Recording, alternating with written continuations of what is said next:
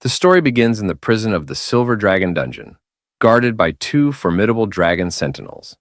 A silver dragon queen named Roswace arrived, ordering the guards to leave as she wished to speak with the prisoner alone. Chained in the prison was the great dragon-slaying hero. With a sly smile, she asked him how it felt to be a prisoner of the Dragon Clan.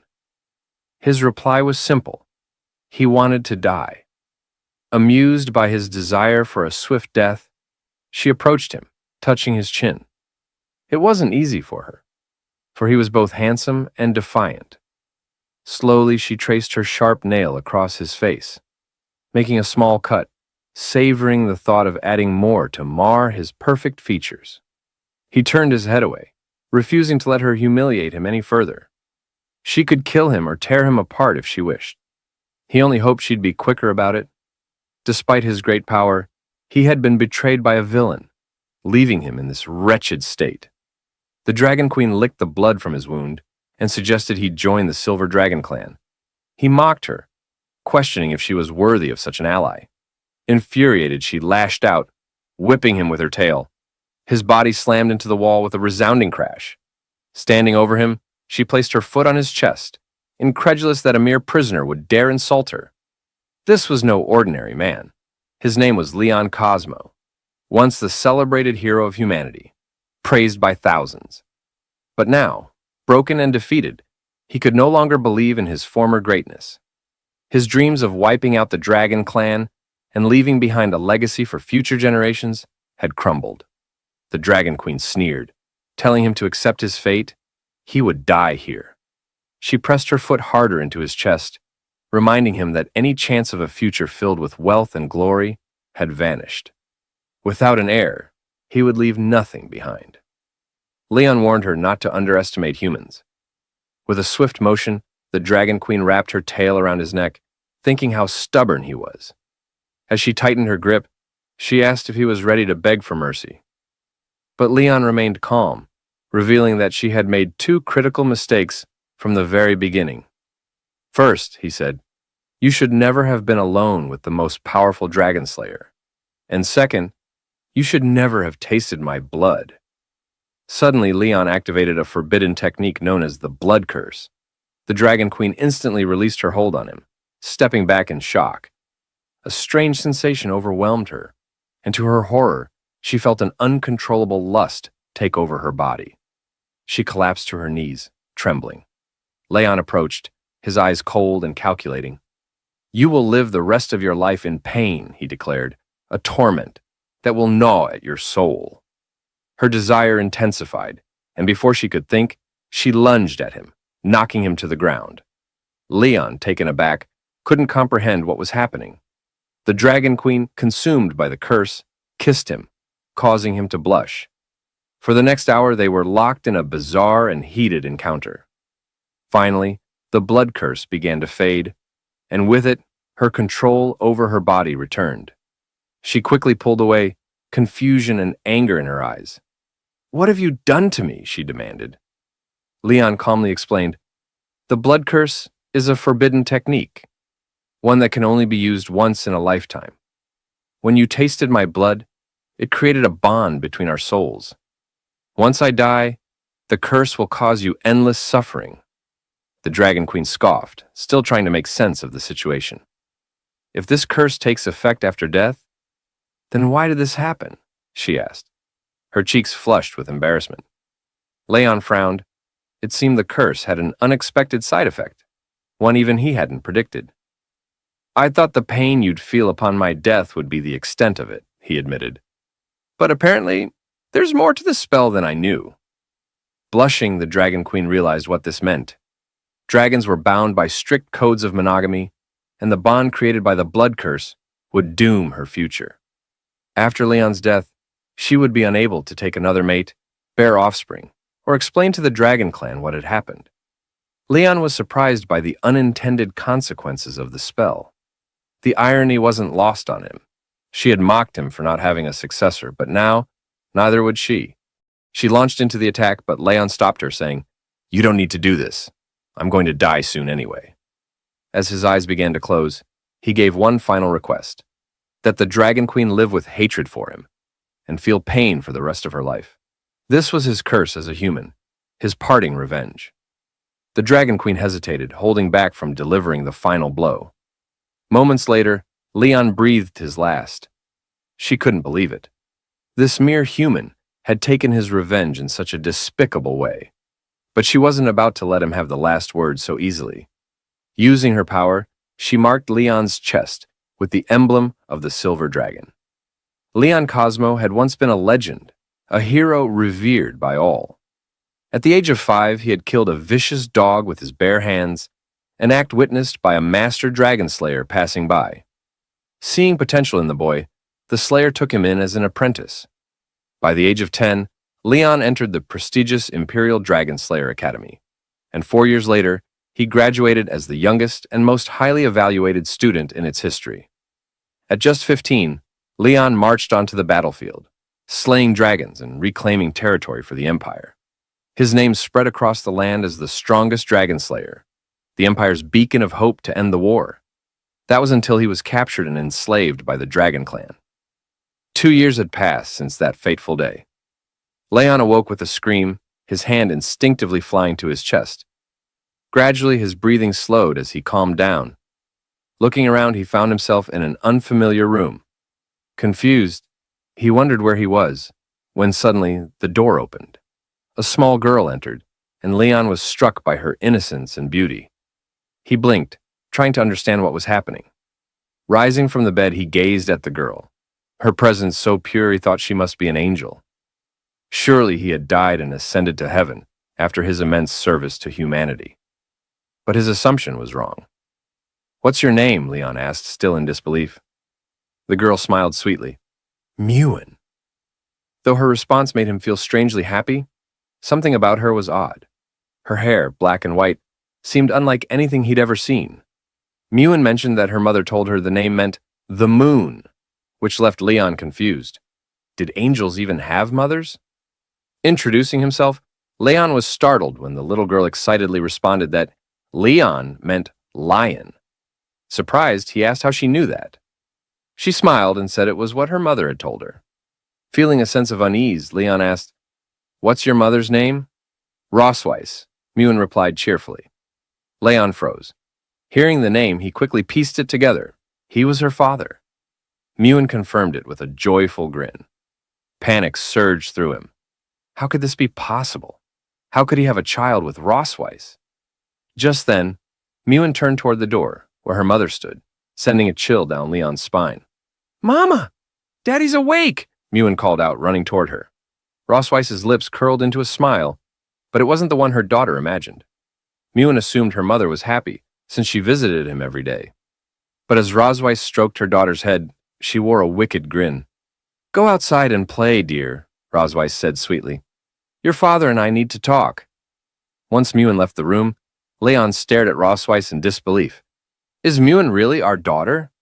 "Yes," she confirmed, closing the door behind her with her tail. "She's our biological child." Leon's mind raced.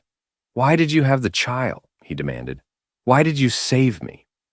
Rosweiss revealed that Leon had been asleep for 2 years. She hadn't forgotten what he'd done to her, and she wasn't going to let it go. Leon's anger flared. He hadn't meant for any of that to happen. "We're different," he growled. "We can't coexist. I would have never touched you if things had been different." Seeing the torment in his eyes, Rosweiss's expression darkened. "Oh? It was torture for you, was it?" She wrapped her tail around his leg, yanking him onto the bed. Climbing on top of him, she tore his shirt open and, with a cold gleam in her eyes, activated a spell. She was going to carve her own dragon mark into him, binding him to her forever. Even though Leon begged her not to, Rosweiss touched his chest, and a glowing magic circle appeared. This mark was to become his eternal shame. From this moment on, he would be her prisoner, bound to her forever, unable to leave. When his companions saw the dragon tattoo on his body, they would believe he had betrayed them and surrendered to the Dragon Clan. Leon still couldn't understand why she was doing this. Revenge among the dragon race was a mystery that had baffled human scientists for years. Their vengeance was not just extreme, it was an inhuman, paranoid obsession beyond human comprehension. For the Dragon Queen, it wasn't enough to defeat him. She wanted him to live in shame and suffer humiliation for the rest of his life. As the spell took hold, Leon began to feel an overwhelming desire he couldn't control. For the Silver Dragon Queen, it was a great honor to break Leon, the greatest dragon slayer in human history, and make him her slave, her closest companion. Now that he was fully under the spell, she climbed on top of him, deciding it was time to make him hers in every way. At the Silver Dragon Castle, even the maids noticed the queen was in an unusually good mood. Word spread quickly. The Dragon Queen's husband had finally awakened. Leon, overhearing this from a hidden corner, was shocked. She had publicly declared him her husband. No one knew just how terrifying she truly was. She had spent the entire day and night with him, and poor Leon's body was nearly broken. His waist felt as if it had been shattered. Furious, Leon swore he would not stay here to be her plaything. Stealthily, he slipped out of his room and made his way to the side door of the castle. But 4 dragon guards stood watch. Escape seemed impossible. The castle was eerily quiet, with far fewer guards than there had been 2 years ago. Something was strange about all of this. While Leon was figuring out how to avoid the guards, he stumbled upon a hidden hole in the grass. Silently, he approached it and saw a faint light coming from the other side. Unsure if it was a trap, he decided not to dwell on it. He had to escape no matter what. Even if it was a trap, he would force his way through. Without hesitation, Leon began crawling through the narrow tunnel. He muttered a sarcastic farewell to the perverted Dragon Queen, and as for little Muan, though she was adorable, she would have to stay behind for now. Meanwhile, on the balcony, Muan ran to her mother, excitedly announcing, "Father is digging a hole for the dog." The Dragon Queen, lounging in a bikini and sipping wine, chuckled at Leon's audacity. Muan eagerly asked, "When are you going to fish him back?" Rossweiss scolded her gently, saying that fish was too rude. "Say catch him back instead," she corrected with a smirk.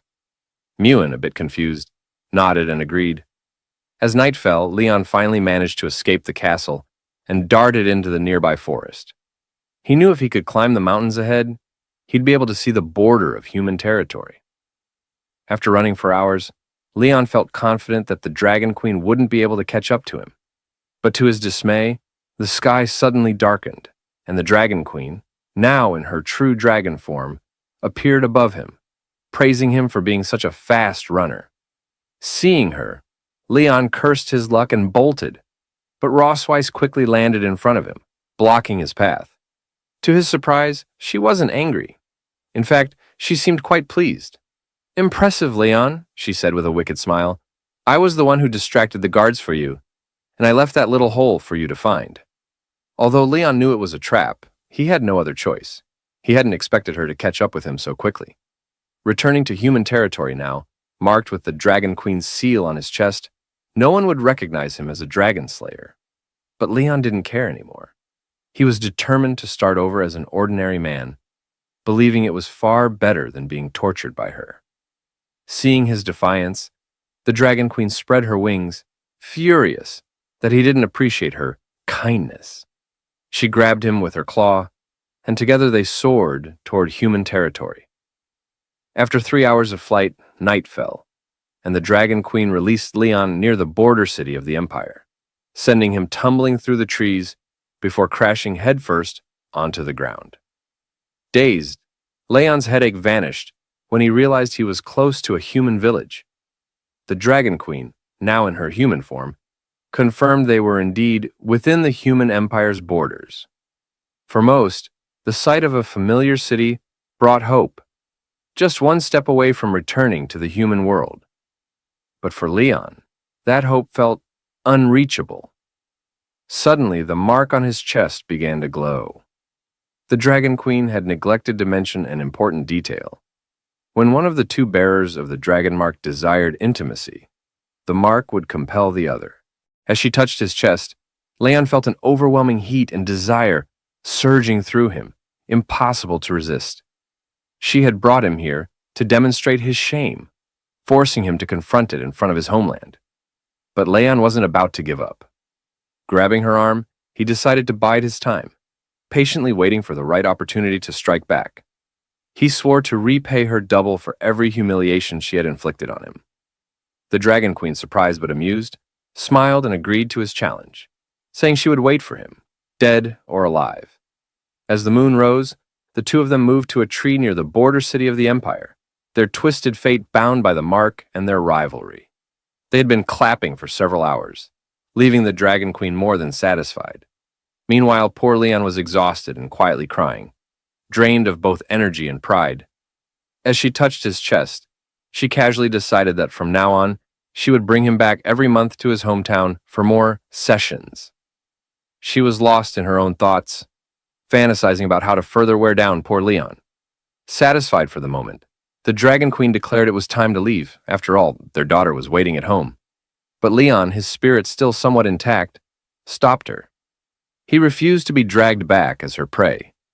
As a dragon slayer, he would walk on his own, with what little dignity he had left.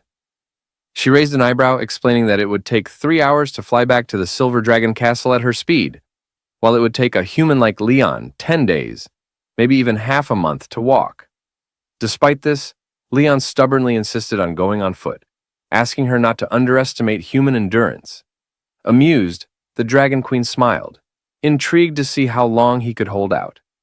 After a while, Leon's steps became slower, his exhaustion clear.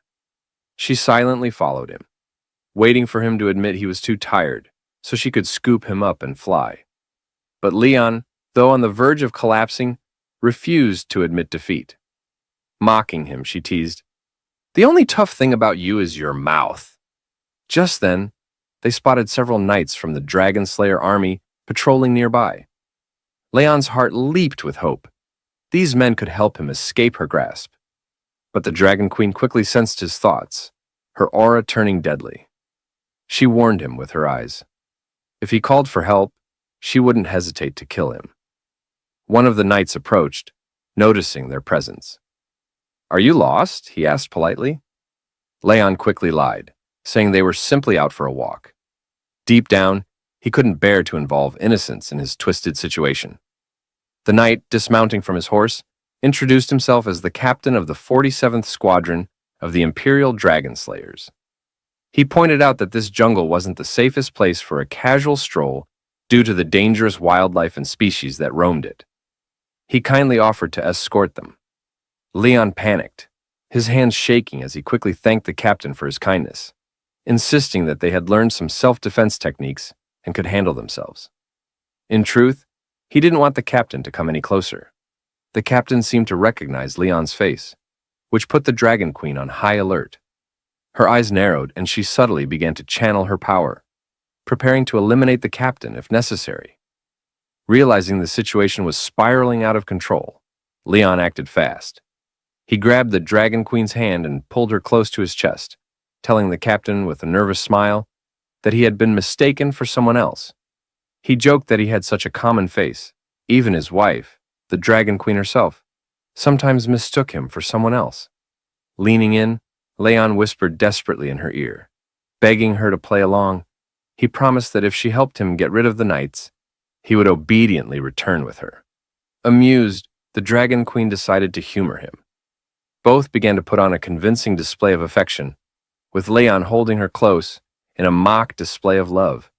The captain, clearly uncomfortable with the sudden outpouring of affection, smiled awkwardly and excused himself, no longer interested in disturbing their romantic moment. As soon as the knights were out of sight, Leon released the Dragon Queen, who was visibly irritated.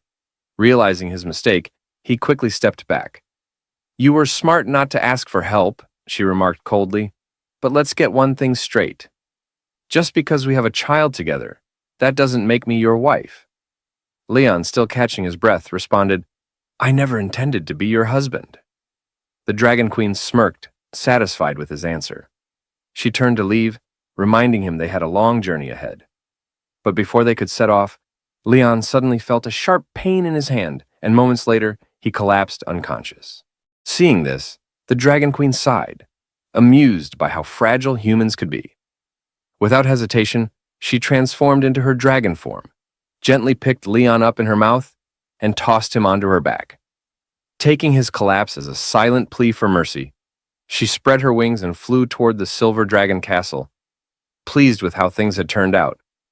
The next day at Silver Dragon Castle, Leon woke up to find little Muan sitting beside his bed. Confused, he wondered how he had ended up back at the castle. Muan cheerfully explained that her mom had brought him back. It didn't take long for Leon to realize that he had finally been captured like prey. Glancing at his hand, he noticed it was bandaged, with a neat little bow tied around it.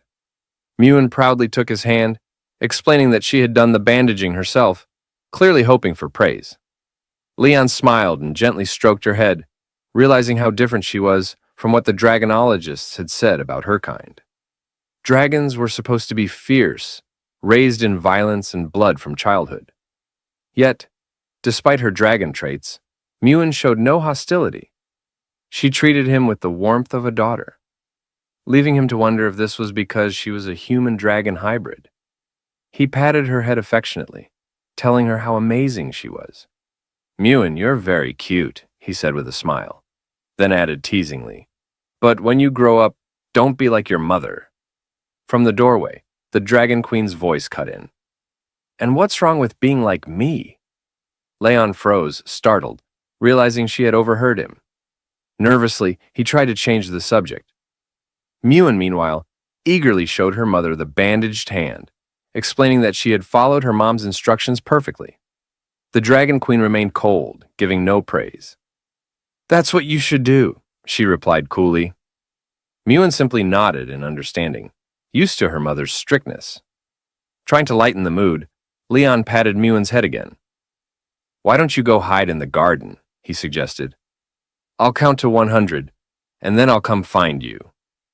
Muan's eyes lit up with excitement at the thought of playing hide and seek.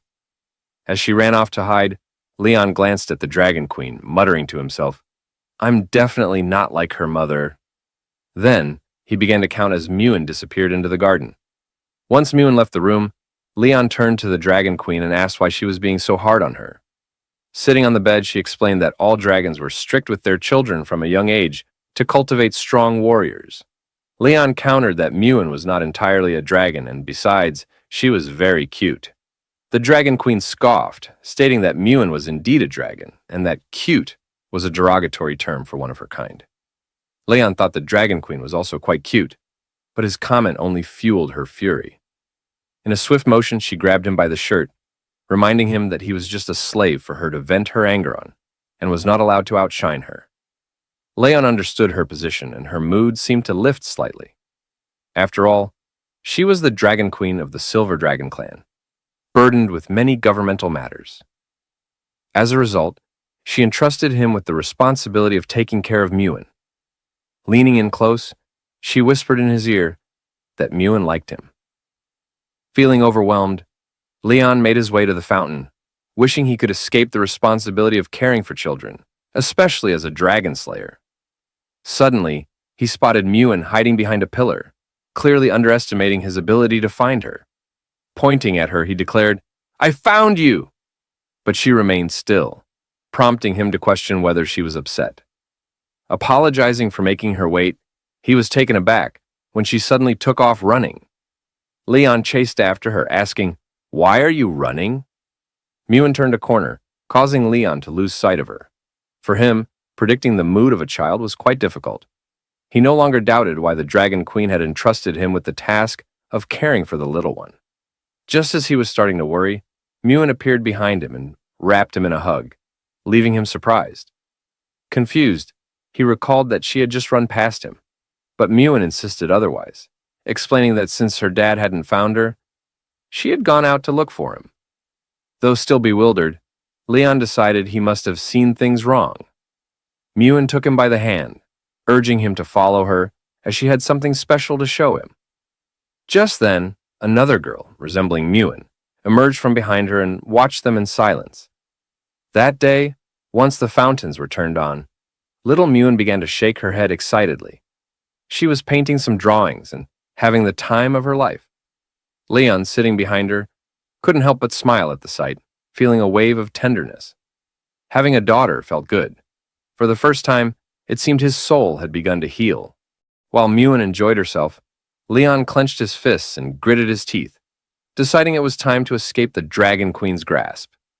Just then, Muan ran toward him, eager to show him a family drawing she had made. Leon extended his hand with a cheerful smile, ready to praise her. But as he examined the drawing, shock washed over him. Muan had depicted two girls. Initially thinking it was a mistake due to her age, he pointed to the other child in the drawing and asked, "Why are there two children?" With a tender smile, Muan replied, "The other child is my older sister." Upon hearing that Muan had an older sister, Leon panicked. It didn't take long for him to realize that the girl he had seen earlier was not an illusion. The child he had spotted in the garden must be Muan's older sister. He regretted not calling her by name, which had likely caused her to feel upset. However, Muan reassured him that her sister wasn't angry. She was simply a little shy at seeing their dad. Leon rested his hand under his chin, reflecting on the fact that he had never met her before. It made sense that they were unfamiliar with each other. Today was a splendid day, and Leon couldn't shake the feeling that it was all the Dragon Queen's fault for hiding this information from him. He resolved to find her and demand some clarity.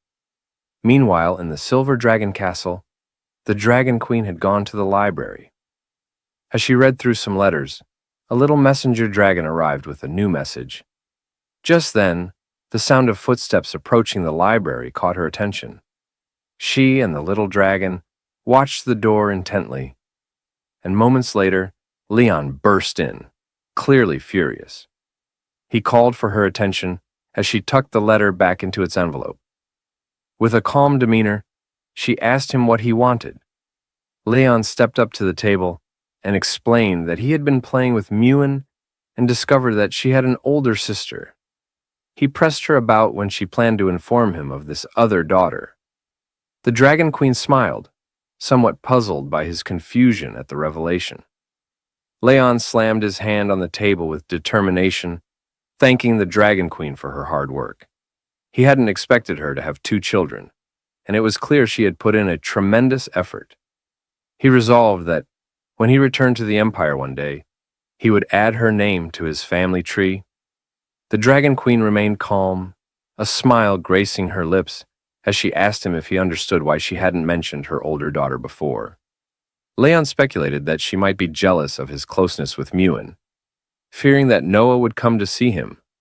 The Dragon Queen was somewhat taken aback by his eagerness to meet Noah. Unlike her, a cold and stern mother, Leon wanted to nurture a good relationship with his daughter. With a soft smile, the Dragon Queen decided to grant Leon's wish, but warned him to consider his choice carefully. As the hours passed and darkness began to settle, Leon headed to the kitchen, a smile stretching across his face as he started cutting some carrots. Today, he was determined to show the Dragon Queen how things should be done. His first step in approaching his eldest daughter was to whet her appetite with a delicious meal. He set to work preparing a hearty meat stew with cream, a dish he often made during his time with the team. Everyone who had tried it claimed it was exceptional, and the sweet flavor was perfect for children. Using a spoon, Leon sampled the stew, savoring its rich taste. He hadn't forgotten how to cook, and as he clenched his fist in determination, he imagined Noah's smile as she declared that she loved the dishes her dad made. He believed that with this flavorful meal, he could win her over. As he stirred the pot, two maids watched him curiously through the window. One of them couldn't help but feel excited. Leon had just recovered from a serious illness, and for the sake of his family, he had taken it upon himself to cook. To the maids, Leon was the epitome of a good husband, one who genuinely cared for his home. Just then, the Dragon Queen and her two daughters entered the kitchen, with Muan eagerly greeting the maids. The Dragon Queen, wanting to create a more relaxed atmosphere for dinner, ordered the maids to take a break. They bowed their heads respectfully and replied, "Understood." As Leon prepared the food and set it on the table, he carried the steaming stew just as the Dragon Queen entered the dining area. Little Muan rushed toward him, drawn by the delicious aroma wafting through the air. With a smile, Leon said, "I heard you both enjoy meat. so I made a special stew and fillet just for you." He hoped that this meal would convey his affection to Noah. To his surprise, Noah seemed indifferent to the feast before her gaze wandering elsewhere. Leon was left in shock, confused by her lack of interest. The Dragon Queen smiled knowingly, and in that moment, Leon's frustration flared. He realized that the Dragon Queen had anticipated this reaction, which explained why she had been reluctant for him to meet Noah. It was their first meeting, and the Dragon Queen prompted Noah to introduce herself. Obediently, Noah replied, "I am Noah, the eldest daughter of the Silver Dragon Queen Rosways," proudly noting that she was 1 year and 2 months old. Dragons were a long-lived race, and young dragons matured much faster than human children. Leon approached her, extending his hand in greeting. "I'm your dad," he introduced himself, hoping to make a good impression. To his surprise, Noah seemed mesmerized by him. Yet he couldn't shake the feeling that her indifference was unsettling. He wondered why she appeared so distant, and whether she harbored any resentment toward him. Noticing the awkward tension, Muan gently took Noah by the arm and whispered, urging her to engage in conversation so their dad wouldn't feel uncomfortable. But Noah's response stung Leon. "He seems very weak, and I'm not sure he's really our dad." Those words hit Leon like arrows, forcing him to confront the reality of his situation. It quickly became clear that he was facing the first crisis in his new role as Papa Leon. He wipes his face with a cloth, reflecting on the harshness of the situation, convinced that his daughter may actually be trying to challenge him. Despite the difficulties, he steels himself for what lies ahead. Noah firmly rejects something, her determined expression revealing her unwavering resolve. Whatever she is saying no to, it's clear she's standing her ground with conviction. The family sits around a table in an elegant dining room.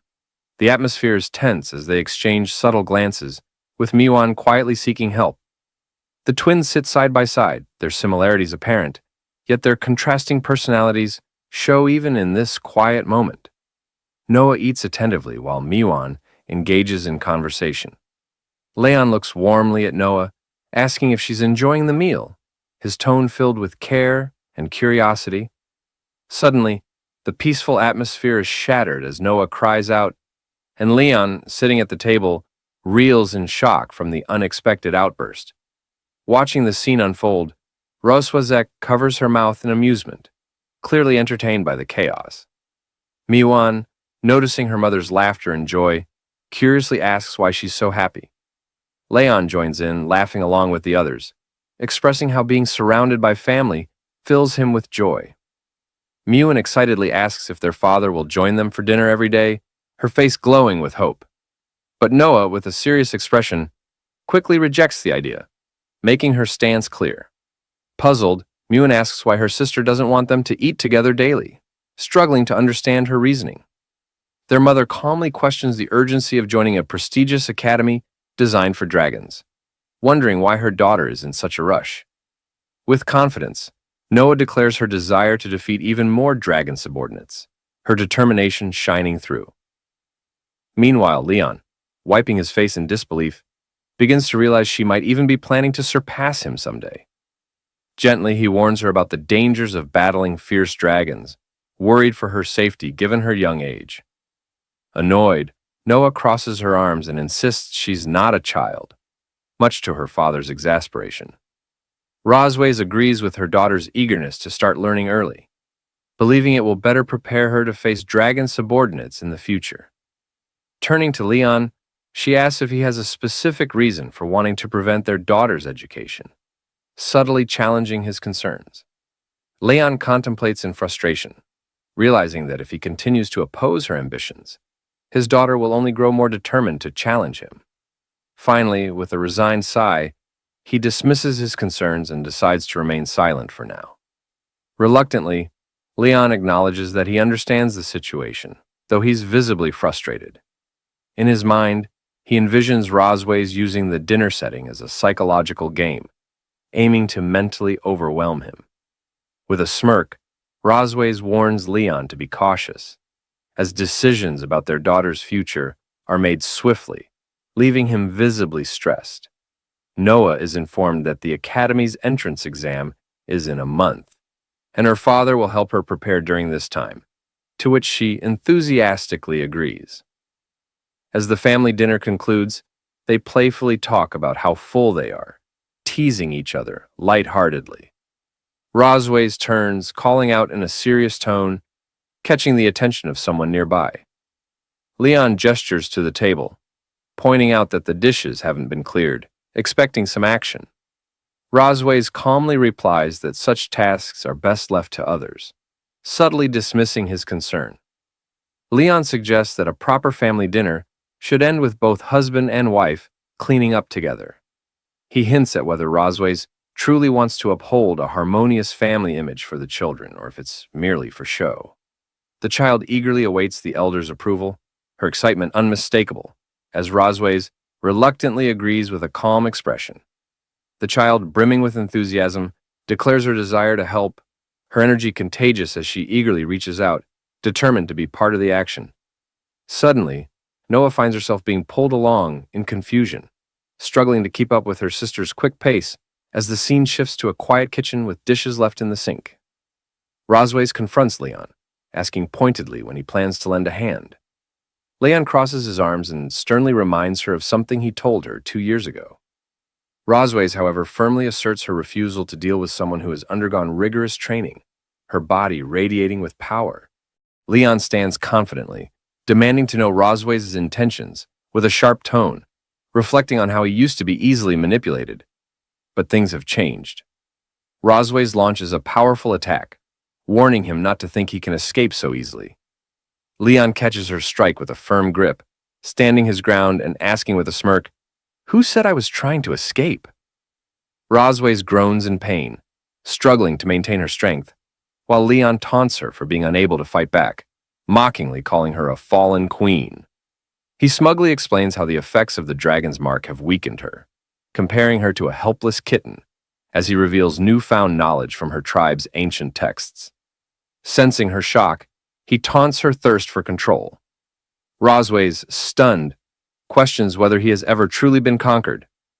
Breathing heavily, her face flushed with emotion, she demands her tail be released, indicating that she's being restrained. Leon, holding her tail, speaks in a calm yet menacing tone, accusing her of disrespecting his dignity since the day he awoke.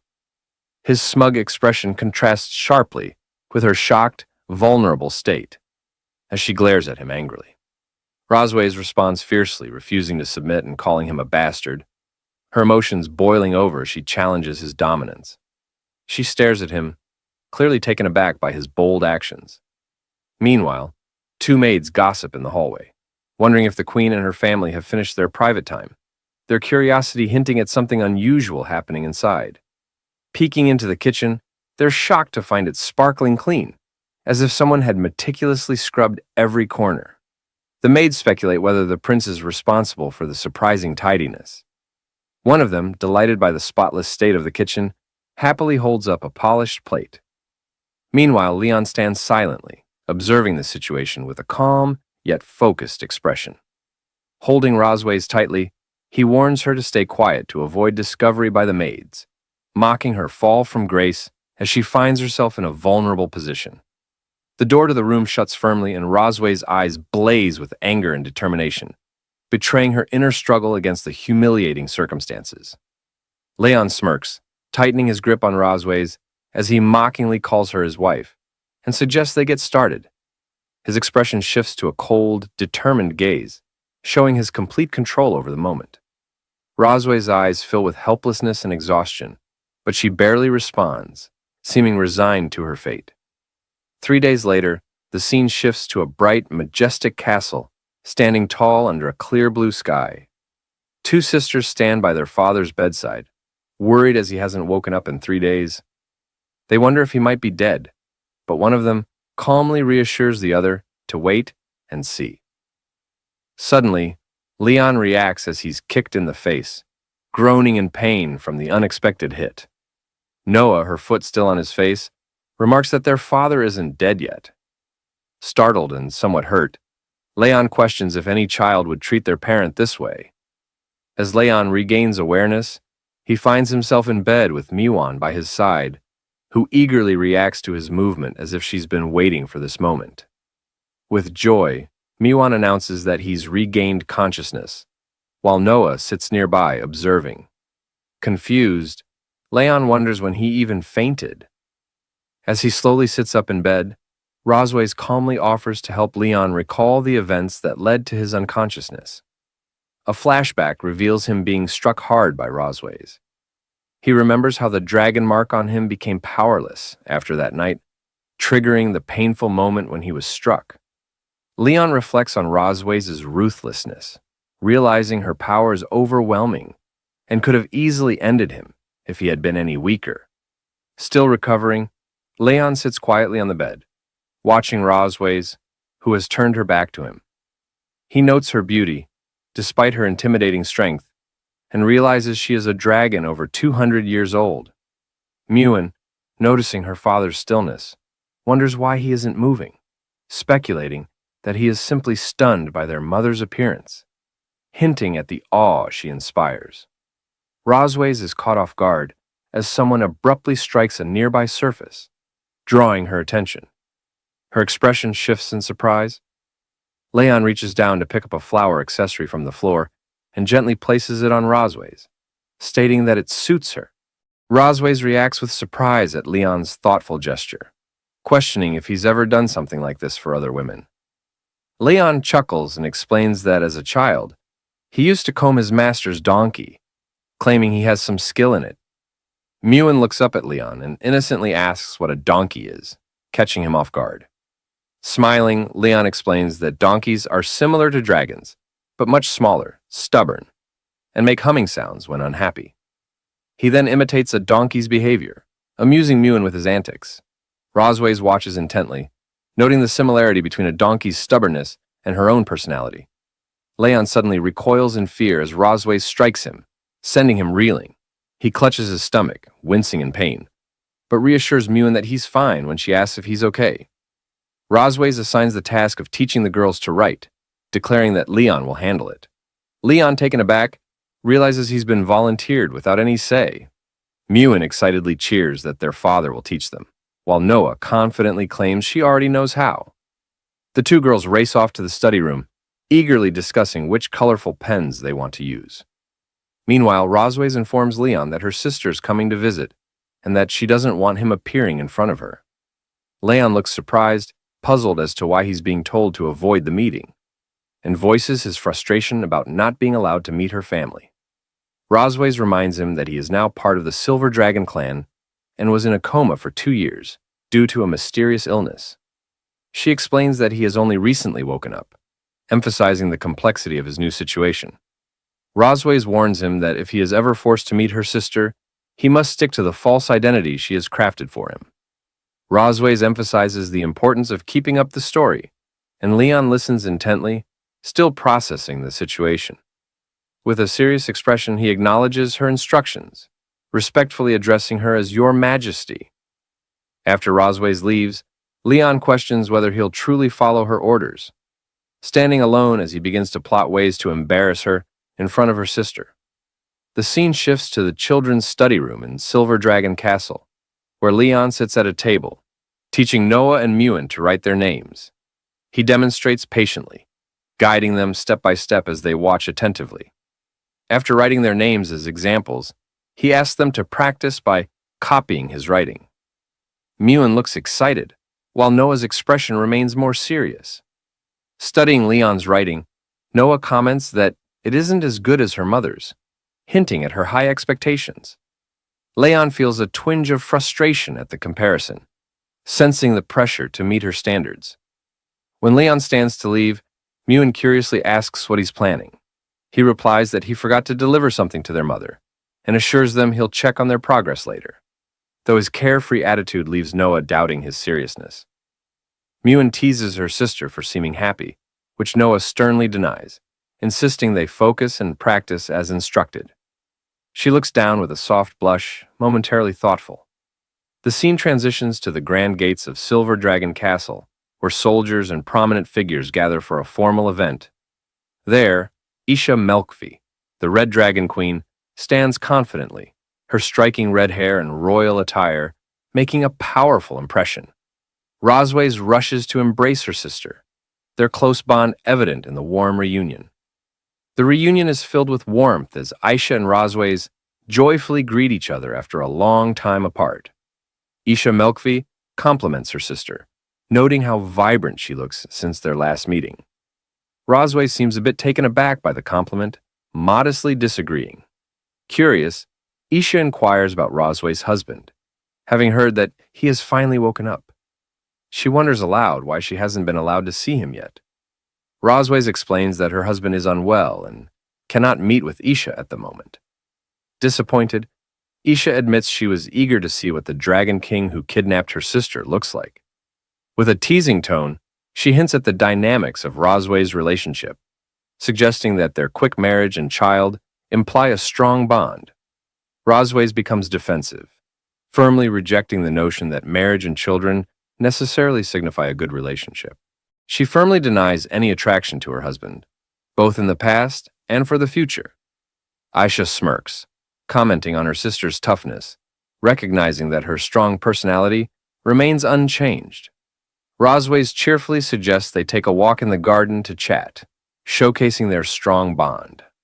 Aisha agrees, allowing her sister to lead the way. The sisters stroll together, smiling and enjoying each other's company. Meanwhile, Leon observes the two sisters from a distance using a telescope, recognizing Rosway's sister. He watches intently, gathering information as he studies them from afar. Determined to test the range of the dragon pattern, he seeks to discover how far its power can extend. As Aisha and Rosways wander through a beautiful garden filled with blooming roses, they discuss the recent instability within the Dragon Clan. They note that the Red Flame Dragon King has been particularly active lately, raising concerns among them. Rosways is taken aback when she hears the name Constantine mentioned in connection with the recent turmoil. She questions her sister, recalling that Constantine has been missing for years. Isha speculates that he may be attempting to expand his territory, using the current chaos to his advantage. Suddenly, Rosways reacts in shock, her body glowing with energy as something unexpected occurs. Her eyes widen as she senses something unusual happening around her. Noticing the change in her sister's demeanor, Aisha asks, "What is wrong?" Rosways quickly brushes it off with a smile, assuring her sister that nothing is amiss and encouraging her to continue speaking. However, Rosways can't help but think about the Dragon Slayer, reminiscing about past incidents. In her thoughts, she mutters a frustrated remark about Leon, referring to him as a damn Dragon Slayer. Clearly irritated by his actions, Isha grows serious and advises that they strengthen the border defenses. She mentions sending someone named Shin Long to keep in touch in case there are any new developments. Rosways senses something and becomes alert as she thinks to herself. At that moment, Aisha notices her change in demeanor and asks, "What's wrong?" Rosways tries to dismiss her concern, replying, "Nothing, sister. Please continue." However, in her mind, she curses someone, muttering, "Damn Dragon Slayer." Isha continues talking, stating that they need to strengthen the border defenses and that she will send someone to contact her if there are any developments. Amused by the idea of the dragon pattern, Isha mentions how young people are casually playing around with it. Meanwhile, Leon reclines comfortably in a chair, contemplating how long Rosways can endure the effects of the dragon pattern. Suddenly, the door bursts open, and Rosways storms into the room, clearly upset. She grabs Leon by his collar, accusing him of deliberately activating the dragon pattern to embarrass her in front of her sister. Seeing Rosways' anger, Leon quickly decides to play innocent and fool her. He looks affectionately at her, making a pitiful face as he gazes into her eyes. "Is it wrong for me to want you?" he asks. Rosways is taken aback and lets go of his collar, her face turning red as a tomato at his unexpected words. To hide her reaction, she covers her face with her hand. Leon smiles to himself, thinking with surprise that his act seems to be working. He wonders if, at the very least, she's disgusted with him now. Blushing, Rosways turns away and calls him shameless, reminding him that he's just a defeated prisoner who shouldn't be speaking such nonsense. She tells him to put away his dirty thoughts. Leon remains silent, smiling calmly, while Rossweiss glances at him with a flushed face, thinking, I came here to confront him, so why did his words throw me off? She leaves with an angry blush, warning him that he got lucky this time. But if he tries something like this again, she won't let it slide. Leon, with a teasing look, thinks to himself how terrified he is, amused that a single word could leave her so flustered. He reflects that the dragon pattern really is powerful. As he ponders, his face warms, and he realizes his heart beats faster whenever he thinks of her. Composing himself, he mutters, Cosmode, wake up. Stop thinking about nonsense. He reminds himself that the kids are still waiting for him to return.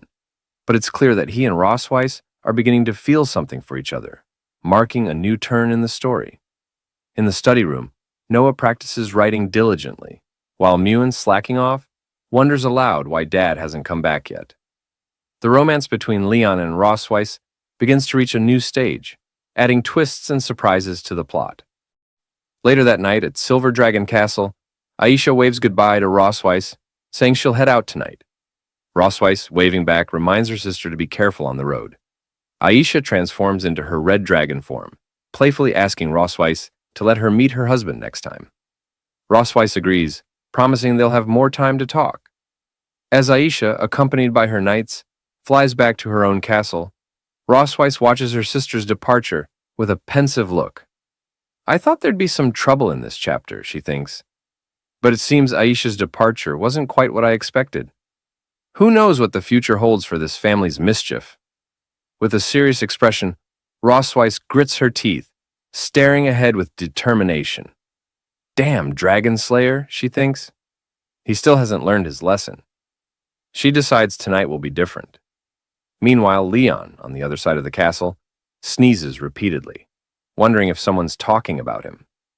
He settles down to read the story of the young dragon as a bedtime story for Noah and Muan. As he reads, the girls drift off to sleep, looking absolutely adorable. Smiling, he quietly closes the book, gently tucking them in and whispering, Don't catch a cold. Leon slowly exits the room, taking care not to disturb his sleeping daughters. Just as he shuts the door, Rossweiss suddenly slams her hand against it with a loud thud, startling him. Her serious expression catches him off guard as she asks, Where are you planning to go? With an awkward look, Leon glances at her. Is your sister gone? He asks. With a sly smile, Rossweiss replies, We still have things to settle tonight. She grabs his collar, dragging him forward with determination. Leon protests, but she pulls him along, ignoring his resistance. In the Silver Dragon Queen's bedroom, Leon places a tub of hot water down with a loud clatter in front of her. The hot water's ready, he says, looking at her with a hint of exasperation. What do you need it for? Rossweiss stretches her legs out in front of Leon, looking at him with an air of superiority. I'm exhausted from walking all day, she says. Wash my feet. Leon stares at her, stunned. His expression shifts to serious disbelief as he takes in her request. Rossweiss, with a commanding look, adds, Enough with the nonsense, just do it. This is your punishment for today. Sighing in frustration, Leon removes her heels, thinking to himself, I'm a dragon slayer, and now I'm reduced to being a foot-washing servant for a dragon.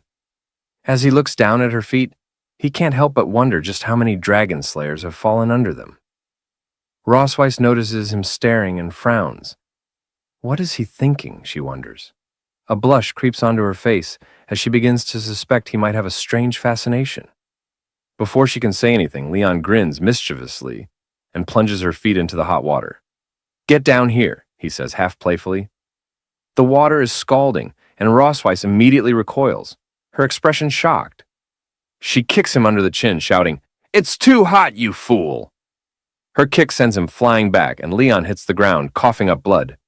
With a cold, piercing look, Rossweiss steps onto his chest, pinning him down. You did this on purpose, didn't you? She asks icily. Trying to get back at me? Leon, his defiance undiminished, gives her an arrogant smile. Well, you're the one who demanded I wash your feet. Rossweiss's cheeks flush as she looks down at him. Seems you still haven't learned your lesson, she says, slowly dragging her foot down his chest. Her tone drops to a mocking whisper. I bet you never thought you'd end up beneath a dragon.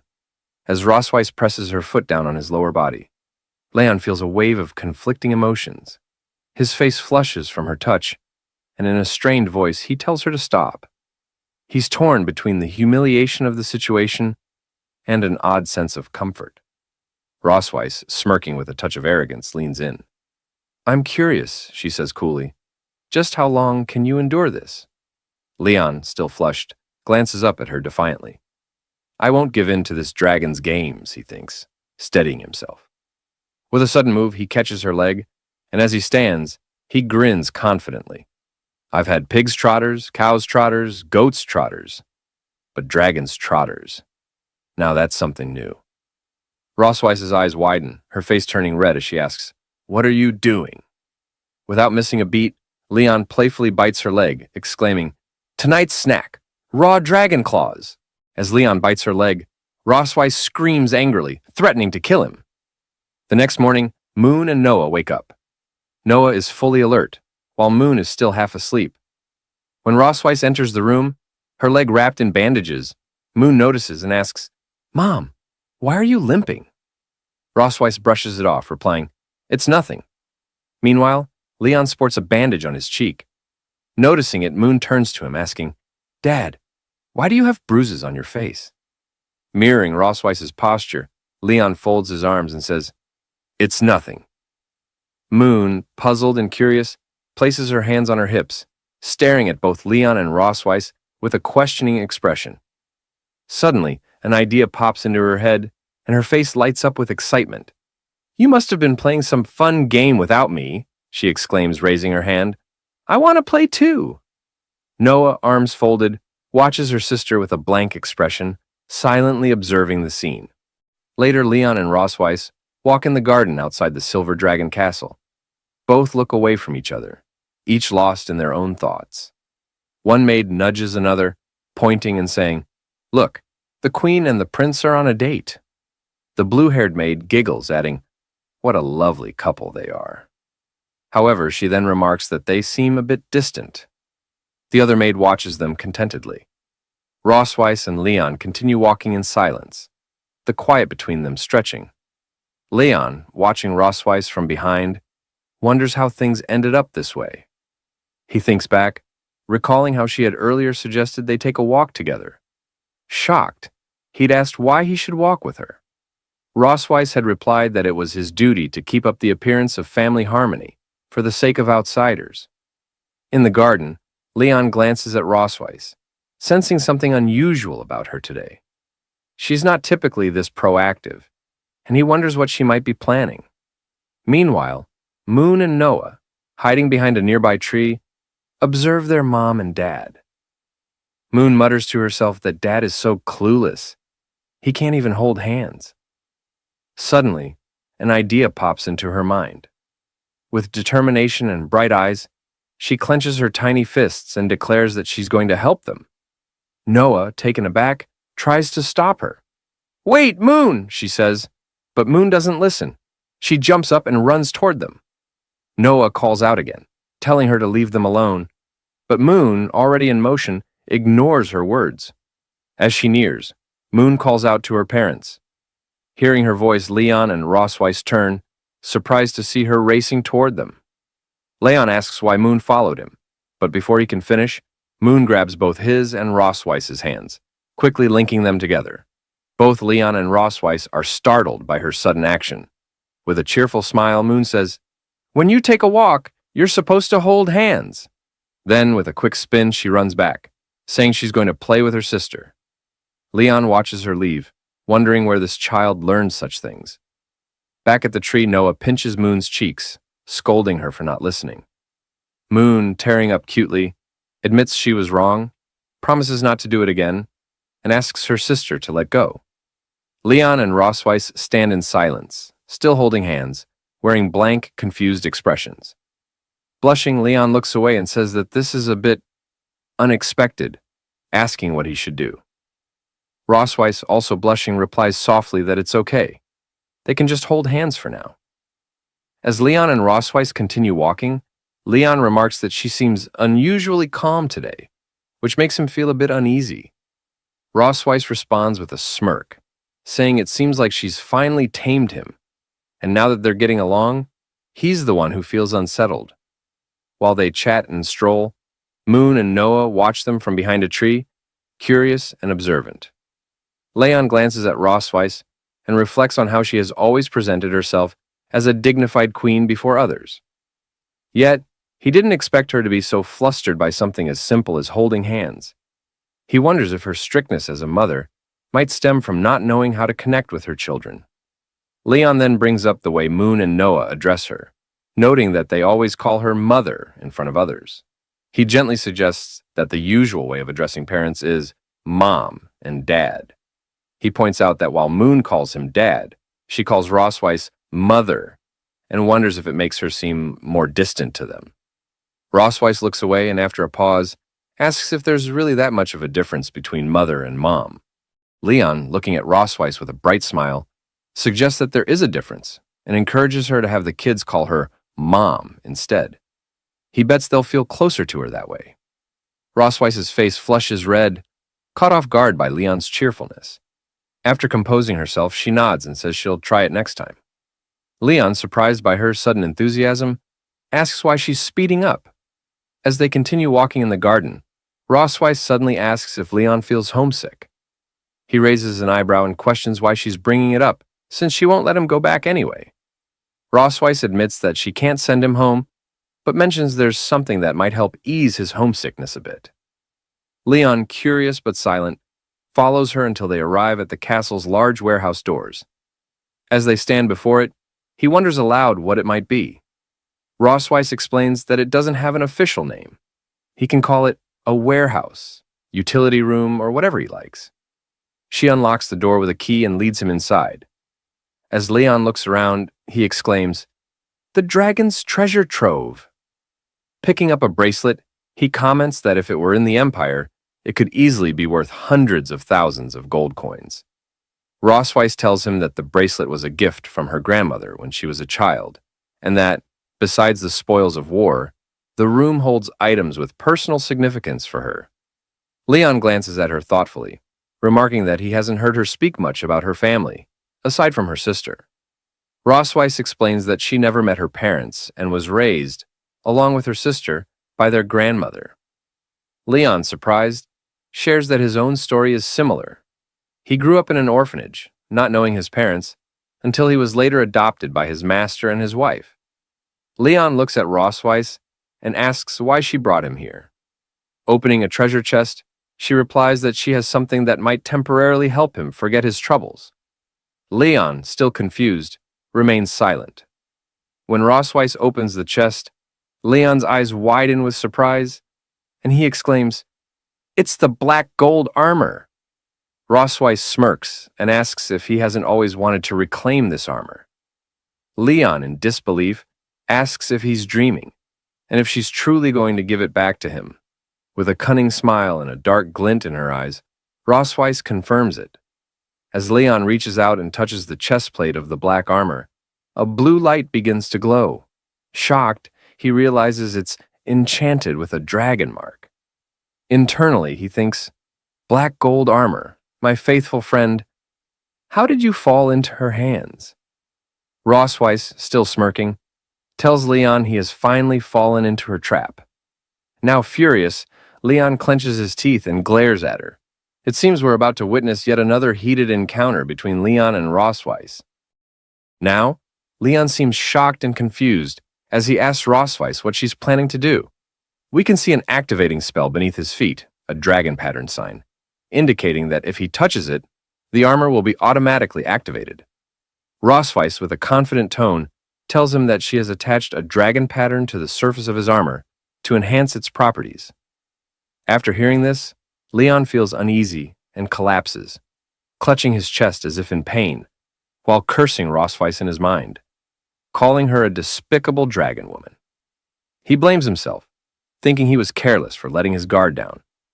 While Leon trembles, Rossweiss laughs wickedly, telling him that the enhanced dragon pattern has doubled its effect.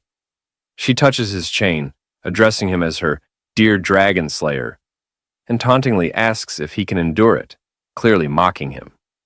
Leon, rendered helpless by the effect, softly calls her name Rossweiss before suddenly collapsing. As he lies there, unable to move, he realizes with growing frustration that he's been completely tricked by Rossweiss. Desperately, he thinks, "Damn it, my body won't move," while an undeniable urge surges through him, stronger than ever. Seeing him in this vulnerable state, Rossweiss takes advantage of the situation, approaching him with both kindness and devilish intent. With a sly smile, she tells him, "Did you really think I wouldn't hold a grudge after what you did?" She goes on to say that she has been waiting for her chance to take revenge, and the past few days have only fueled her determination. Now, with his guard down, she has seized the perfect opportunity to fool him. She adds that she didn't expect it would be so easy to trick him, and Leon, still unable to resist, silently curses her. Rossweiss, unable to hold back any longer, seduces him while teasingly asking if her performance has been convincing. Leon, angry and conflicted, shouts, demanding to know if everything she said and did up until now was a lie. Rossweiss simply smiles, correcting him. His doubts are unfounded. She admits that she hasn't lied, that her feelings were real, and she too has begun to fall for him. Smiling warmly, she finally confesses her affection, removing her clothes and all that covers her body. Laughing, she declares that she actually likes being conquered by him, and with a sense of finality, she officially addresses Leon as her husband. Leon lay there, helpless, almost like a bedridden patient, feeling as though this might be the end. But this intensified moment soon transformed into a joyful one, as the two began to admit their true feelings, finally acknowledging that they truly loved each other. After a while, Leon, our lucky protagonist, happily sighed, relieved that it was over. Dramatically, he looked up, while Rossweiss watched him with a content expression. Seeing her look, Leon grew annoyed and demanded, in his usual blunt manner, to know why she was staring at him like that. In response, Rossweiss leaned in, grabbed his mouth, and whispered in his ear, "Compared to 2 years ago, the scars on your face have faded a little, but you look more worn by the vicissitudes of life, a little more like a mature man." Unmoved by her words, Leon snapped back, saying she was just trying to trick him again and that he wouldn't fall for it this time. Rossweiss simply smiled at him and remarked, "You've gotten smarter, Leon." Leon, instantly suspicious, looked at her with a questioning expression as she hesitated, stopping mid-sentence with a "but." Rossweiss, blushing, then laughed and said that his health wasn't as good as it used to be. Hearing this, Leon's eyes widened in shock, feeling as though his whole world had shattered with just that one sentence. His face went pale, imagining that she was implying he was no longer as fit as he once was. His mind raced, and as his thoughts spiraled, his jaw dropped wider and wider at the implication that he wasn't as good as before. Finally, he let out a loud scream, overwhelmed by his own fears and wild imagination. The next day at Silver Dragon Castle, Leon appeared with dark circles and bags under his eyes. As he opened the door, he announced his arrival, saying, "I'm here." Entering the room, he found Rossweiss and Noah waiting inside. Rossweiss folded her arms and greeted him with a "Good morning," smirking and mockingly remarking, "It seems you didn't sleep well last night." Gritting his teeth in frustration, Leon replied that it was all because of what she had said. Laughing, Rossweiss teasingly claimed, "I don't remember saying anything at all." From the sidelines, Noah watches the exchange between Leon and Rossweiss, thinking, "It's starting again." Rossweiss shifts the conversation, mentioning that the entrance exam for St. Heath Academy is very strict, and tells Leon he should begin tutoring Noah on dragon knowledge today. As she moves closer, leaning in and whispering in his ear, she taunts him, saying that for now, he can only demonstrate his value in other areas. Hearing this, Leon, fueled by anger, snaps back that he just wasn't in the best shape yesterday.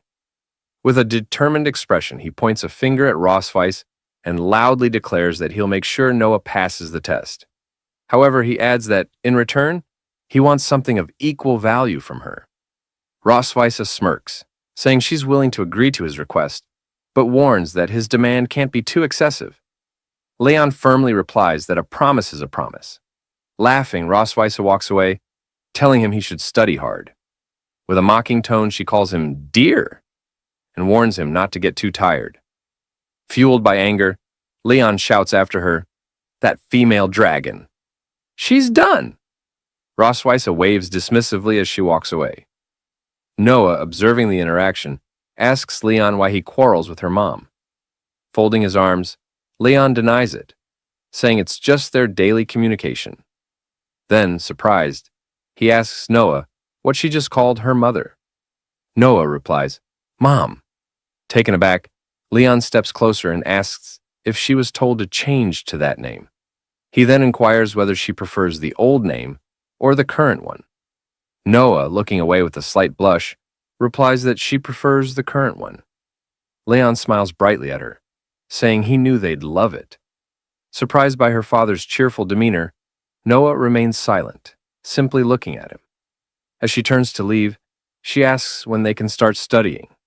Leon, caught off guard, calls out to her, telling her to wait for him. Now, in the heart of Silver Dragon Castle, the night stretched out in eerie silence, but in the children's study room, a lone light flickered. Leon sat hunched over his desk, eyes locked on a stack of ancient Dragon Clan tomes, his mind deep in thought. The rest of the castle had long succumbed to sleep, including his children. Yet in the midst of this quiet, Rosweiss swept into the room.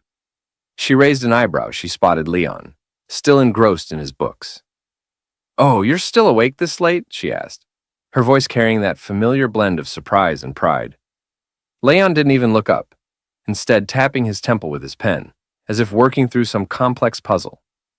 "Noah's quick to grasp concepts," he muttered, half to himself and half to Ross. "Typical teaching methods won't cut it for her. I need to design an entire curriculum. Key concepts, test questions. Looks like I'll be pulling an all-nighter."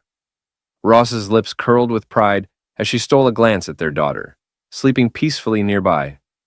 "Of course," she said, lifting her head and naturally her chest in an almost regal motion. "After all, Noah is like me." Leon smirked, finally looking up from his books to meet her gaze. "Is she, though?" he challenged, a glint of mischief in his eye. He stood up, stretching his tall frame with a flourish, folding his arms with dramatic flair. "I was the top dragon-slaying genius every year, you know," he declared, sounding almost as proud as Ross. "Top of my class in exams, undefeated in field training, awarded every scholarship they had. The school pretty much ran out of ways to praise me," Leon boasted, tossing her a smirk over his shoulder, as if daring her to top that. He leaned forward, eyes gleaming with a playful taunt. "So, Your Majesty, what were your accomplishments?" For once, Rosweiss looked stumped.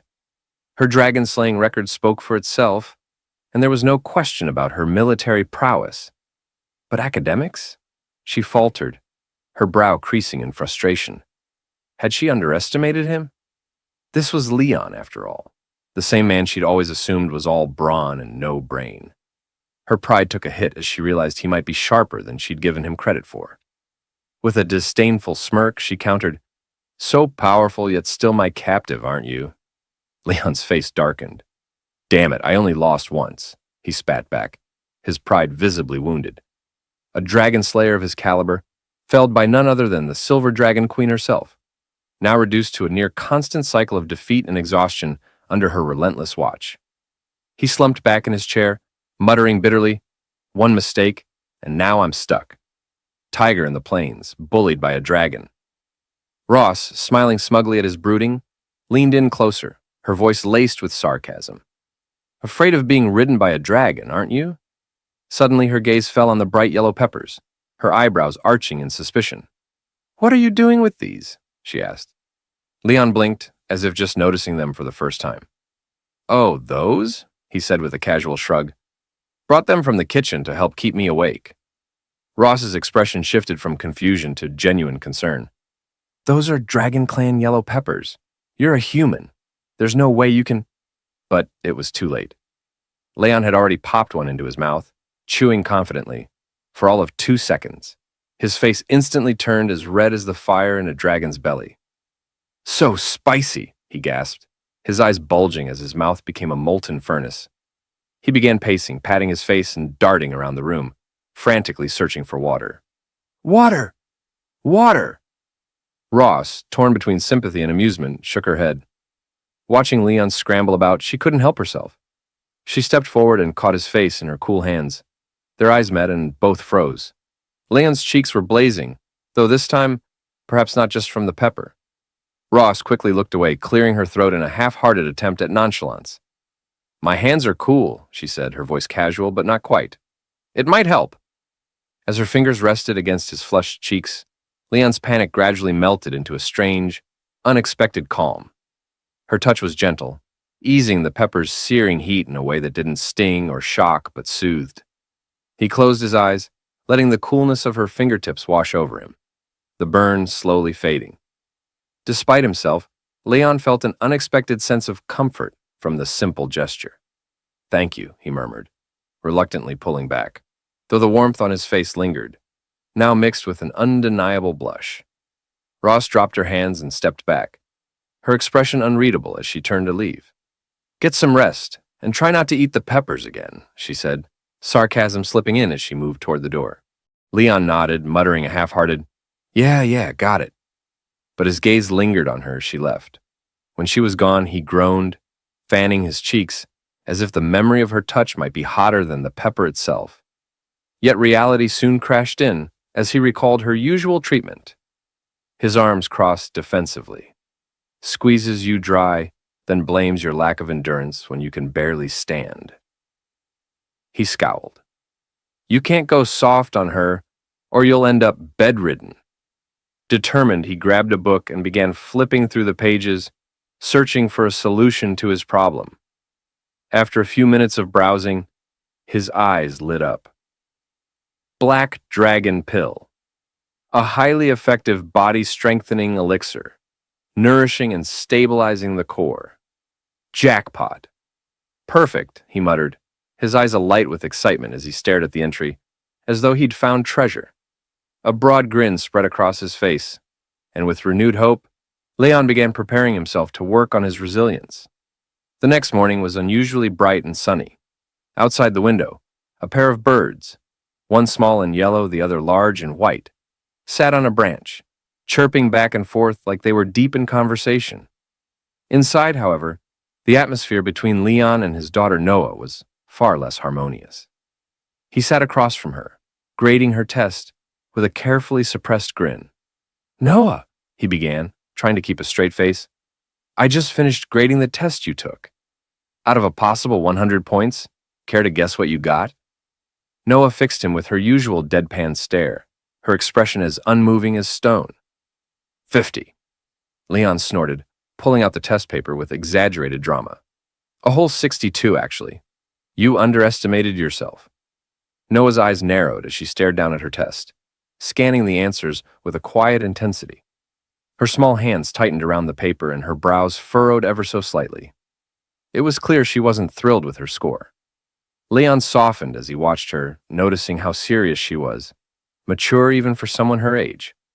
While her younger sister Muan was probably outside chasing butterflies or counting clouds, Noah had approached her studies with a tenacity that had surprised him. She could be so painfully hard on herself, almost like her mother. Reaching out, Leon placed a hand on her head, mussing her hair gently. For a first try, 62 is pretty impressive, kid. Noah glanced up at him, her cheeks barely coloring at the rare compliment. Thanks, she mumbled, a touch of pride slipping into her usually stoic tone. But just as Leon leaned in to offer more encouragement, he was struck by an unexpected coughing fit. He quickly turned away, wincing as he rubbed his throat. Sorry about that, he managed to croak, his voice rasping. His eyes watered slightly as the irritation settled in, and he immediately remembered the pile of yellow Dragon Clan peppers he had munched on the night before. Why, he wondered, did I think wake-up peppers were a smart idea? Just then, Noah's expression shifted, as though something had dawned on her. She reached into her pocket, rummaged around, and produced a small, round tin with dragon throat lozenges, elegantly scrawled across it. She held it out to him, her usual reserve still intact. Leon blinked, surprised. Is this for me? Noah's face didn't change, but there was a barely perceptible flicker of embarrassment in her eyes. Mom said to give it to you, she said, her voice just a little colder than usual, as if distancing herself from the kindness. A grin spread across Leon's face as he popped one of the lozenges into his mouth. The soothing mint cut through the scratchiness in his throat almost immediately. "Well, tell your mom thanks from me," he said, giving Noah a meaningful look. Like mother, like daughter, he thought, amused. Cold on the outside, but with small gestures of warmth that slip through when they think no one is watching. The lozenge melted away in his mouth, bringing welcome relief to his pepper-ravaged throat. Leon turned back to Noah, feeling his energy restored. "Now, where were we?" Noah's gaze grew sharp again, her serious side kicking back in. "You said we'd go over the questions I got wrong." Leon laughed, feeling a surge of pride as he watched her. "Right you are, Noah." In the Silver Dragon Castle kitchen, Leon is up to something intriguing. Let's find out what it is. The maids dutifully bring the items he requested, their movements precise and efficient. One of them, addressing him as Lord Prince, politely informs him that all the herbs he asked for have been delivered. Acknowledging her words with a nod, Leon gestures toward a specific spot on the table. "Place everything there," he instructs. The maids comply and, after arranging the ingredients as directed, quietly exit the room. With a subtle, knowing smile, Leon muses to himself that he intentionally requested extra herbs to keep the maids from guessing his true intentions. Turning his attention to the herbs, Leon examines them closely. He notes that the medicinal materials needed to prepare Dragon Great Force are fairly common, and at first glance, the refining process seems straightforward. Yet, as he recalls the text from the ancient manual, he frowns. The manual emphasizes that even the most skilled pharmacists of the Dragon Clan struggle with a low success rate when concocting Dragon Great Force. Undeterred, Leon sets to work. He meticulously recites the steps from memory. First, grind and mix the required herbs, then add them to the pot in a precise sequence and bring the mixture to a boil. His movements are methodical, his focus unwavering as he works tirelessly for several hours. But as time passes, frustration begins to mount. Finally, Leon throws his head back and lets out a loud, anguished scream. "It failed again!" he exclaims, his voice echoing through the kitchen. Staring at the ruined concoction before him, his shoulders sag. "I followed the instructions from the book perfectly," he mutters under his breath, his gaze fixed on the charred remnants of his latest attempt. "Every time, I get to the final step, drug purification and separation, and it all falls apart." Leon presses on, refusing to let frustration take hold. He mutters to himself that the high-temperature separation method described in the book is a delicate balancing act. Too high a temperature destroys the drug, while too low a temperature fails to purify it. Shaking the drug jar in his hand, he grumbles that achieving the precise separation effect manually is nearly impossible without professional instruments. As he continues, Leon remembers his master's words. If one way doesn't work, look for another. Inspired, he begins to consider alternative methods for separating the medicinal residue. Suddenly, the sky outside roars with thunder, a reminder of the storm brewing overhead. Glancing up, Leon notices the dark, turbulent clouds and comments, "Looks like it's gonna rain soon." Rising to close the windows, he pauses, captivated by the echo of thunder rumbling through the air. The sound stirs something in his memory. As Leon ponders the concepts of lightning and thunder, his thoughts take a sharp turn. His eyes widen as a memory surfaces. His teacher once mentioned, during an alchemy lesson, that electrolysis of impurities could sometimes yield better results than fire-based methods. Energized by this revelation, Leon feels a spark of inspiration ignite within him. He wonders if the thunder element could be harnessed for separation, a method that isn't mentioned in the manual. With his mind racing, he resolves to test this unconventional theory. Determined, Leon reminds himself that lightning magic has always been his forte. Though his magical powers are still recovering after the forbidden technique he used on Rossweiss, he believes the small portion he has regained will suffice for the precision required. Setting aside the traditional method, he decides to use his lightning magic to refine the dragon great force. Carefully, Leon channels the faint but steady flow of lightning energy within him, guiding it to interact with the concoction. Sparks crackle faintly in the air as he meticulously manipulates the separation process. His concentration is absolute, his movements calculated and precise. Half an hour later, Leon steps back, his breath catching as he gazes at the result. A triumphant smile breaks across his face. It worked. He succeeded. The storm outside rages on, but within the castle kitchen, Leon has found a breakthrough.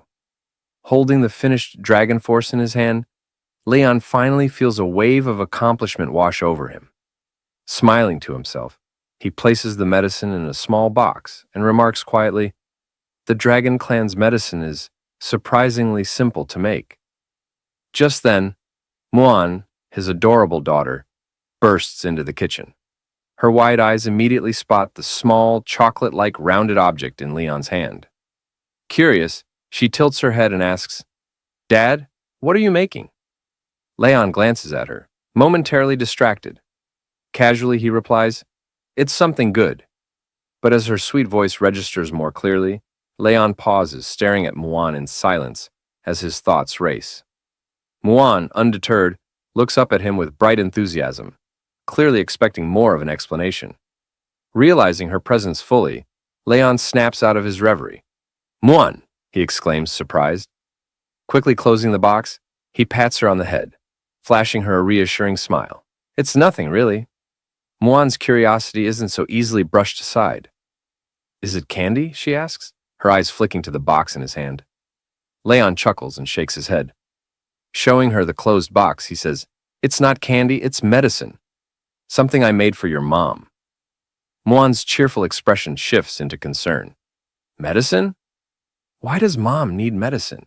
Is she sick?" she asks, her voice tinged with worry. Placing the box into his pocket, Leon kneels to her level and pats her head again. No, he reassures her gently. "Your mom's just been very busy lately. I thought I'd make something to help nourish her." "Don't worry, okay?" Internally, however, Leon smirks at his own deception, thinking, "Actually, this is for me. I'll need it to recover properly." Muan seems satisfied for the moment, but still looks at him earnestly. "Dad, you have to take good care of Mom, okay?" Leon smiles warmly at her. "Of course," he replies. "That's what a dad should do." But inwardly, his thoughts take a mischievous turn, his dark expression concealed behind his calm demeanor. "Once I've fully recovered, I'll definitely take very good care of her," he muses, a quiet chuckle escaping him. Stormy night with heavy rain and loud thunderstorms, Leon sits in his bedroom, absently tossing the medicine box in his hand. Though he successfully cultivated the dragon great force, he can't help but question whether the dragon clan's nutritional supplements might have adverse effects on humans. Catching the box midair, Leon frowns and mutters to himself that he'll have to set it aside for now. Rosweiss is surprised, almost incredulous, that Leon managed to create medicine in such a simple environment. Looking at him with her usual air of superiority, she extends her hand and, in an arrogant tone, demands, "What did you refine?" "Let me see it." Leon hesitates, his grip tightening on the medicine box. Meeting her gaze, he sighs and reluctantly hands it over. "Even if I refused, you'd just resort to violence and take it anyway," he mutters, a trace of exasperation in his voice. Rosweiss takes the box, examining its contents. A faint smile graces her lips as she looks at the dragon great force. "Impressive," she says. "You've managed to refine such a perfect dragon great force under these conditions." "Truly remarkable, Leon." "What's that saying? The man of letters and the man of arms?" Leon blinks, surprised. Internally, he marvels. She didn't mock me this time? Closing the box with a click, Rosweiss hands it back to him. "You can keep this," she says firmly, "but you can't take it." Leon catches the box, confusion etched across his face. "Why not?" he asks. Rosweiss locks eyes with him, her gaze steady. "As a tonic for the dragon race, the medicine is far too potent for a human body," she explains. Leon frowns, his expression darkening. Is it really that powerful? He asks, skepticism creeping into his voice. Her serious tone doesn't waver. Yes, it is. As a human, you cannot withstand its effects, she reminds him, her voice softening slightly. But Leon's pride flares. Pulling the dragon great force from the box, he smirks arrogantly. I've defeated countless dragon kings without the power of a dragon, he boasts. Why would I fear a single pill? Rossweiss's eyes widen in alarm as Leon forcefully swallows the pill. With a defiant grin, he declares, Courage is the hymn of mankind. Leon, Rossweiss shouts, her voice laced with concern. But the effects of the pill are immediate and devastating. A surge of power floods Leon's body, his senses heightening to dangerous levels. He clenches his chest, agony twisting his features as he collapses to his knees. You reckless idiot, Rossweiss yells, anger and worry blending in her voice. Do you know how rarely I use healing magic? She rushes to him, casting a spell to stabilize him. Let me try to break down the pill's effects, she says urgently. Leon, however, shakes his head, his darkened expression filled with determination. Gritting his teeth, he grabs her hand, stopping her mid-spell. Leon, don't move! Rossweiss pleads, her voice rising in alarm. But it's too late. Thunder and lightning erupt from Leon's body, engulfing him completely. Bearing the searing pain, Leon grits his teeth and manages to speak through the storm of energy. Rossweiss, he growls, his voice steady despite the agony. Look carefully. He meets her gaze, his eyes burning with resolve. This is the courage and determination of mankind.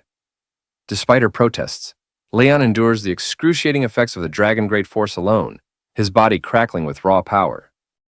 The storm intensifies around him, and Rossweiss can only watch, stunned and helpless, as Leon endures the excruciating power alone. Thunder roars, and lightning dances wildly in the small space, illuminating Leon's figure in bursts of light.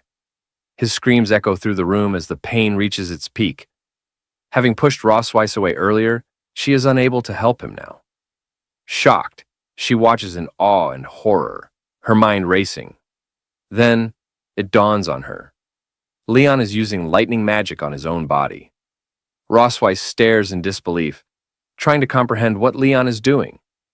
After what feels like an eternity, Leon finally stops channeling his lightning magic. The raging storm around him begins to subside, and the room grows eerily quiet. His eyes lose focus, and unable to bear the strain any longer, Leon collapses. Leon! Rossweiss cries, rushing to his side. Her voice is filled with genuine worry as she catches him just before he hits the ground. Gently, she lowers him into a sleeping position, brushing stray strands of hair from his face.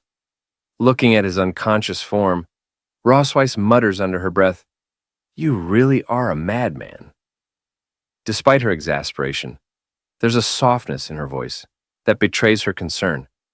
Standing, she glances at him once more and says firmly, Wait here.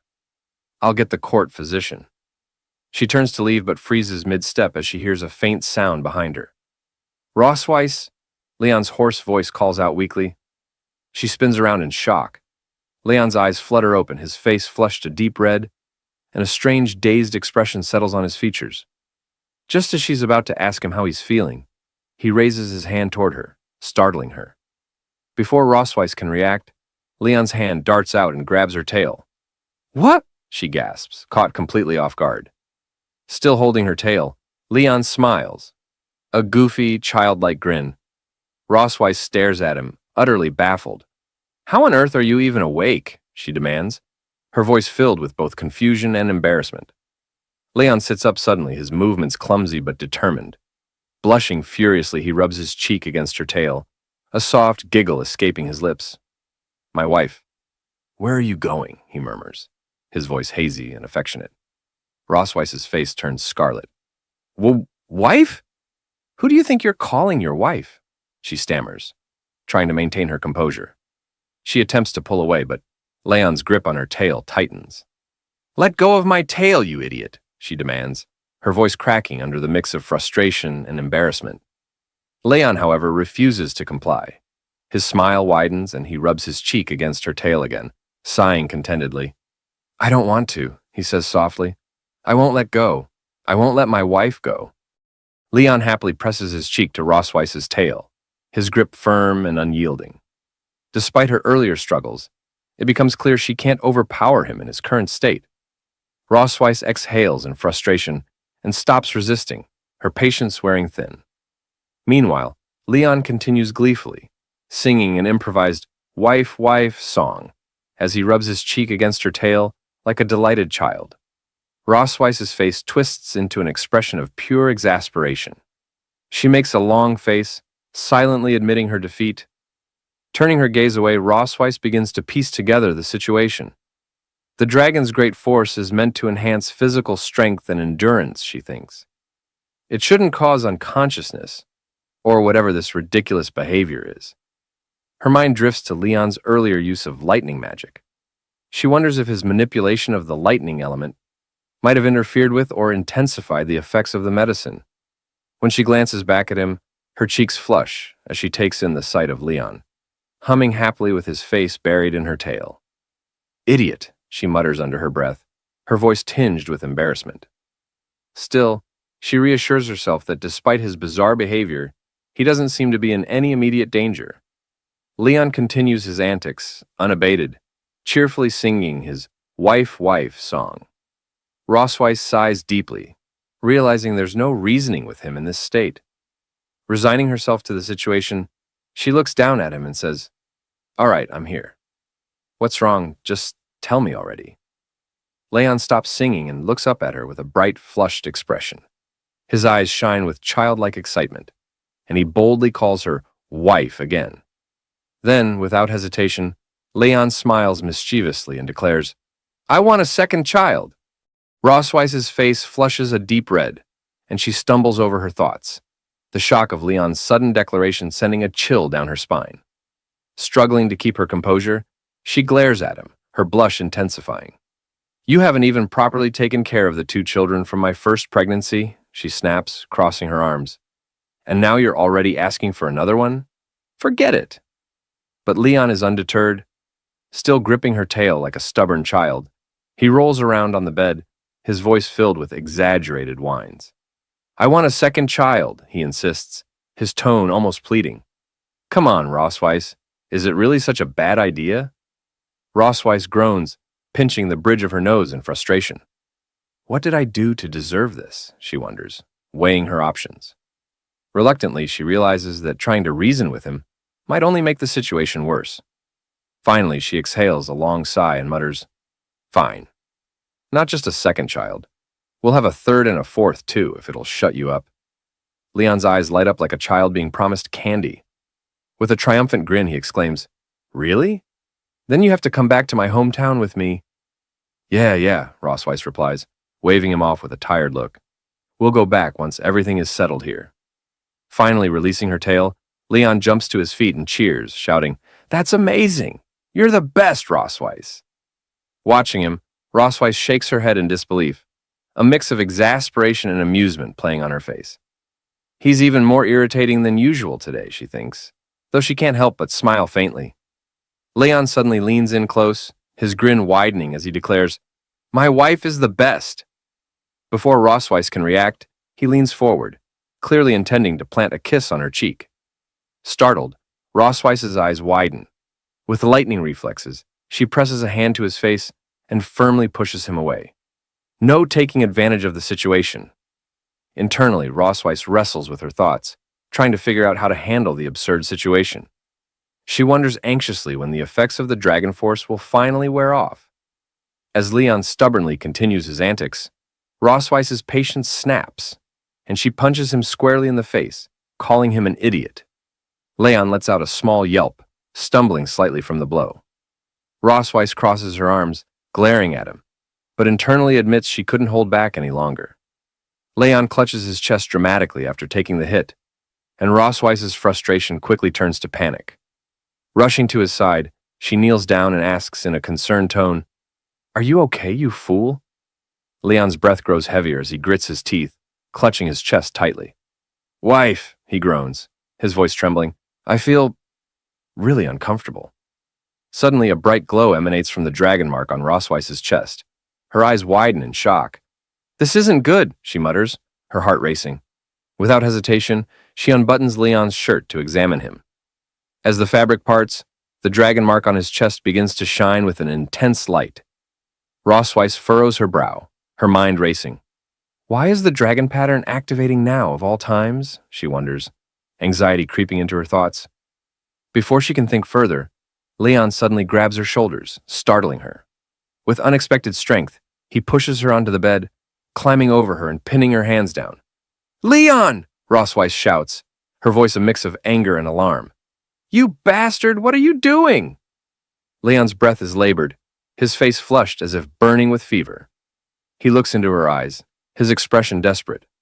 "Wife," he whispers hoarsely, I feel so hot all over. My chest, it itches." Rosweiss's face flushes crimson at their proximity, her heart pounding as she glares at him. Gritting her teeth, she thinks furiously, the dragon pattern, combined with the lightning element, has heightened his instincts. It's fueling his desire to reproduce. Before she can say or do anything, Leon's gaze shifts. His eyes lock onto her tail, and with a sudden movement, he grabs it. Rosweiss freezes in shock as Leon brings the tail closer, sniffing it with a dazed expression. "Leon!" she snaps, her voice trembling between anger and embarrassment. "Let go of my tail right now!" But Leon only holds on tighter, his face dreamy as he mutters, "It smells so nice, wife. So soft." Rosweiss's eyes widen, her internal composure fraying. If this keeps up, I might actually lose control, she thinks nervously. Determined to put an end to his antics, she pushes against his face, attempting to stop him from sniffing her tail any further. "Leon, stop it!" she commands firmly, her tone sharper now. "My tail drags on the ground all day long. Aren't you disgusted by that?" But Leon's stubborn nature proves relentless. He resists her efforts, his hands clinging tightly to her. As Rosweiss continues to scold him, Leon suddenly places a finger gently on her lips, silencing her mid-sentence. Caught off guard, Rosweiss freezes, her breath hitching. She stares at him in surprise, unsure of what to say or do next. Leon gazes deeply into her eyes, his expression uncharacteristically intense. "Malif," he says softly, using her first name, something he rarely does. "You're so beautiful tonight."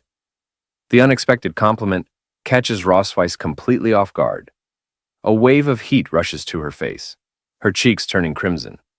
Looking away to avoid his piercing gaze, she stammers, "Even if you say that, I'm still mad at you." "What's going on?" Rosweiss wonders, her heart pounding erratically. This man. His attitude is completely different. There's something wild and intense about him tonight. Something I can't seem to reject. Despite her resistance, Rosweiss feels her resolve wavering. She steals a glance at him, only to find him still staring at her with a burning intensity. Against her better judgment, a small part of her begins to feel anticipation. Leon, sensing her hesitation, leans closer, his voice low and persuasive. "Wife," he whispers, "can you help me? Please?" Rosweiss bites her lip, her mind a whirlwind of conflicting emotions. Finally, with her face still flushed, she mutters, "Fine, but tonight only." Leon's eyes light up with triumph as he pulls her into his arms, and the night stretches on, filled with the echoes of their fiery connection. At the Silver Dragon Castle the next morning, Leon slowly opens his eyes, the lingering effects of the dragon force finally subsiding. As his vision clears, he notices Rosweiss lying beside him in bed, her smirking expression aimed directly at him. "Awake, are we?" she asks with a teasing tone, her piercing gaze locked onto his. Hearing her voice so close, Leon bolts upright, his eyes wide with panic. "What? Rosweiss?" he shouts, staring at her in shock. "Why are you in my bed?" As the sudden movement sends a wave of pain through his body, Leon winces, clutching his aching muscles. "Ugh, everything hurts," he groans, then mutters, "My memory is fragmented. What the hell happened last night?" Rosweiss stretches casually before sliding out of bed. With a smirk, she turns to face him. "You don't remember anything?" she asks innocently. though the glint in her eyes says otherwise. Pointing to the visible bruises and marks on her arms and neck, she tilts her head and adds, "Dragon Slayer, surely you didn't forget, right?" Leon's eyes widen further as he spots the marks on her skin. Hickeys? So many. His mind races as a cold sweat breaks out on his forehead. Did I really do that? Suddenly, fragments of his memory from the previous night begin to surface. One by one, the missing pieces click into place, each recollection more vivid than the last. He grips his head as the memories come flooding back, and when the full picture finally forms, Leon lets out a horrified scream. No! Rossweiss, still smirking, leans against the bed frame and folds her arms. So, you do remember, she says, her tone dripping with amusement. You begged me last night, Leon. Said things like, "Honey, just one more time, okay? Wife, I feel so bad. Please help me. Just this once, and the last time." Leon's face burns with embarrassment as she mimics his pleading voice. "Stop it," he shouts, covering his ears in a desperate attempt to block her teasing. "I remember everything. There's no need to repeat it." Rossweiss's smirk widens as she watches Leon squirm, clearly enjoying his discomfort. Meanwhile, Leon pulls on his shirt, sneaking a sideways glance at her. Internally, he laments, "All I wanted was to refine the dragon force for my health, and maybe teach her a small lesson. How did it turn into this?" As Rossweiss finishes dressing, Leon lets out a resigned sigh. Looking at her briefly, he admits under his breath, "Maybe I went a little too far last night." Leon hesitantly asks Rossweiss, "Did I hurt you?" Rossweiss shakes her head with a calm demeanor. "It's fine," she replies, brushing off his concern. Folding his arms and adopting a smug expression, Leon looks at her and comments, "Well, now you should know whether I'm in good health or not. Next time, don't go doubting my abilities." Rossweiss's eyes narrow as she fixes an intense gaze on Leon. Her serious expression makes him shift uncomfortably. What's with that look?" Leon stammers, stepping back slightly. Without a word, Rossweiss closes the distance between them, her gaze unrelenting. Before Leon can react, she grabs his chin, leans in close, and, in a commanding tone, declares, "Dragon Slayer, I must say, I'm very satisfied with your performance last night. I hope you can keep it up in the future." Leon freezes, his face burning red as her words sink in. Internally, he screams, "What is happening? Have I somehow become her personal servant now?" Rossweiss steps back, her usual smirk returning, and changes the subject. "Now, about that bet," she says casually. The mention of the bet snaps Leon back to reality. His eyes narrow with suspicion as he studies her. "The bet?" he echoes, trying to mask his nervousness. A faint blush creeps onto Rossweiss's cheeks as she glances away. "Yes, the one where you insisted that the children should call me Mom. You said it would improve their affection for me.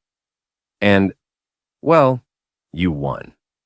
Leon raises an eyebrow, a hint of pride flickering across his face. Rossweiss continues, her tone softer now. "So, have you thought about the request you'd like to make?" Scratching the back of his head, Leon hesitates before responding. With a rare, genuine expression, he says, "Actually, I have. I'd like you to send someone to the Empire to check on my master and his wife. I need to know if they're doing okay." Rossweiss's playful demeanor shifts as she considers his words, her expression growing thoughtful. Silver dragons aren't exactly known for stealth, but visiting someone isn't an issue," she replies. Hearing her response, Leon is overjoyed. His face lights up as he enthusiastically asks, "You're really okay with it?" In his excitement, he almost blurts out a casual, "Thank you," but catches himself, quickly straightening his posture. Clearing his throat, he coughs awkwardly to compose himself before speaking in a formal tone. "Thank you for your help," he says sincerely. Later, in the garden of the Silver Dragon Castle, Leon sits on a bench, his face pale and weary. Little Muan, noticing his restless expression, approaches him with a curious look. "Dad, are you sick?" she asks innocently. Startled by her sudden question, Leon jumps up nervously. Waving his hands in denial, he says, "What? No, of course not. Why would you say that?" Muan giggles, her laughter light and sweet. "Mom told me," she replies confidently. She said you took medicine yesterday, and she said men can never admit when they're sick. Hearing her words, Leon's expression darkens. Gritting his teeth, he fumes internally. That meddling female dragon. How could she say that to a child? Do I even have any dignity left? Muan tilts her head, looking at him with genuine concern. But you still don't look well, Dad. Is it because the medicine didn't work? Or maybe you didn't take enough of it? Leon sighs, crouching to her level and placing his hands on her small shoulders. Muan, he says gently but firmly, it's rude to ask too many questions. As Leon tries to steer the conversation away, Muan suddenly gasps. Dad, your mouth is bleeding. Clinging to him with wide, teary eyes, she pleads, Dad, I can't live without you. Please don't die. Leon, his heart melting at her words, gives her a warm smile. Patting her head gently, he reassures her. Daddy's really fine, Muan. I promise he's doing just fine. At least that's what he tells himself. As Leon gazes at Muan's bright, innocent face, he can't help but think to himself, as expected, she really is Rossweiss's daughter. There's something about her expressions, her sharp wit, and her cheeky persistence that always remind him of her mother. But in this situation, Leon decides he has to stay one step ahead. No mercy. He kneels down and asks, How about Daddy makes you a new toy today? The word toy immediately lights up Muan's eyes. She jumps up and down with excitement, clapping her hands. Yes, I love toys the most, Daddy. Seeing her joy, Leon can't help but smile. All right then, he says. I'll make you something special. After some thought, he decides to create a Rubik's Cube, a toy he remembers from his own childhood. Sitting down with determination, Leon gets to work. Using his alchemical skills and a bit of mechanical ingenuity, he carefully crafts the cube. Once it's assembled, he takes his time painting each face with bright, vibrant colors. When the paint finally dries, Leon holds up the finished cube, his face glowing with pride. Here you go, Muan, he says, showing it to her. This little toy is called a Rubik's Cube. You can twist it however you like. Want to give it a try? Muan's eyes widen with amazement as she eagerly takes the cube into her hands. Turning it over, she examines it curiously before starting to twist the sides. Her face lights up with delight as she figures out how it works. Leon watches her with a soft smile, feeling a warm sense of satisfaction.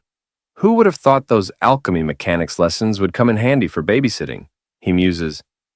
Maybe I was born to be a babysitter after all. As this thought amuses him, a sudden flash of unease passes through him. Leon's smile fades and his expression grows serious. He quickly turns, scanning his surroundings with sharp eyes. Noticing his sudden shift, Muan tilts her head curiously. Daddy, what's wrong? She asks, still holding the Rubik's Cube. Leon hesitates for a moment, his eyes lingering on the distance. Then, shaking off the tension, he replies with a calm smile, It's nothing, sweetheart. Just thought I saw something. Leon returns to his thoughts, his brow furrowing in contemplation. Just moments ago, he felt something, a faint but unmistakable sensation of the dragon's gaze. His instincts tell him it's coming from the direction where Noah does her physical training. He wonders if Noah, as stubborn as she is, will ever choose to join them. Deciding to extend a gesture of connection, Leon resolves to make a Rubik's Cube for Noah as well. That night, as Muan sleeps peacefully in her room, the Silver Dragon Castle is enveloped in silence. Meanwhile, Noah quietly opens the door to her own room, stepping inside with her usual composure. Her sharp eyes immediately catch sight of the Rubik's Cube and the note resting on top of it, left behind by Leon. Curious, Noah picks up the note and reads it. In Leon's familiar handwriting, it says, This is a toy for you, Noah.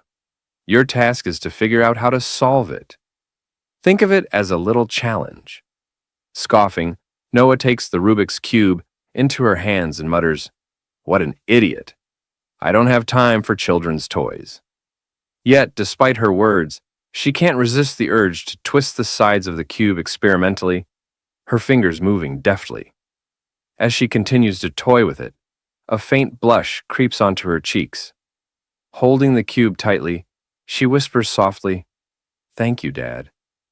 To Noah, the Rubik's Cube isn't just a toy. It's a rare token of her father's affection. something she instinctively treasures. Quietly, she slides it into a small wooden box she keeps hidden beneath her bed, a personal collection she refers to as her treasure box. Unbeknownst to Noah, her younger sister Muan has been watching her secretly from the doorway. With her usual curiosity, Muan thinks to herself, "Sister's been acting a little strange lately, always hiding things in that box under her bed. What could it be?" When Noah steps out of the room later, Muan seizes her chance. "Detective Muan is on the case," she whispers with a mischievous giggle. Crawling under Noah's bed, she carefully retrieves the hidden wooden box. Excitedly, Muan opens the box and examines its contents. Fragments of their father's black and gold armor, the Rubik's Cube, and a nameplate with the engraving Noah K. Melkfei written in Leon's hand. Muan's eyes widen in surprise. "They're all connected to Dad," she says aloud, her face lighting up with understanding. "So, that's why Noah's been so secretive." Just as she pieces it together, a shadow falls over her. Slowly, Muan turns to see Noah standing in the doorway, her expression dark and her eyes burning with fury. "Oh no," Muan whispers, her smile faltering. Noah strides into the room with an ominous calm, her voice low and cold. "What do you think you're doing, Detective Muan?" Completely unfazed by her sister's glare, Muan proudly grins and says, "I understand, sister. You really love Dad, don't you?" Noah's face flushes red, her embarrassment quickly turning into cold resolve. Without a word, she ties Muan up, silences her with a piece of cloth over her mouth, and retrieves her precious treasure box. Leaning down to Muan, who struggles fruitlessly, Noah smirks and says, "No peeking, got it?" Meanwhile, at St. Heath Academy, an elite institution among the Dragon Clan, the standards for student admission are famously rigorous. The Academy evaluates not only individual potential, but also the family's harmony and adherence to dragon ideals. It firmly believes that whether a young dragon hatches from an egg or is born live, only a loving and harmonious family can nurture a dragon to embody the proper virtues. As such, St. Heath Academy only accepts students from such families. To uphold the image of a perfect dragon family, the Silver Dragon Queen Rosweiss devises a plan, a family outing to Sky City, complete with a wholesome family photo. Sky City, a bustling hub in the dragon realm, is alive with parent dragons frolicking with their children. Amid the lively atmosphere, Rosweiss arrives in her magnificent dragon form, her scales gleaming like polished silver as she soars gracefully through the skies. The family follows, awestruck by her commanding presence. Finally, Muan, ever the playful one, slides gleefully down her mother's back. Leon, standing below with his arms extended, calls out, "Slow down, Muan! I'll catch you!" With perfect timing, he grabs her mid-slide, holding her securely in his arms. "Gotcha," he says with a warm smile, lifting Muan effortlessly. As the scene unfolds, Noah watches silently with her signature cool demeanor, arms crossed, observing the family interaction without a word. Rosweiss, having landed gracefully, shifts back into her human form. Muan, full of curiosity, looks up at her father and asks, "Daddy, why didn't you turn into a dragon just now? I really want to see you as a dragon." Leon freezes at the unexpected question. His smile stiffens as he awkwardly laughs, scratching the back of his head. Internally, he's panicking. "Dear daughter, Daddy is great at slaying dragons, but turning into one? You'd better forget about it." Before he can come up with a plausible excuse, Noah fixes her sharp gaze on him and coldly asks, "So, is it that you can't transform? Or you won't?" Leon feels the weight of her words and falters, completely caught off guard. He looks back and forth between Noah and Rosweiss, hoping for a lifeline. The pressure mounts as both daughters await his answer. Sensing his discomfort, Rosweiss steps in with a composed smile and says, "Your father's body hasn't fully recovered yet, so he can't transform into a dragon for the time being. Rosweiss promises the children that Leon will show them when he recovers." Muan, her face full of concern, looks up at her father and says earnestly, "Daddy, you have to get better soon." Leon smiles at her reassuringly, patting her head. I'll do my best, Muan, he says. But inwardly, he thinks to himself, it's impossible. Absolutely impossible. Rosweiss quickly changes the subject, clapping her hands to gather their attention. All right, everyone, let's head into town. We have things to do today. Muan bursts with excitement, dashing ahead down the bustling street. Noah, look! There are so many dragons here, she exclaims, her voice filled with wonder. Noah, ever composed, follows at a steady pace and warns her younger sister, Slow down, Muan. Don't run off too fast. As the two girls move ahead, they catch the attention of the dragon citizens. Many pause to admire the siblings, their gazes filled with curiosity and adoration. Meanwhile, Rosweiss and Leon walk behind them. Leon's expression darkens, and his body begins to tremble ever so slightly. He doesn't say a word, but Rosweiss notices immediately. Is he shaking? Rosweiss wonders, glancing at him from the corner of her eye. She quickly puts two and two together. It must be the first time he's seen so many dragons since waking up from his coma. Leaning closer to him with a sly smirk, she whispers, Are you scared, Leon? Leon, his face still dark, says nothing at first. Then, with a sudden arrogant glint in his eye, he snaps, Who's scared? Me? You must be joking. Rosweiss raises an eyebrow as Leon points dramatically at the dragon citizens around them. I'm excited, Rosweiss. Can't you tell? He declares, puffing out his chest. Do you know what I see? First-class merits, second-class merits, third-class merits. Merits everywhere. The streets are practically paved with gold. I'm going to get rich. The dragon citizens stop in their tracks, staring at Leon in confusion and disbelief as he points at them with his finger, his eyes practically glowing with greedy excitement. Then, as if oblivious to the bewildered stares, Leon whistles nonchalantly and strolls off with a self-satisfied grin. Rosweiss pinches the bridge of her nose, exhaling sharply. I worried about him for no reason. Again, she thinks, watching Leon as he laughs to himself, dreaming of the fortune he imagines awaiting him. Walking a few steps ahead, Leon chuckles under his breath, his thoughts racing. If I bring them all back, how much money could I make? Later, they arrive at a specific shop in town. As the door creaks open, the dragon shopkeepers immediately bow low, their voices filled with reverence. Your Majesty, the Silver Dragon Queen, and her family, it is our great honor to serve you. Rosweiss enters the shop with Leon and the children following behind. Inside, Muan runs excitedly from one corner of the room to another. Grabbing Noah's hand, she tugs her sister along, pointing at the walls. Noah, look! So many dragon pictures, Muan exclaims, her eyes sparkling with wonder. Noah remains silent, her stoic demeanor unchanged.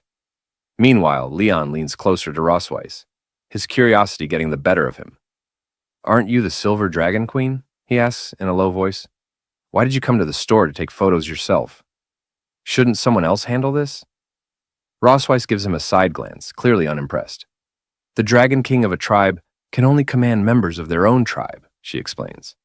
The dragons of Sky City, however, do not belong to any specific tribe. They're independent.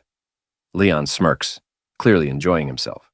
So, basically, your queenly status doesn't hold much weight here, huh? Before he can blink, Rosweiss stomps on his foot with her sharp high heels. Leon yelps in pain, hopping on one leg as he clutches his throbbing foot. Rosweiss, with a sweet yet dangerous smile, replies, Well, in any case, I'm taller than you now. The head shopkeeper chuckles nervously at the exchange before stepping forward and bowing. It's truly an honor to have the Silver Dragon Queen and her family here. To take a family photo for Her Majesty is a privilege beyond compare. Rosweiss straightens up, flipping her hair with a confident smile. Everyone says my photography skills are top-notch among the dragon tribe, she boasts. It's your great fortune that we successfully scheduled this appointment. As they speak, the head shopkeeper glances toward Leon and asks hesitantly, What about Her Majesty's husband's tail? Should it be included in the photo? Rosweiss waves the question away. He's not fond of showing his tail, she says with a casual shrug. Let's pick a tailless suit for him instead. Her words trigger a memory and she smirks as she recalls the incident earlier at the Silver Dragon Castle. Before they left for Sky City, she had presented Leon with a custom-made silver dragon tail decoration, asking him to wear it. Leon's reaction, however, had been immediate and dramatic. "Absolutely not," he had exclaimed, taking several steps back as if the tail were cursed. "I'll never wear that thing. Even if I die, it's about my dignity." Back in the shop, Rossweiss shakes her head at the memory, amused by Leon's stubbornness. The head shopkeeper, unaware of the backstory, simply nods and gestures for Rossweiss to move to another area to try on her outfits. Meanwhile, on the other side of the shop, Muan skips around with infectious excitement. "I want to wear a pretty dress," she chirps cheerfully, her enthusiasm lighting up the room. After a while, Muan and Noah emerge from the changing room in their new dresses, both looking stunning for the family photo. Shortly after, Leon steps out wearing a crisp white suit. His polished appearance is a stark contrast to his usual casual demeanor. Muan, catching sight of her father in the new outfit, gasps in delight. "Dad, you look so handsome!" she exclaims, her voice filled with surprise and admiration. The head shopkeeper nods approvingly, her smile warm. "The suit fits the prince perfectly," she says. "I imagine he must have been quite popular in his youth." Leon raises an eyebrow, clearly pleased by the compliment. "You really think so?" he replies with a smirk. "Honestly, the last time I wore something this formal was at my school graduation ceremony." He then turns his attention to Noah, catching her off guard. "What do you think, Noah?" he asks. Noah, momentarily surprised by the question, glances at him before quickly looking away. A faint blush dusts her cheeks as she mutters, "You look quite handsome." Grinning brightly at her response, Leon pats both Muan and Noah on their heads affectionately. "And your dresses are adorable too," he adds with a genuine warmth that makes both girls smile. Just then, Rossweiss steps out from the dressing room, dressed in a breathtaking gown that perfectly complements her elegance. For a moment, everyone is left speechless. Leon, his jaw dropping slightly, stares at her in awe. It's undeniable. Rossweiss looks absolutely stunning. Rossweiss, noticing his dumbfounded gaze, smirks and tilts her head. "What's wrong, Leon?" she asks with playful curiosity. Leon quickly snaps out of his trance, looking away and scratching the back of his head awkwardly. "Nothing, it's just... that dress suits you," he mumbles, his voice barely audible. Hearing his unexpected compliment, Rossweiss blushes faintly and averts her eyes. "Well," she says, trying to sound nonchalant, "I think it would look even better if you had a tail." Leon's expression darkens at the comment. Internally, he screams, "I will never wear a tail, not in this lifetime." The head shopkeeper steps in, her cheerful voice cutting through the tension. "All right, everyone, let's get ready for the family photo," she says, positioning the camera. Muan, waving her little hands, calls out, "Mom! Dad! Come here!" She tugs at Noah's hand, pulling her sister into position. As Rossweiss and Leon take their places, the shopkeeper encourages them. "Your Majesty, Prince Leon, step a little closer, please. Let's capture the love and harmony of this beautiful family." Rossweiss and Leon glance at each other, both stubbornly looking away, neither wanting to admit their hesitation. Leon thinks to himself, "No way am I getting closer to her," while Rossweiss likely has a similar thought. "All right, everyone, smile," the shopkeeper announces, starting the countdown.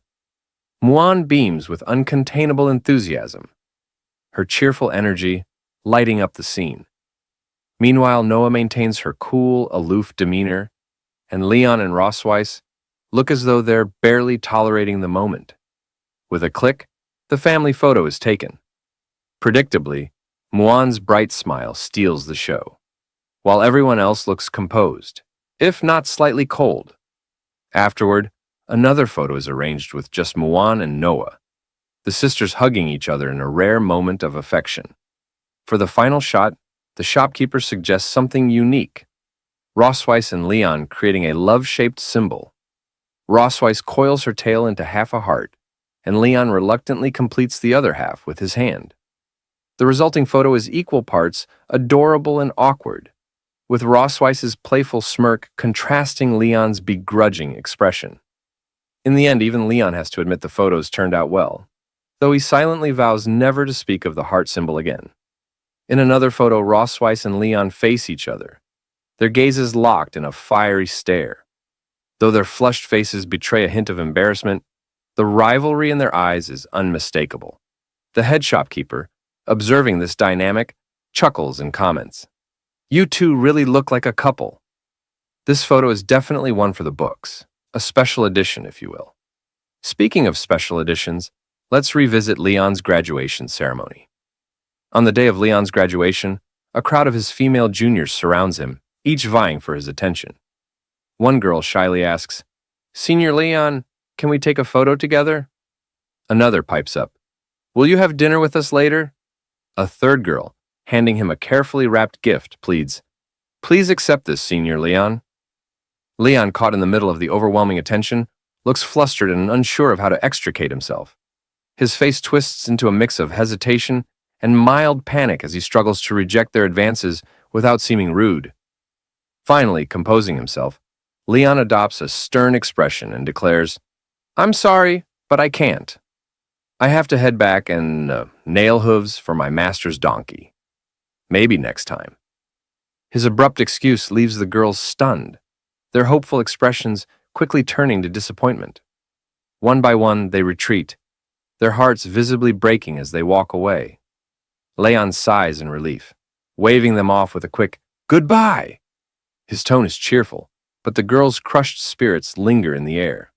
From a distance, Leon's master watches the entire scene unfold. With a long, exasperated sigh, he mutters to himself, "Did this guy get kicked in the head by a donkey? What is wrong with him?" Now in the Sky City, after taking their photos at the shop, the head shopkeeper informs them it will take about 6 hours for the photos to be developed. During this time, she suggests Her Majesty take a leisurely stroll around the city. As they leave, Muan waves her hand cheerfully to the shopkeeper, while Noah and Leon exchange a glance, silent but telling, as if suspecting something unusual. Without warning, Muan grabs Noah's hand and dashes through the bustling streets, her excitement bubbling over as she urges him to look over there. Leon and Rossweiss follow at a steadier pace, their children's energy impossible to match. As they walk, Leon glances at Rossweiss, a faint smile playing on his lips. "I never thought I'd get the chance to go shopping with you. This feels different," he remarks. Rossweiss responds with her usual calm demeanor, reminding him, "This is just to maintain our family image."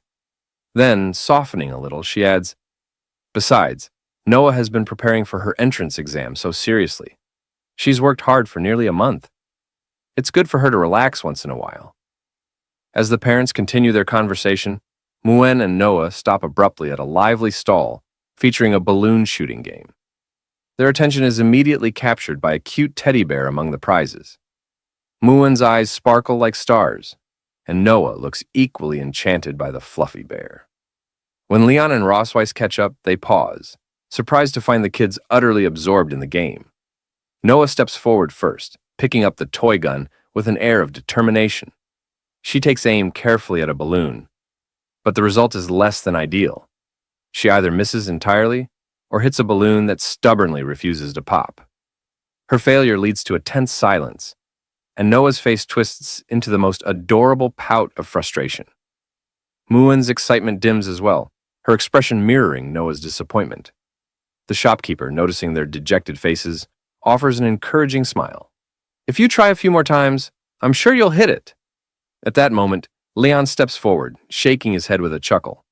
"So, they've got this kind of game here too, huh?" Muan beams at him, calling out enthusiastically, "Dad!" While Noah, still pouting, mutters that she just can't seem to win. Leon laughs awkwardly, his instincts telling him these games are rigged to make winning difficult. Seeing her father as the last hope, Noah shoves the toy gun into his hands with an almost commanding pout. Leon takes it, examining the toy intently, as memories surface of similar games he'd seen in human markets. Rossweiss observes Leon closely and comments, "The bullets of this toy gun are made of magical energy. It requires precise control to handle the magic properly. No wonder it's a bit difficult for Noah." The shopkeeper, sensing an opportunity, turns to Leon and Rossweiss with a sly smile. "Would you two like to give it a try? If you manage to hit all the balloons within 10 shots, you can win the pair of teddy bears your daughters seem to have their eyes on." Internally, the shopkeeper chuckles, proud of his ploy. He had intentionally let the kids try first to lure their parents into spending more money. Leon glances down at Noah and Muan, his voice gentle as he asks, "Do you two want the teddy bears?" Noah crosses her arms and turns away, huffing indignantly. "I'm not interested," she declares, though her tone betrays her.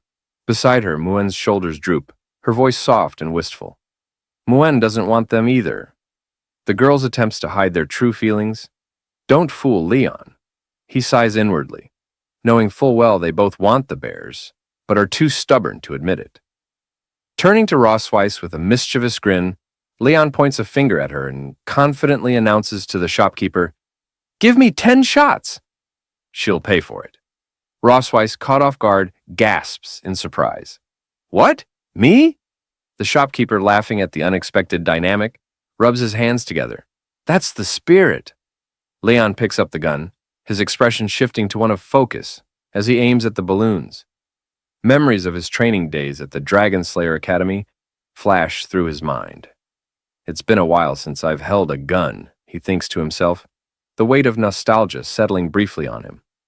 Meanwhile, Rossweiss begrudgingly hands over the gold to the shopkeeper, who accepts it with a quick and cheerful, "Thanks." Leon lines up his first shot and fires. Miss He fires again. Another miss. Shot after shot. The results are the same. He fails to hit a single balloon.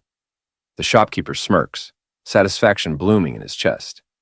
He had tampered with the gun's settings, making it nearly impossible for anyone, regardless of their skill, to succeed. Leon, however, isn't ready to give up. He taps the gun lightly, his brow furrowed in thought. "What's going on?" he murmurs, scanning the weapon for flaws. Sliding his left hand casually into his pocket, he takes a deep breath and aims again. This time, his movements are smooth and calculated. One by one, the balloons burst with each shot. The shopkeeper's smirk vanishes, his jaw drops, and his eyes widen in disbelief as Leon flawlessly hits all 10 targets. Spinning the gun nonchalantly in his hand, Leon shrugs and remarks with a smirk, "Guess I just needed to test the sights first." Didn't expect to hit them all after that. The shopkeeper stands frozen, his mind racing as he silently wonders how anyone could pull off such a feat. Rossweiss, with a soft smile, compliments Leon, saying, "Not bad." Muan, her cheeks slightly flushed with admiration, clutches her teddy bear and exclaims cheerfully, "Dad is amazing." Noah, also blushing faintly in surprise, chimes in, "Dad is so sharp." Pretending to be impressed, the shopkeeper reluctantly hands over the pair of teddy bears, his smile forced as he exclaims, "That's awesome!" While handing over the prizes, he mutters internally, "Just take them and leave already." Leon accepts the teddy bears with a warm smile and thanks the shopkeeper graciously. Then, turning to his daughters, he kneels and hands one bear to Muan and the other to Noah, saying with a gentle tone, "These are for you." Muan, overjoyed, hugs her teddy bear tightly and beams up at him. "Thank you, Dad," she says, her voice brimming with happiness. Noah, holding her bear carefully and inspecting it as though it's a treasure, quietly murmurs, "Thanks, Dad." Rossweiss watches the scene unfold from the side, a hint of surprise in her expression. The rare harmony and affection in the moment catch her off guard. As she observes Leon, a thought crosses her mind. Although this guy is usually a little off-key, every time he gets serious, he has a special charm. Leon, noticing Rossweiss lost in thought, keeps his gaze on her. Something in her expression stirs a decision in his mind. Rossweiss, sensing his eyes on her, glances at him and wonders why he's staring. As his gaze lingers, Leon's lips curl into a faint smile. Without warning, he says, "Oh, I have some thoughts about Rossweiss, too. Let's see where they lead." Later, after some time, Rossweiss and the family continue strolling through the bustling streets. As they walk, a little dragon girl points her finger toward Rossweiss and tugs at her mother's sleeve, saying, "I want that too." The little dragon girl's mother, startled by the comment, looks at Rossweiss with a hint of surprise, but says nothing, choosing to remain silent. Meanwhile, Leon recalls a plan he had been mulling over. He had decided earlier to get his big baby girl a teddy bear as well. True to his thoughts, Leon manages to procure a large teddy bear and hands it to Rossweiss. Rossweiss, now holding the oversized teddy bear, walks alongside the family in silence, her expression calm and unreadable. She doesn't react to the little dragon girl's remark. After all, the girl was speaking to her mother, not Rossweiss. Leon, walking with his hands folded behind his head, chuckles and breaks the silence.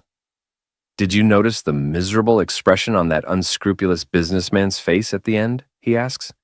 "It felt like he was finally rid of us, and his anger all at once." He recalls the moment vividly, how, after showing the shopkeeper the money and demanding another shot, the man's face turned pale, his jaw dropping in disbelief as he began to fear Leon's inevitable victory. Rossweiss, her voice cool and detached, responds, "If it had been me, I'd have simply advised you not to waste your time on such a childish game." Leon glances at her, grinning. "Come on," he says. "We're out here together, and it's good that we're having some fun." Turning his gaze toward her, he tilts his head slightly and asks, "Unless you didn't enjoy it?" Rossweiss, with a straight face, replies curtly, "I didn't say that." Leon, pointing a finger at her, declares confidently, "Now that you're here, I can't let you go back empty-handed." Rossweiss, holding onto the large teddy bear, blushes faintly as a thought crosses her mind. Bears are just unpalatable food, not even good enough to fill one's stomach. But when they're made into toys, they're surprisingly cute. Without waiting for Leon's response, she quickly strides past him, her cheeks still flushed. With a playful pout, she tosses over her shoulder, "Come find me after dinner tonight." Leon freezes mid-step, her words catching him off guard. He stares after her, wide-eyed, as a wave of surprise washes over him. A moment later, he's left standing in the middle of the street, utterly stunned, a metaphorical question mark hovering over his head. Later that evening, in the Silver Dragon Castle, Leon recalls Rossweiss's cryptic invitation as he walks down a dimly lit corridor after dinner. Her words replay in his mind, "Come find me after dinner." "It's late at night, and I'm heading to her room alone," Leon mutters to himself, a mix of anticipation and apprehension tightening his chest. "If I go, I'll feel awkward the entire night. If I don't go, I'll be restless for a week." Clenching his fists in frustration, Leon makes up his mind. "Fine, I'll go see her. Whatever happens, happens." He storms down the hall, his footsteps echoing in determination. When Leon reaches Rossweiss's door, he stops and takes a deep breath, readying himself to knock. But before his knuckles meet the wood, he notices the door is slightly ajar. Curious, he pushes it open and steps inside, his gaze sweeping across the room in search of her. The sound of running water reaches his ears, and realization dawns on him. She's still in the shower. Leon's eyes wander toward the bathroom, where the faint outline of Rossweiss is visible through the glass shower door. He frowns, noting the transparency. What kind of poor quality glass is this? He thinks, averting his gaze in embarrassment.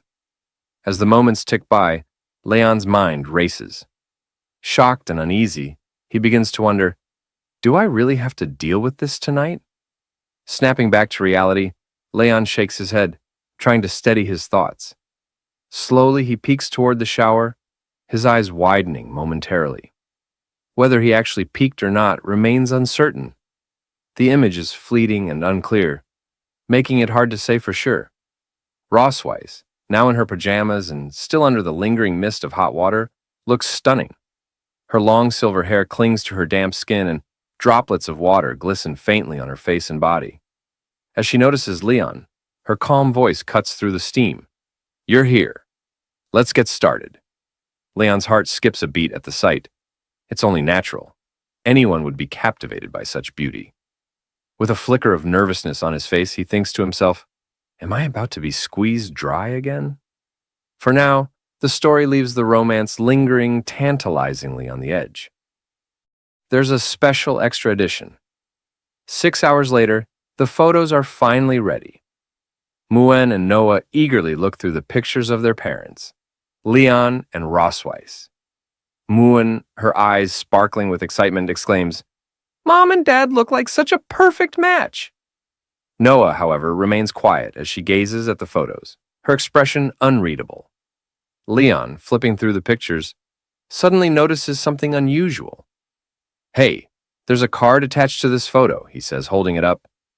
Hearing this, Rosweiss, her curiosity piqued, steps closer. Show it to me, she insists.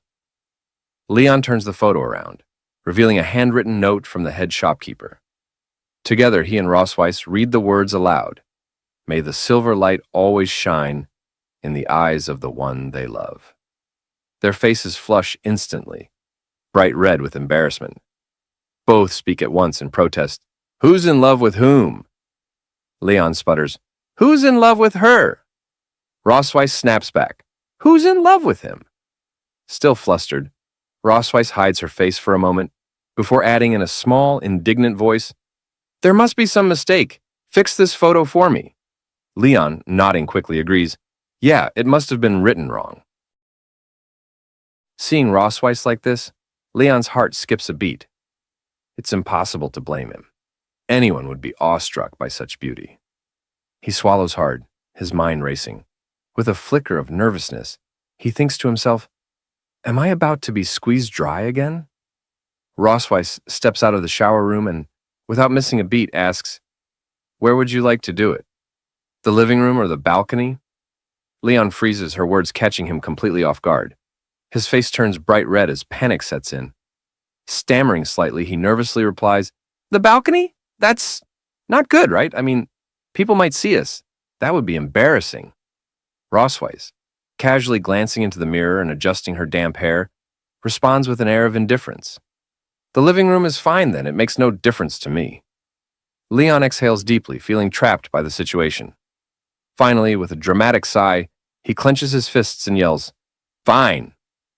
Come on, do it.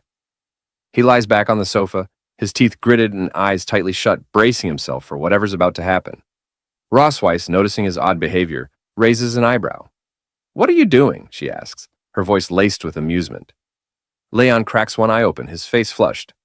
Aren't you going to, do it? He blurts out. Rosweiss, now sitting on the opposite sofa with her legs elegantly crossed, lets a sly smile creep onto her face. Mr. Casanova seems quite eager, she teases. Then, with a calm but playful tone, she adds, But tonight isn't suitable. Let's do it another day. Her words hit Leon like a bolt of lightning. He sits up abruptly, his face a vivid shade of crimson. What? He exclaims, utterly mortified. Rosweiss smirks, clearly enjoying his reaction, as Leon buries his face in his hands, silently vowing to get even for her teasing one day. Rosweiss places a paper on the table that she had been holding earlier. Leon, quickly sitting up on the sofa and coughing awkwardly, asks, What's this? Rosweiss adjusts her posture and explains, These are test questions from St. Heath Academy, used to evaluate viviparous families in the past. The questions focus on the partner's living habits, personalities, and shared experiences.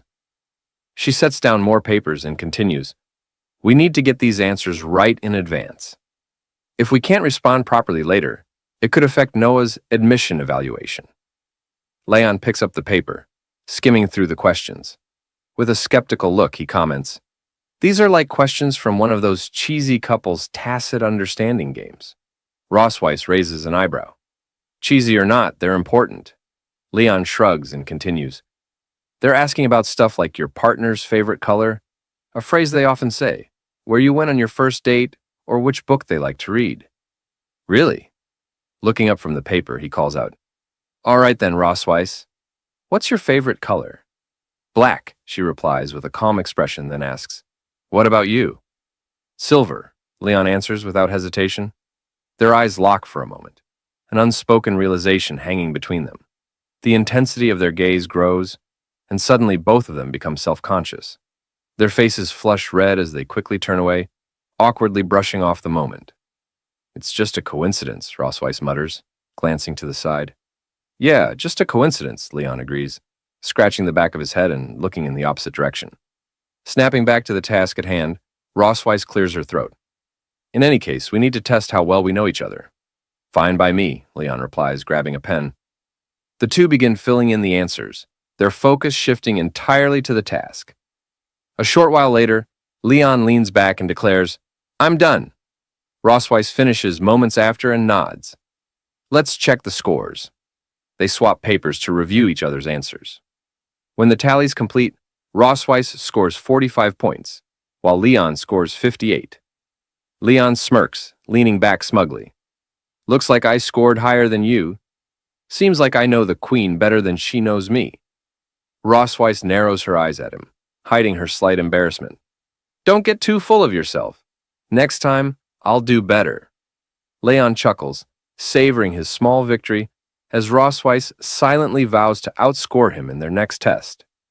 Hearing Leon's words, Rossweiss becomes visibly irritated, her cheeks puffing out as she makes a cute, pouting face. Glancing at her score, she feels a mix of frustration and surprise.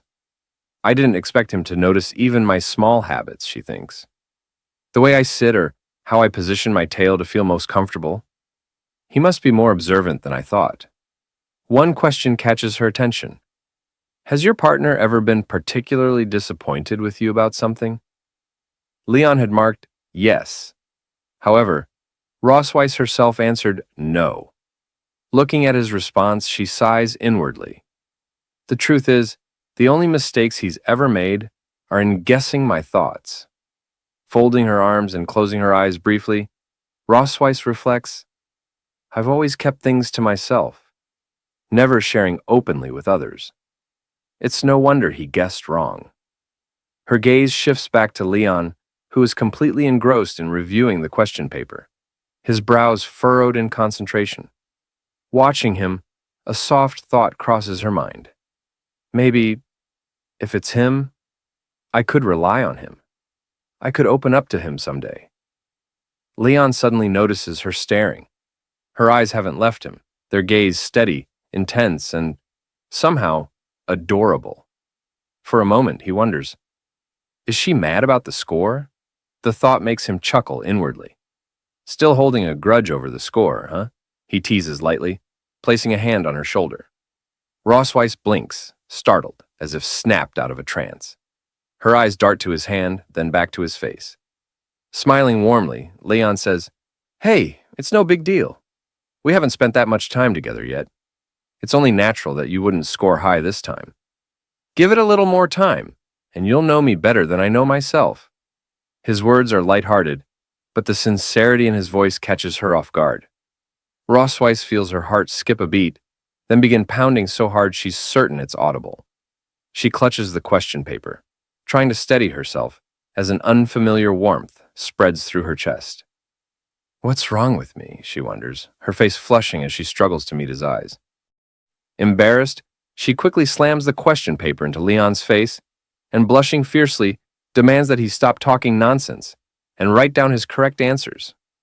Leon, still staring at her, asks with a teasing smile if she really got this question wrong.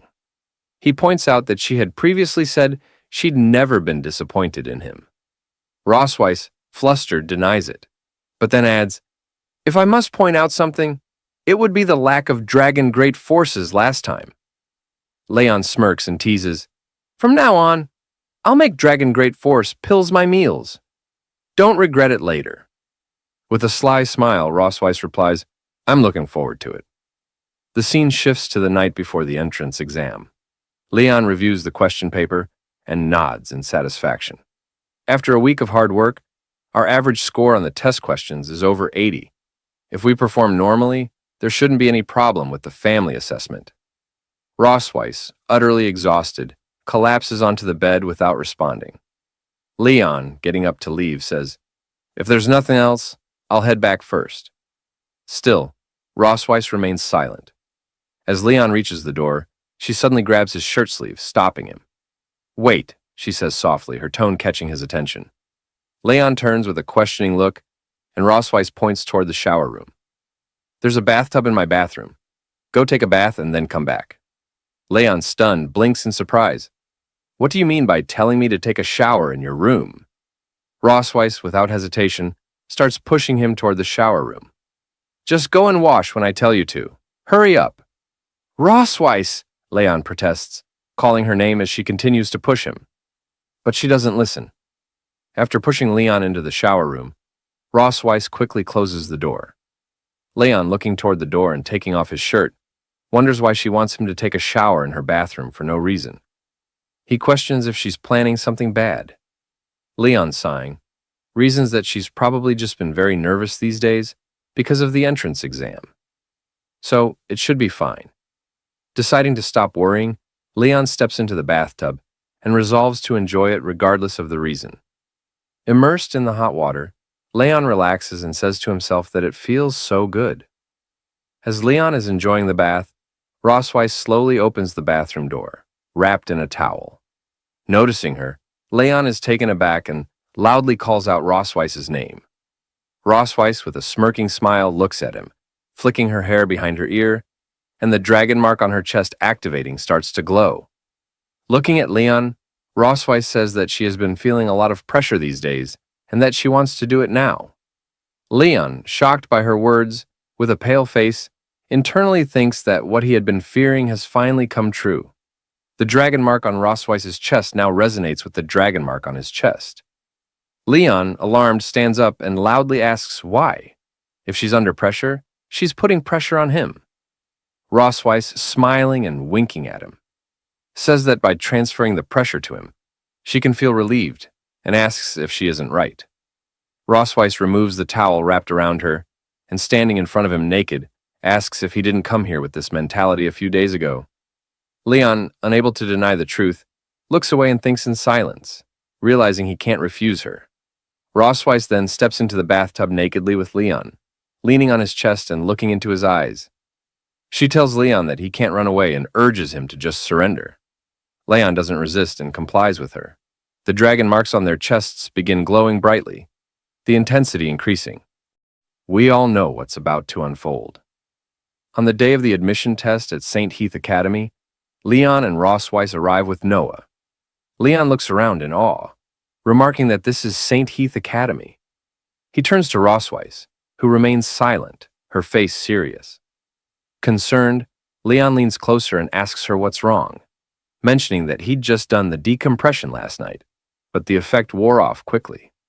Rossweiss's face flushes with embarrassment, and she hits his back, muttering for him to go to hell under her breath. Leon laughs and tells her to let's go. Together, they enter the academy. During registration, they submit Noah's details. The receptionist reads aloud, Noah K. Melkve, Silver Dragon Clan. Age, 1 year and 3 months. Seeing the receptionist's skeptical expression, Leon asks if there's a problem. The receptionist replies there's no issue, just a little surprise. She explains that while the academy's minimum age for young dragons to enroll is 1 year, most of the young dragons are around 4 to 6 years old. Then, with a slight smirk, she asks if Noah is the princess, suggesting she might be a bit too young. Rossweiss, her face serious, responds that Noah is very smart and that her age is no issue. They respect her decision. The receptionist nods and tells them to proceed. She informs them that a special staff member will escort Noah to the written test, while the accompanying parents will need to go to the 4th floor for a home assessment. On the 4th floor in the meeting room, Leon and Rossweiss sit with the academy staff. Rossweiss, holding Leon's hand and leaning close with a smile, whispers and asks, based on his experience, if he thinks the 3 people there are easy to deal with. Leon, looking at them with a straight, uninterested face, whispers back that they look easy to kill.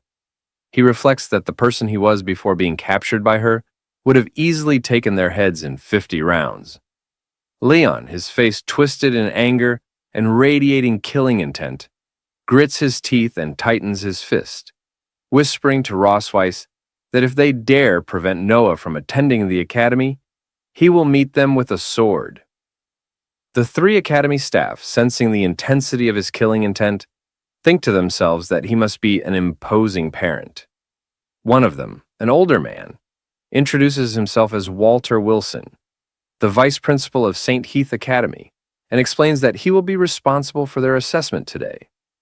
With a calm demeanor, the vice principal reassures them not to be nervous, urging them to simply relax and answer their questions.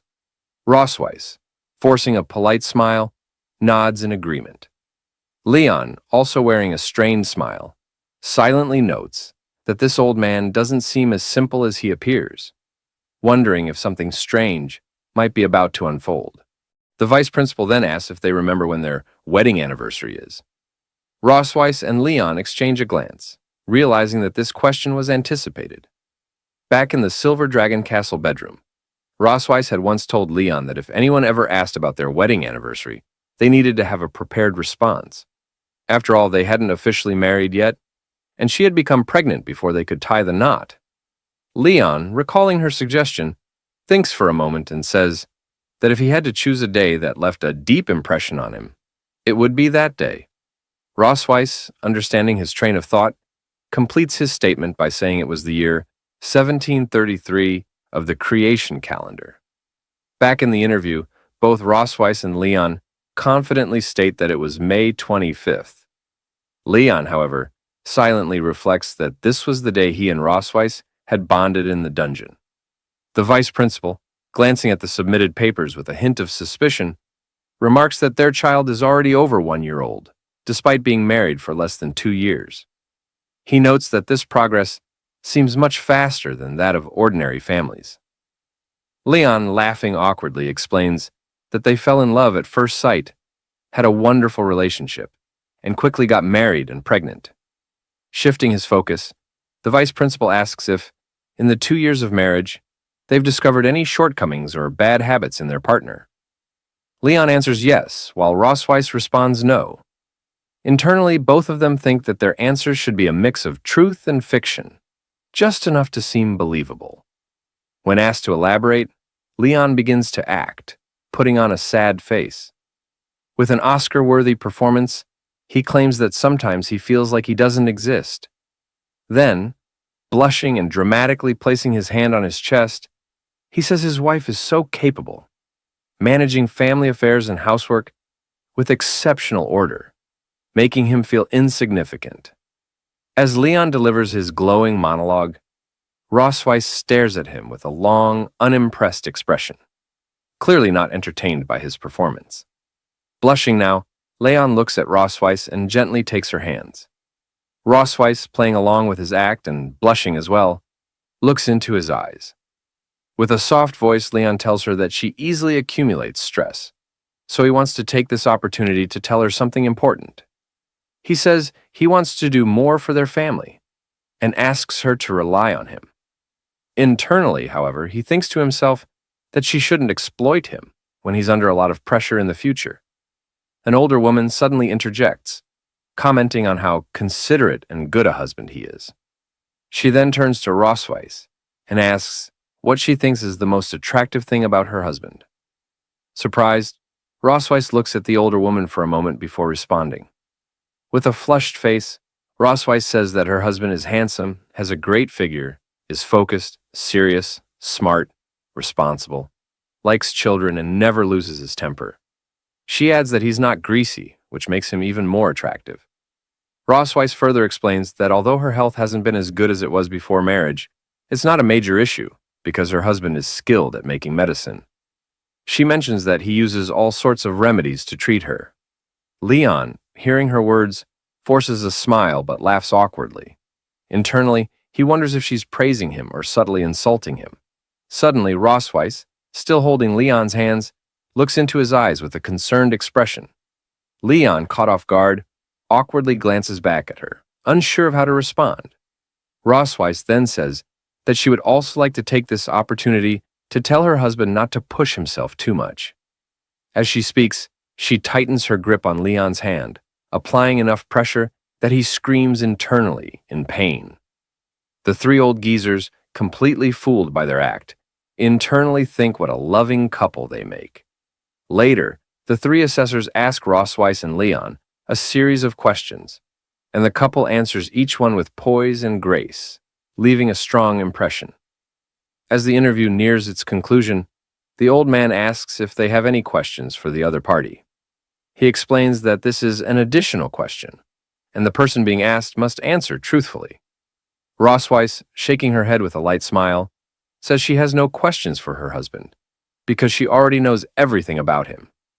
The old man then turns to Leon and asks if he has a question for Rossweiss. Leon, appearing deep in thought, pauses for a moment. Rossweiss, looking at him with a smirking smile, thinks to herself that the more one speaks, the more mistakes they make. It's better to wrap up the assessment quickly. Leon, suddenly looking at Rossweiss, asks if she likes the teddy bear he gave her. Rossweiss, hearing his words, is taken aback, her face flushing red. Internally, she thinks it's surprising that he would ask such a question, one completely unrelated to identity, position, or grudges. She finds that his thoughts always manage to surprise her. Flicking her hair behind her ear, still blushing slightly, she says that she likes it very much. Leon, hearing her response, smiles with satisfaction, saying that he understands and is fine with her answer. The vice principal, shaking hands with Leon, announces that the interview is now over. He informs them that the results of the assessment will be sent to Silver Dragon Castle via dragon letter in a few days, and thanks them once again for their cooperation. With the interview and Noah's test completed, they return to Silver Dragon Castle. A few days later, a little red dragon arrives with news from the academy. Muan, seeing the dragon enthusiastically calling out to Noah, exclaims that the dragon letter has arrived. Leon picks up the letter from the dragon and opens it, saying, "Let's have a look." As he opens the letter, it reads, "Dear Noah K. Melkfei, congratulations on passing the Academy's assessment. Please come to the Academy in 3 days to register and attend the entrance ceremony." The four of them, reading the letter, express their surprise and joy at Noah's acceptance.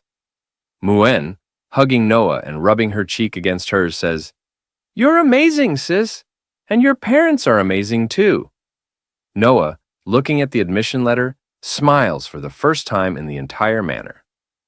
Rossweiss, glancing at Leon, thanks him. Leon, feeling proud, asks, "Why is she thanking me?" It's mainly up to Noah herself. She's truly worthy of being my daughter. Rossweiss, winking as she leaves, says she'll make a big meal to celebrate today, and Leon can come help so people won't say he doesn't exist in this family. Leon, smirking, agrees, saying, "I find you very petty, always holding a grudge." Now, St. Heath Academy's entrance ceremony was in full swing. The vice principal stood on the stage, congratulating everyone for passing the assessments and welcoming them to this prestigious event.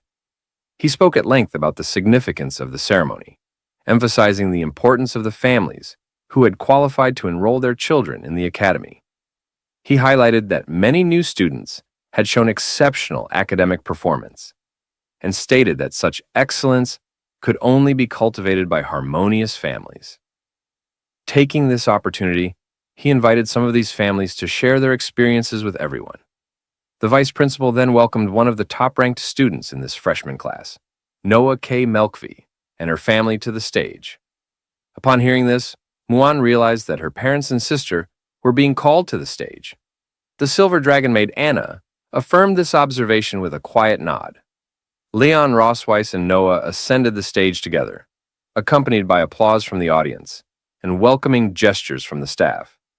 Leon, wearing an awkward smile, couldn't help but think, how did it come to this? The answer lay an hour earlier, just before the ceremony. The principal had informed them that Noah had achieved the highest score in the entrance exam, and their family had secured first place in the family assessment. The vice principal had then requested them to represent the freshmen and deliver a speech during the ceremony. Now, standing on the stage with a forced smile, Leon felt there was no way out.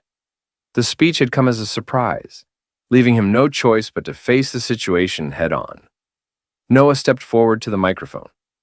The vice principal praised her as the youngest candidate to achieve the highest score and asked her to share her experiences with the audience. All eyes turned toward her in anticipation. Noah stood confidently on the stage, addressing the audience with a composed demeanor. She began by expressing her admiration for her mother, describing her as a powerful dragon who had always been her role model. When Noah proposed the idea of attending school, her mother not only gave her affirmation but also provided unwavering support. As she spoke, Rossweiss glanced at her with a light smile playing on her lips, clearly proud of her words. Noah continued, shifting her attention to her sister, Muan. She shared how her sister had always been there for her, a constant source of encouragement and love. Muan, listening from the audience, looked at Noah with enthusiastic and hopeful eyes. deeply touched by her sister's gratitude. After a brief pause, Noah let out a small sigh. On stage, Leon's thoughts wandered as he wondered whether she would mention him. Then, Noah continued, her voice softening as she approached the topic closest to her heart. She declared that the person she wanted to thank the most was her father. She explained how he had reviewed material with her every day, and often stayed up late into the night preparing resources for her studies. It was his dedication and effort that enabled her to stand where she was today. Hearing these heartfelt words, Leon was overwhelmed with emotion. Tears of joy welled up in his eyes as he softly called out Noah's name. Touched beyond words, Noah concluded her speech with a polite thanks to the audience before stepping back from the microphone. The vice principal, visibly moved by her words, remarked that Leon must truly be an exceptional father for his daughter to hold him in such high regard. Seizing the moment, he suggested that Leon give Noah a kiss to show his fatherly love. The suggestion left Leon momentarily stunned. His thoughts raced as he looked at the vice principal, wondering what could possibly have prompted such an idea. A sense of dread crept in as he considered the potential chaos that could unfold if he followed through. His gaze shifted to Noah, recalling how just a month ago she hadn't even allowed him to touch her without complaint. The idea of her permitting a public kiss seemed far-fetched. Leaning slightly toward her, he whispered that they could settle for a simple hug instead. Noah, however, looked away, a faint blush creeping onto her cheeks. Her voice was barely audible but firm as she told him to hurry up, finish the kiss, and put an end to the socially excruciating ordeal. Leon stared at her, stunned by her sudden change of tone. Her unexpected compliance left him at a loss for words, and he found himself softly uttering her name in disbelief as the moment unfolded. Hearing Noah's words, Leon decided to act with heartfelt resolve. Gently, he leaned forward and planted a fatherly kiss on her forehead. The gesture was simple yet profound, reflecting his deep affection and pride for his daughter. Muan, watching from the audience, couldn't contain her excitement. She jumped eagerly, declaring her desire to kiss her sister as well. However, Anna, ever vigilant, intervened, reminding Muan that, as a royal, she couldn't disrupt the ceremony by rushing onto the stage. Muan reluctantly settled back, casting a longing glance at Noah. Meanwhile, Ross Weiss exhaled in relief, thankful that the spotlight hadn't turned to her. Noah's face turned a deep shade of red at the unexpected display of affection. Leon noticed her reaction and offered her a soft smile, his expression radiating warmth. The vice principal, visibly moved by the scene, remarked on the strength of their family bond. He noted that truly excellent dragons never forget to show gratitude to their loved ones. The Melkvi family, he added, exemplified what a real family should be like. However, what came next left everyone stunned. The vice principal, with an air of cheerful oblivion, dropped an unexpected remark, revealing that he had kissed his own daughter in similar moments of pride. Then, as though inspired by his own example, he turned to Leon and suggested that, as a model of a loving couple, Leon should not forget his wife. Leon and Rossweiss were both taken aback, their expressions frozen in shock. Leon's teeth clenched, and his fists tightened as he stared at the vice principal, his anger barely contained. Rossweiss, on the other hand, seemed overwhelmed. Her face paled momentarily before she instinctively withdrew, unable to find the words to respond. Leon's thoughts surged with frustration. This old dragon is getting far too ahead of himself. I should have dealt with him during the assessment. Yet, as his gaze shifted to Noah, his resolve softened. This is her moment, her most important entrance ceremony. No matter how infuriating the situation, I won't let it overshadow her achievement. Steeling himself, Leon addressed Rossweiss with an air of mock enthusiasm. My dear wife, he said, his voice deliberately loud enough for all to hear, come now, aren't we the happiest and most harmonious family? Surely we must show everyone that we are. Rossweiss, caught off guard by his sudden declaration, flushed deeply. Her usual composure faltered as she glanced at him, her embarrassment unmistakable. The audience watched with amusement, the tension on stage blending into an unexpected display of familial affection. Rossweiss, her face flushed crimson, whispered softly, asking if Leon truly intended to kiss her in front of hundreds of dragons. Leon, maintaining his calm demeanor, assured her that there was no way he would go that far, not with Noah and Muan watching. He urged her to cooperate with him in this delicate moment. With a deep blush coloring her face, Rossweiss muttered that the whole situation was unbearably embarrassing. Leon, determined to move forward, closed the distance between them, gently wrapping his arms around her. His movements were slow and deliberate as he leaned in, his thoughts wandering. Though they had shared a bed and held hands many times before, they had never kissed, except for that one brief moment 2 years ago. Rossweiss, her heart racing, could only wonder why Leon appeared so calm, as though the weight of the moment didn't affect him at all. She told herself not to mind it and, accepting her fate, closed her eyes, bracing for the kiss she expected on her lips. But as she waited, Leon's lips never found hers. Instead, he kissed her gently on the cheek. Rossweiss's eyes opened in confusion, her expression a mixture of surprise and curiosity. She touched her cheek, still warm from the kiss, unable to hide the blush spreading across her face. Leon, with a respectful bow to the audience, declared that this was all he could do for them. A voice from the crowd asked why he hadn't kissed her on the lips, and others quickly chimed in, chanting for one more kiss. As the whispers filled the air, Leon leaned toward Rossweiss, his smirk evident as he whispered to her. His voice was low but teasing, stating that the kiss had been a good way to relieve some stress. Rossweiss, her anger rising, gritted her teeth and clenched her fists. She glared at him, her mind seething with frustration. How dare he use me to relieve his stress? She almost wished they weren't in front of so many people, where she could have pinned him to the ground and exacted her revenge in private. But for now, she had to swallow her pride. The audience was watching, and the day wasn't over yet. There would be other opportunities and perhaps some form of payback when they returned to the Silver Dragon Castle. She just had to wait and see if she could hold her composure long enough. The vice principal, grateful for the laughter and joy the Melkvi family had brought to the ceremony, thanked them warmly. He then invited Leon's family to step down from the stage to take a rest. Rossweiss, Leon, and Noah descended the steps together, their presence still lingering in the air as the vice principal continued with the remaining parts of the ceremony. The entrance ceremony proceeded, and eventually it came to an end.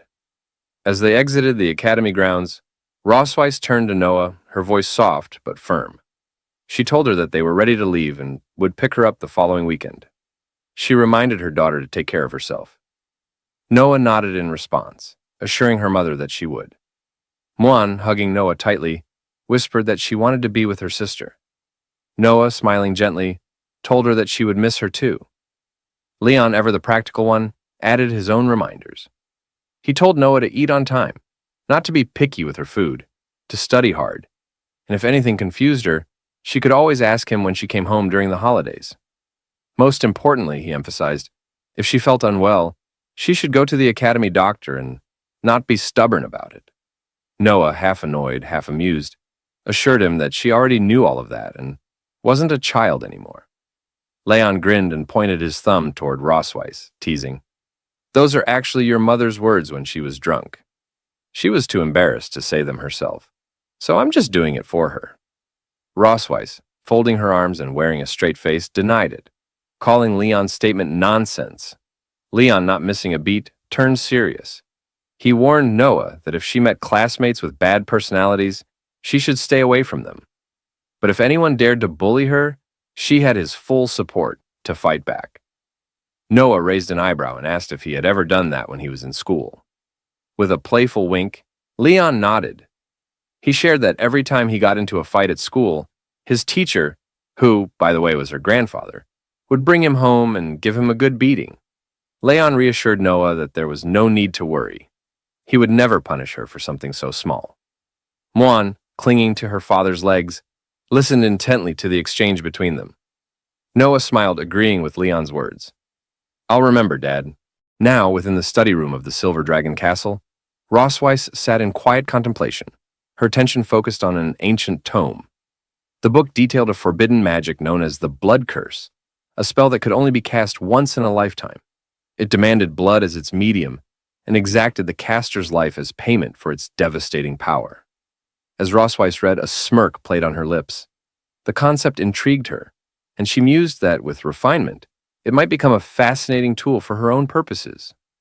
The silence of the room was disrupted by the subtle movement of a shadow slipping inside. Without looking up, Rosweiss acknowledged the presence and inquired about the person's return. The figure was Shirley, her trusted maid, and a member of the Silver Dragon clan. Shirley confirmed her arrival and approached with a report. Rosweiss inquired about the progress of the investigation, and Shirley regretfully admitted that there had been no success. Tiger Lawrence and his wife had vanished without a trace within the Empire. Their disappearance was marked by a meticulous erasure of information, leaving her subordinates unable to uncover any leads. This revelation drew Rosweiss's attention. She questioned what Shirley meant by missing, and Shirley elaborated that all traces of the couple had been wiped clean, suggesting the work of someone highly skilled. Reflecting on Leon's earlier description of his master as a simple old farmer, Rosweiss recognized the inconsistency. She concluded that there was far more to this man than met the eye. Before dismissing her maid, she instructed Shirley to prioritize her safety while continuing the investigation and to notify her immediately of any developments. Shirley acknowledged the command with unwavering loyalty. The scene shifts to the Silver Dragon Castle garden, where Leon is seen swinging a branch with all his strength, channeling his full power into each motion. After demonstrating, he turns his attention to Muan and instructs her to come over and swing the stick down hard, just as he had done. Muan, filled with enthusiasm, eagerly agrees to her father's request. She grabs the stick and begins swinging it aimlessly, her movements lacking coordination or focus. Leon watches her for a moment, uncertain how to respond to her wild efforts. Deciding to intervene, he steps forward and begins teaching Muan the proper way to hold the stick. He carefully adjusts her grip, demonstrates how to swing correctly, and even guides her into the right posture. As Leon continues his lesson, Rosweiss appears in the garden. Upon seeing her, Muan's expression brightens, and she cheerfully acknowledges her mother's presence. Leon, noticing Rosweiss as well, remarks on her return from her rounds. Rosweiss does not respond with words, instead offering only a smirking smile as her gaze meets Leon's. Muan runs to Rosweiss and clings to her, wrapping her arms around her mother in a tight hug. Rosweiss gently pats her daughter's head and asks if she had listened to her father today. Muan eagerly confirms that she has been obedient, proudly stating that her father even taught her how to hold a sword. Rosweiss responds with a warm, affectionate smile and acknowledges that it isn't bad. She then informs Muan that dinner will be ready soon, mentioning that she had requested the chef to prepare steak. She instructs Muan to go and change her clothes before dinner. The mention of steak causes Muan's eyes to sparkle with excitement. She exclaims her love for steak and skips away joyfully, singing a song about steak as she leaves. Anna, who had been nearby, follows her little highness and guides her toward the castle. Leon and Rosweiss stand together, watching Muan until she disappears from view. As the moment passes, Rosweiss turns to Leon, about to speak, but before she can say anything, Leon swings the wooden stick at her with sudden speed. The motion takes Rosweiss completely by surprise. She's caught off guard, freezing as the stick comes to an abrupt halt just near her throat.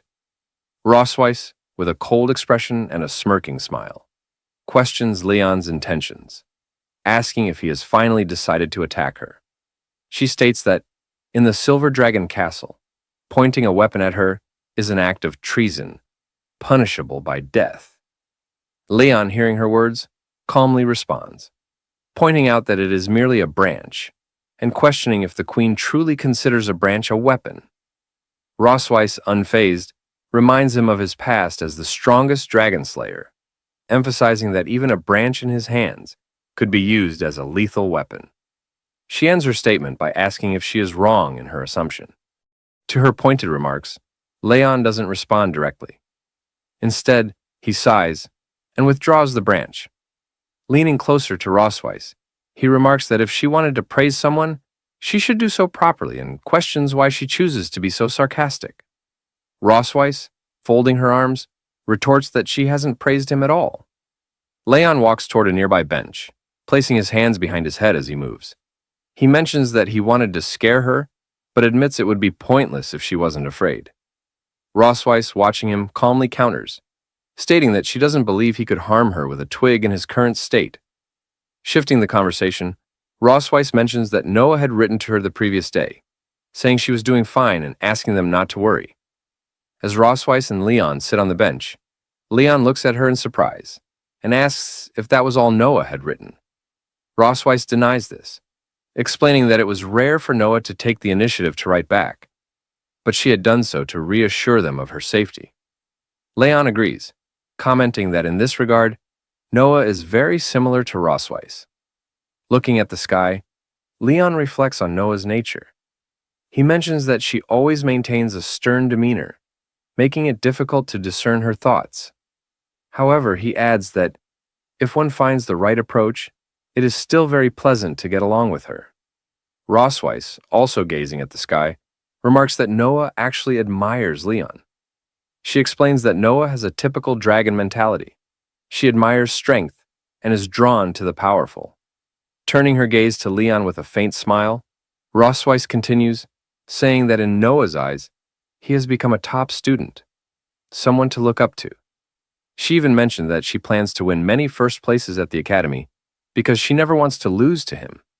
Leon, slightly embarrassed, responds with an awkward smile, commenting that he thought Noah considered him just a weak nerd. Rosweiss, removing her heels, shifts the conversation and brings up the time when Leon first woke up. She recalls how Noah avoided him and asks if she was right about that. Without waiting for an answer, she reveals that despite her behavior, Noah would often visit him while he was in a coma. Occasionally, when caught, she would make an excuse to come and see Muan. Leon, smiling faintly, remarks that Noah's tough side is very much like Rosweiss. Rosweiss, now looking upward, recalls their childhood. She shares how, as little ones, Noah and Muan would cry inconsolably, but the moment they were placed next to Leon, they would instantly calm down. She reflects that perhaps, even before anyone realized it, the bond of blood had already tied them together. Leon lowers his gaze, looking at his hands with a tinge of sadness in his expression. Quietly, he murmurs about the strangeness of blood relationships. His thoughts drift to his past. He remembers his childhood as an orphan, a time when he never experienced the love of parents. Family affection was an unknown concept to him. It wasn't until he was 5 years old that his master and his wife adopted him. Though they weren't connected by blood, they treated him as their own son, introducing him to the concept of home for the first time. Yet, even amidst this warmth, he occasionally felt a sense of loss, a quiet void lingering in his heart. Leon, sitting in silence, reflects on his past with a sad expression, longing for a time when his master and his wife had been his real parents. His mother, sensing his sorrow, gently patted his head and reassured him, telling him that one day he would become a father to someone else. Leon, uncertain and with a hint of doubt, asked if he would truly become a father.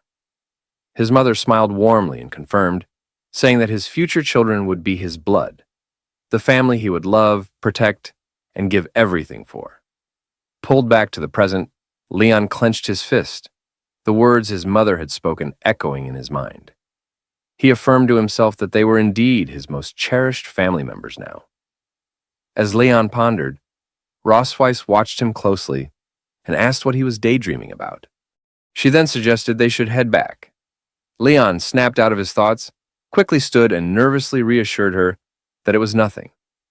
Thanking her for her words, he invited her to return together. Instead of slipping her heels back on, Rosweiss subtly slid toward Leon. Noticing her movement, Leon asked in confusion what she was doing now.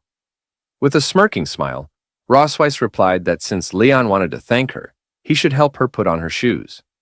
Leon, staring at her with a long, resigned expression, hesitated, clearly unsure but also a little exasperated. Their bond seemed to grow stronger and stronger with each interaction. Rossweiss, still smirking, repeated that if Leon truly wanted to thank her, he should help her put on her shoes. Leon, shocked and taken aback, repeated her request in disbelief, asking if she seriously expected him to help her put on her shoes. He declared there was no way he would do such a thing. Pointing his finger at her angrily, he reminded her that washing her feet last time had been humiliating enough, and now she wanted him to do even more. He questioned whether he had any dignity left. In response, Rossweiss kicked him in the face with her foot, silencing his complaints. She coldly reminded him that she still hadn't settled the score with him for kissing her at the entrance ceremony, and now he couldn't even help her put on her shoes. She stared at him with an arrogant expression, commanding him to stop talking nonsense and finish the task so they could leave. Leon, grumbling under his breath, finally agreed. He crouched down and placed her shoes on her feet. As he did so, Rossweiss smirked, commenting that despite his earlier reluctance, his movements were surprisingly quick. Leon retorted that it was true. Putting shoes on her was far easier than putting shoes on a donkey. The moment the words left his mouth, Rossweiss's expression darkened. She gritted her teeth in anger and glared at him. Without hesitation, she attempted to kick his head again. This time, however, Leon anticipated her move. Smiling, he bent backward, swiftly dodging her kick as her leg flew past his face. He immediately stood up and darted off, mocking her as he ran. He shouted back that as long as he ran fast enough, she wouldn't be able to catch him. Rossweiss stood there, clenching her fists and glaring at his retreating figure. Her thoughts simmered with fury as she resolved that no matter how fast he ran, it wouldn't save him from what awaited him that night. We don't exactly know how things unfolded that night, but we can imagine what might have happened. A few days later, Leon, Rossweiss, and Muan waited outside. Rossweiss and Leon noticed something and turned their gaze to the sky.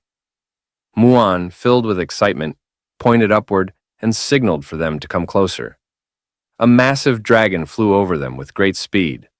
Its immense size caught Leon's attention, and he observed it in surprise, noting that it was several times larger than Rossweiss's transformed form. The dragon approaching them was the Leviathan, a giant dragon renowned for its size and endurance. Rossweiss, watching the Leviathan, remarked that despite its massive size, it was not particularly powerful.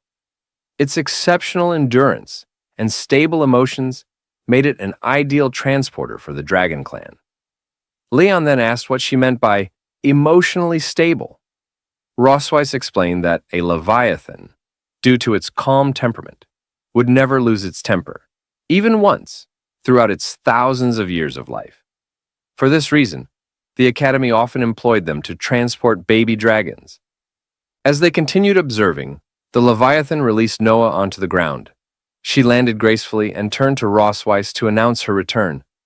Rossweiss welcomed Noah warmly, her gaze softening at the sight of her daughter. Muan quickly rushed to Noah and hugged her tightly, expressing how much she had missed her. Noah, with a slight blush on her face, looked at Leon and tried to speak to him, but her words faltered, breaking mid-sentence. Leon noticed her hesitation and thought to himself that she still wasn't accustomed to calling him Dad. Leon and Rossweiss, holding their daughter's hands, walked inside together. On the way, Leon expressed his happiness at Noah's return, mentioning that he and her mother had prepared many of her favorite dishes to celebrate her homecoming. After heading inside the Silver Dragon Castle, Noah presented her test papers to Leon and Rossweiss. She began listing her achievements one by one. For basics of alchemy machinery, she had secured first place with full marks. For Introduction to Magic, Young Dragon Edition, she achieved first place with full marks.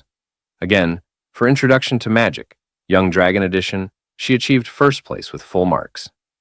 For History of the Dragon Clan, Young Dragon Volume, she maintained her streak, earning first place with full marks. As she detailed her results, Rossweiss smiled proudly while looking over the papers, her admiration evident. Beside her, Muan observed with bright, curious eyes, captivated by her sister's accomplishments. However, when Noah hesitated slightly, her voice grew softer as she mentioned the last subject. For all-round physical fitness, she had only scored 95 points and didn't get first place. She apologized for the shortcoming, looking slightly dejected.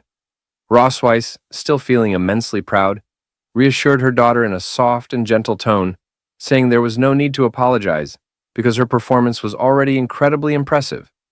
Muan, agreeing with her mother, wholeheartedly held Noah's hand and expressed her support. In her heart, her sister was the best, no matter what. Meanwhile, Leon took the test papers and examined them carefully. As he looked at his two daughters, a smile of mixed emotions crossed his face. He thought about how Noah wasn't very good at expressing her feelings, while Muan expressed hers perhaps too openly. As their father, he felt it was his role to balance things out. After reviewing the all-round physical fitness test paper, Leon commented on the results. He noted that activities like running, bench pressing, and pull-ups were all basic physical training. Considering that Noah was competing with young dragons, who were only 4 or 5 years old, it was natural for her physical fitness to fall slightly behind theirs. Then, showing the paper to Noah, Leon pointed out that she had won 9 out of 10 actual combat matches, giving her the highest winning rate in the class. This, he explained, demonstrated her superior strategy and fighting skills, despite not being as physically strong. He encouraged her not to worry about being third, reassuring her that she would have plenty of opportunities to surpass them in the future. Hearing her father's words, Noah nodded in understanding. She then mentioned that her mother had told her that father had been the top student in every subject when he was in school. Leon then explained that when he first entered school, he wasn't at the top of the class. However, he gradually rose to first place through sheer hard work and perseverance. With a reassuring smile, Leon told Noah that she still had plenty of time and shouldn't let one mistake get her down. He believed she could do better. Determined, Noah clenched her tiny fists and nodded, understanding his words. Muan, full of enthusiasm and curiosity, asked her parents who would win if Dad fought Mom, given how powerful Dad is. In response, Leon and Rosweiss placed their hands on their chests, each confident in their own answer. Leon, with certainty, said it would be him, while Rosweiss declared it would be her.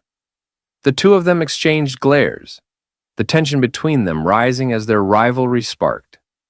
Leon, chuckling, recalled his combat training, boasting that no one could match him in hand-to-hand, weapon, or magic combat. He insisted, of course, that he was the better fighter. Rosweiss, folding her arms and narrowing her eyes, responded with a smirk. While she hadn't won as many honors in the academy as Leon, she focused on winning the key games. We might suspect this could be a little white lie given Rosweiss's expression, but they would see about it. The rivalry between Leon and Rosweiss ignited further as they stared at each other, their competitive spirits fully engaged. As Rosweiss teased Leon, asking if it was because he had never managed to beat her that he married her, she implied that he had been captured by her. Their conversation is filled with hidden meanings, especially since the children are present and listening. They have to hide the past. Leon, with a smirk, responds that it was actually because she failed to beat him, referencing their time in the dungeon. Leon says that because of that, they have 2 lovely daughters, Muan and Noah. Suddenly, Leon and Rosweiss dash out of the room. Rosweiss, not missing a beat, suggests they go outside and have a fight. Leon, eager to demonstrate his strength, agrees, saying he's been wanting to show it for a long time. Muan and Noah awkwardly watch them before running after their parents. Noah grabs Muan's hand and runs to catch up with them.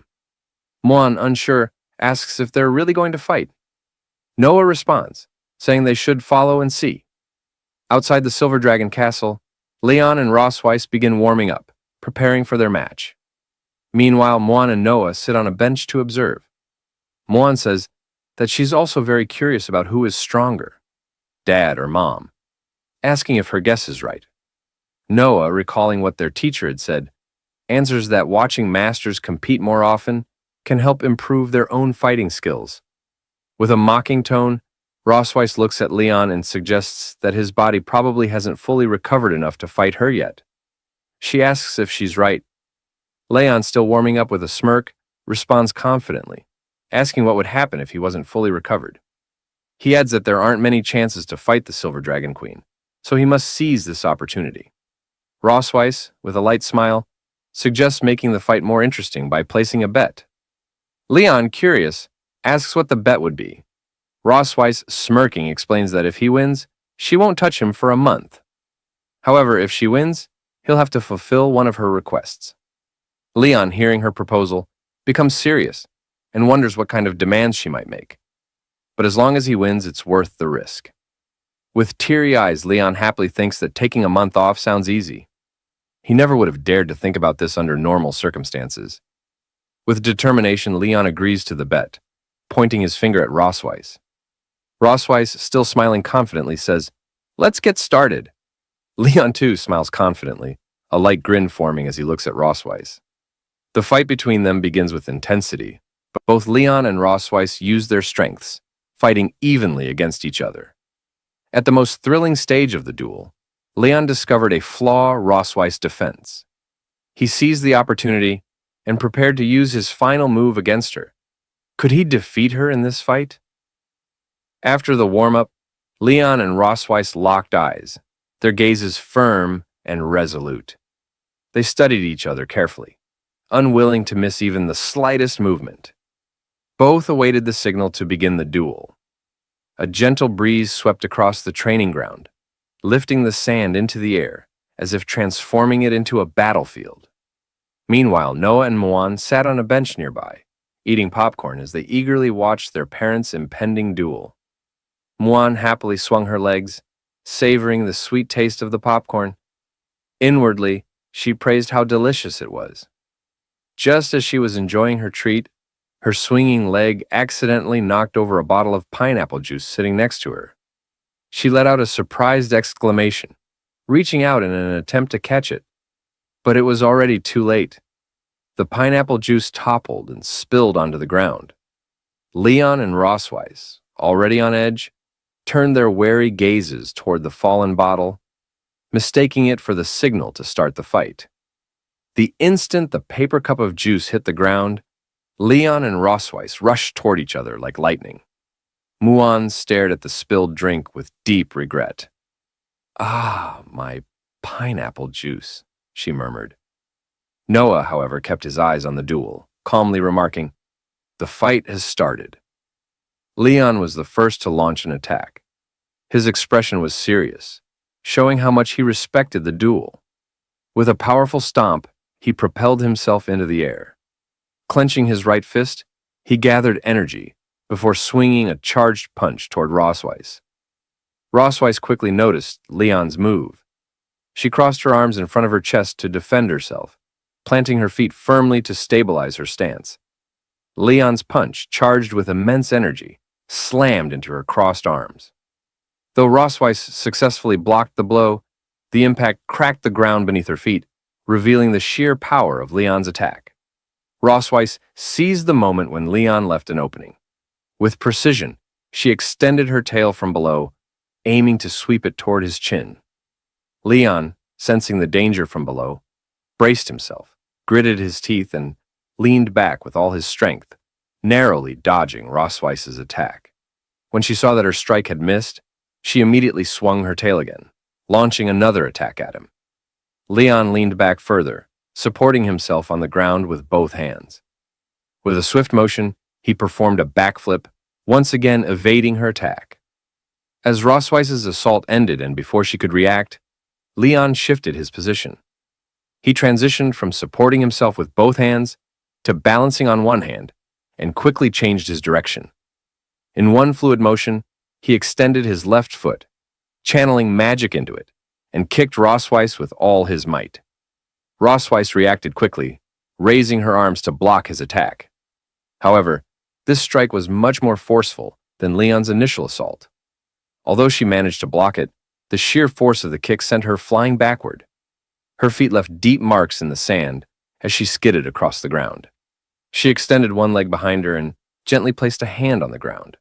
barely managing to stabilize her balance. Rosweiss furrowed her brow, her gaze fixed cautiously on Leon. As she replayed the strength and precision of his recent attack in her mind, she realized she was at a disadvantage in terms of physical combat. I don't have an edge over him in physical skills, she thought. I need to create some distance. Rosweiss decided to shift her approach. She resolved to use her dragon flame to gain the space she needed to turn the fight in her favor. Rosweiss brought her left hand closer to her right, channeling powerful purple magic. The energy swirled around her hands, lifting the surrounding sand and radiating immense power.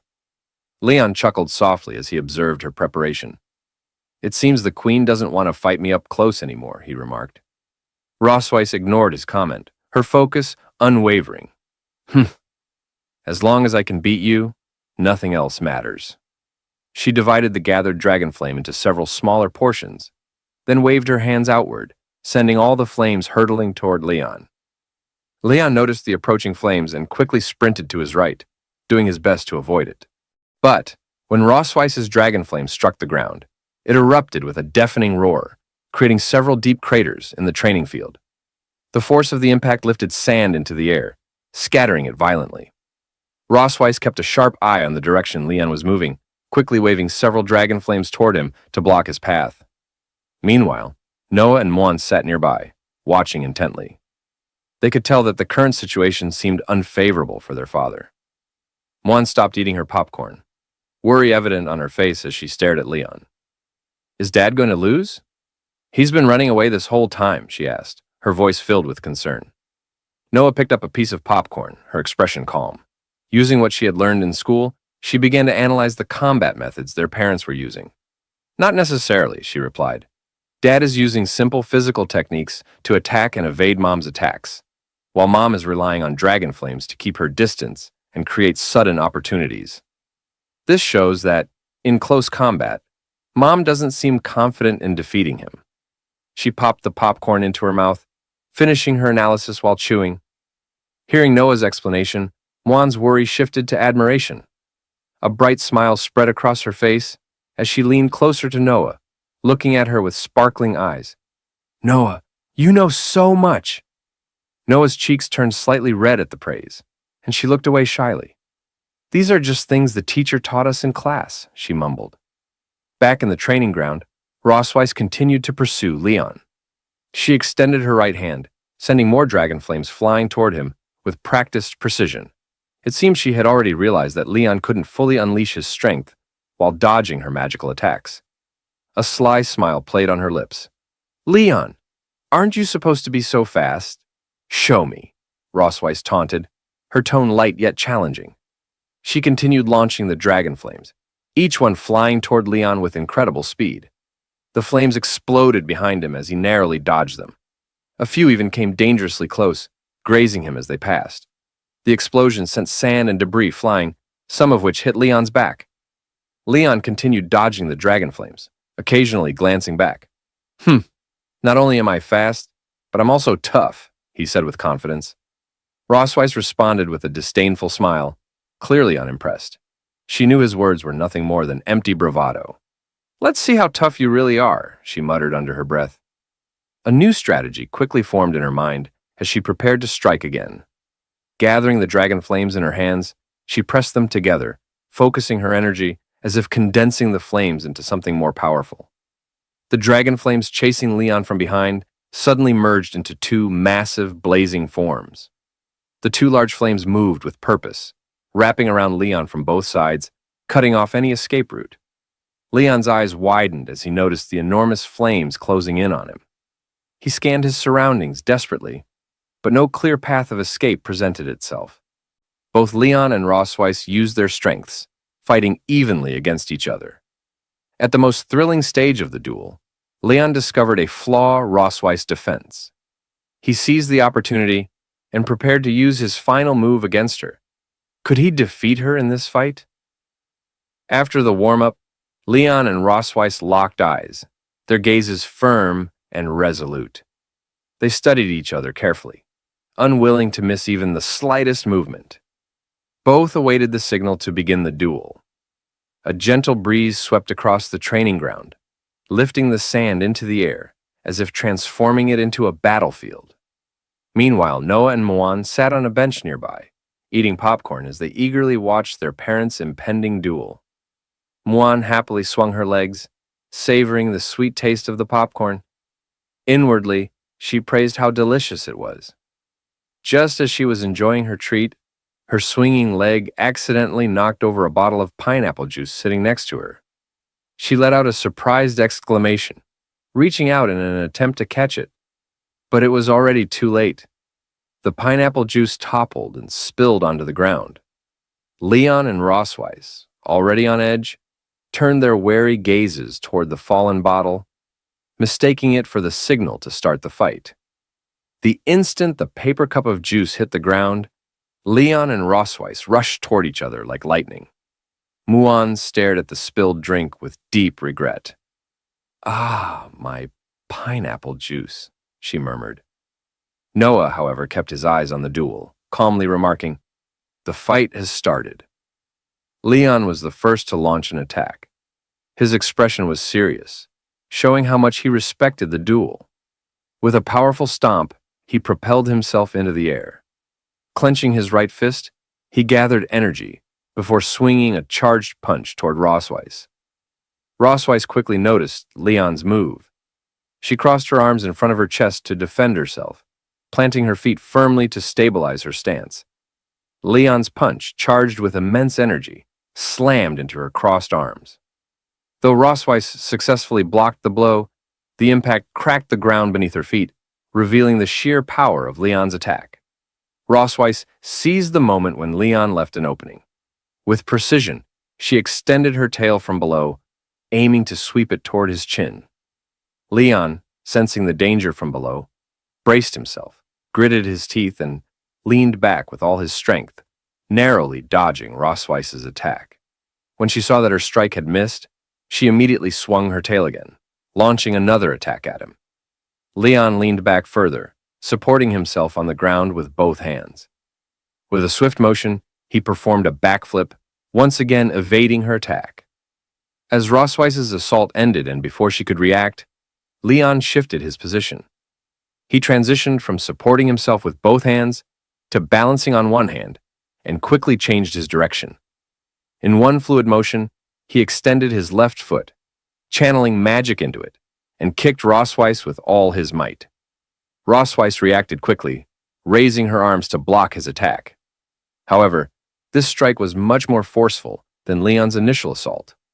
Although she managed to block it, the sheer force of the kick sent her flying backward. Her feet left deep marks in the sand as she skidded across the ground. She extended one leg behind her and gently placed a hand on the ground, barely managing to stabilize her balance. Rossweiss furrowed her brow, her gaze fixed cautiously on Leon. As she replayed the strength and precision of his recent attack in her mind, she realized she was at a disadvantage in terms of physical combat. "I don't have an edge over him in physical skills," she thought. "I need to create some distance." Rossweiss decided to shift her approach. She resolved to use her dragon flame to gain the space she needed to turn the fight in her favor. Rossweiss brought her left hand closer to her right, channeling powerful purple magic. The energy swirled around her hands, lifting the surrounding sand and radiating immense power. Leon chuckled softly as he observed her preparation. "It seems the queen doesn't want to fight me up close anymore," he remarked. Rossweiss ignored his comment, her focus unwavering. "As long as I can beat you, nothing else matters." She divided the gathered dragon flame into several smaller portions, then waved her hands outward, sending all the flames hurtling toward Leon. Leon noticed the approaching flames and quickly sprinted to his right, doing his best to avoid it. But when Rossweiss's dragon flame struck the ground, it erupted with a deafening roar, creating several deep craters in the training field. The force of the impact lifted sand into the air, scattering it violently. Rossweiss kept a sharp eye on the direction Leon was moving, quickly waving several dragon flames toward him to block his path. Meanwhile, Noah and Muan sat nearby, watching intently. They could tell that the current situation seemed unfavorable for their father. Muan stopped eating her popcorn, worry evident on her face as she stared at Leon. "Is Dad going to lose?" "He's been running away this whole time," she asked, her voice filled with concern. Noah picked up a piece of popcorn, her expression calm. Using what she had learned in school, she began to analyze the combat methods their parents were using. Not necessarily, she replied. Dad is using simple physical techniques to attack and evade Mom's attacks, while Mom is relying on dragon flames to keep her distance and create sudden opportunities. This shows that, in close combat, Mom doesn't seem confident in defeating him. She popped the popcorn into her mouth, finishing her analysis while chewing.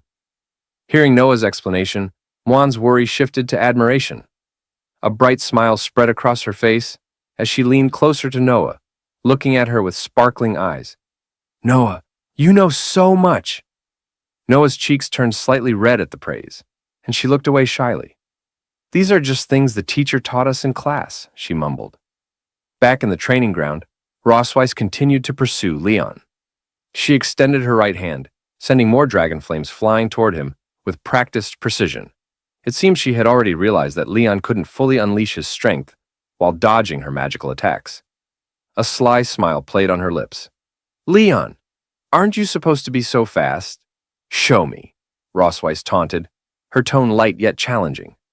She continued launching the dragon flames, each one flying toward Leon with incredible speed. The flames exploded behind him as he narrowly dodged them. A few even came dangerously close, grazing him as they passed.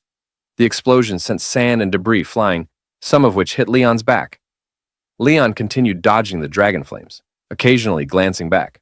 Not only am I fast, but I'm also tough, he said with confidence. Rossweiss responded with a disdainful smile, clearly unimpressed. She knew his words were nothing more than empty bravado. Let's see how tough you really are, she muttered under her breath. A new strategy quickly formed in her mind as she prepared to strike again. Gathering the dragon flames in her hands, she pressed them together, focusing her energy as if condensing the flames into something more powerful. The dragon flames chasing Leon from behind suddenly merged into two massive, blazing forms. The two large flames moved with purpose, wrapping around Leon from both sides, cutting off any escape route. Leon's eyes widened as he noticed the enormous flames closing in on him. He scanned his surroundings desperately, but no clear path of escape presented itself. Soon, there was a huge explosion from the place where Leon was just now. Emitting a particularly bright purple light, the immense power of Dragon Flame also blew up a huge deep pit on the ground. The flying dust combined with sand to form thick smoke. This made it difficult to see what happened to Leon. Suddenly, a blue lightning bolt appeared in the thick smoke. Immediately afterwards, Leon rushed out from the thick smoke. He leaped high and left the smoke behind. He was wrapped in many blue lightning bolts. He gave a confident smile to Rossweiss. Isn't it too slow? Rossweiss. The strong wind brought by Leon when he rushed out scattered Rossweiss's hair. She noticed the electric current on Leon's body and couldn't help but be surprised by him.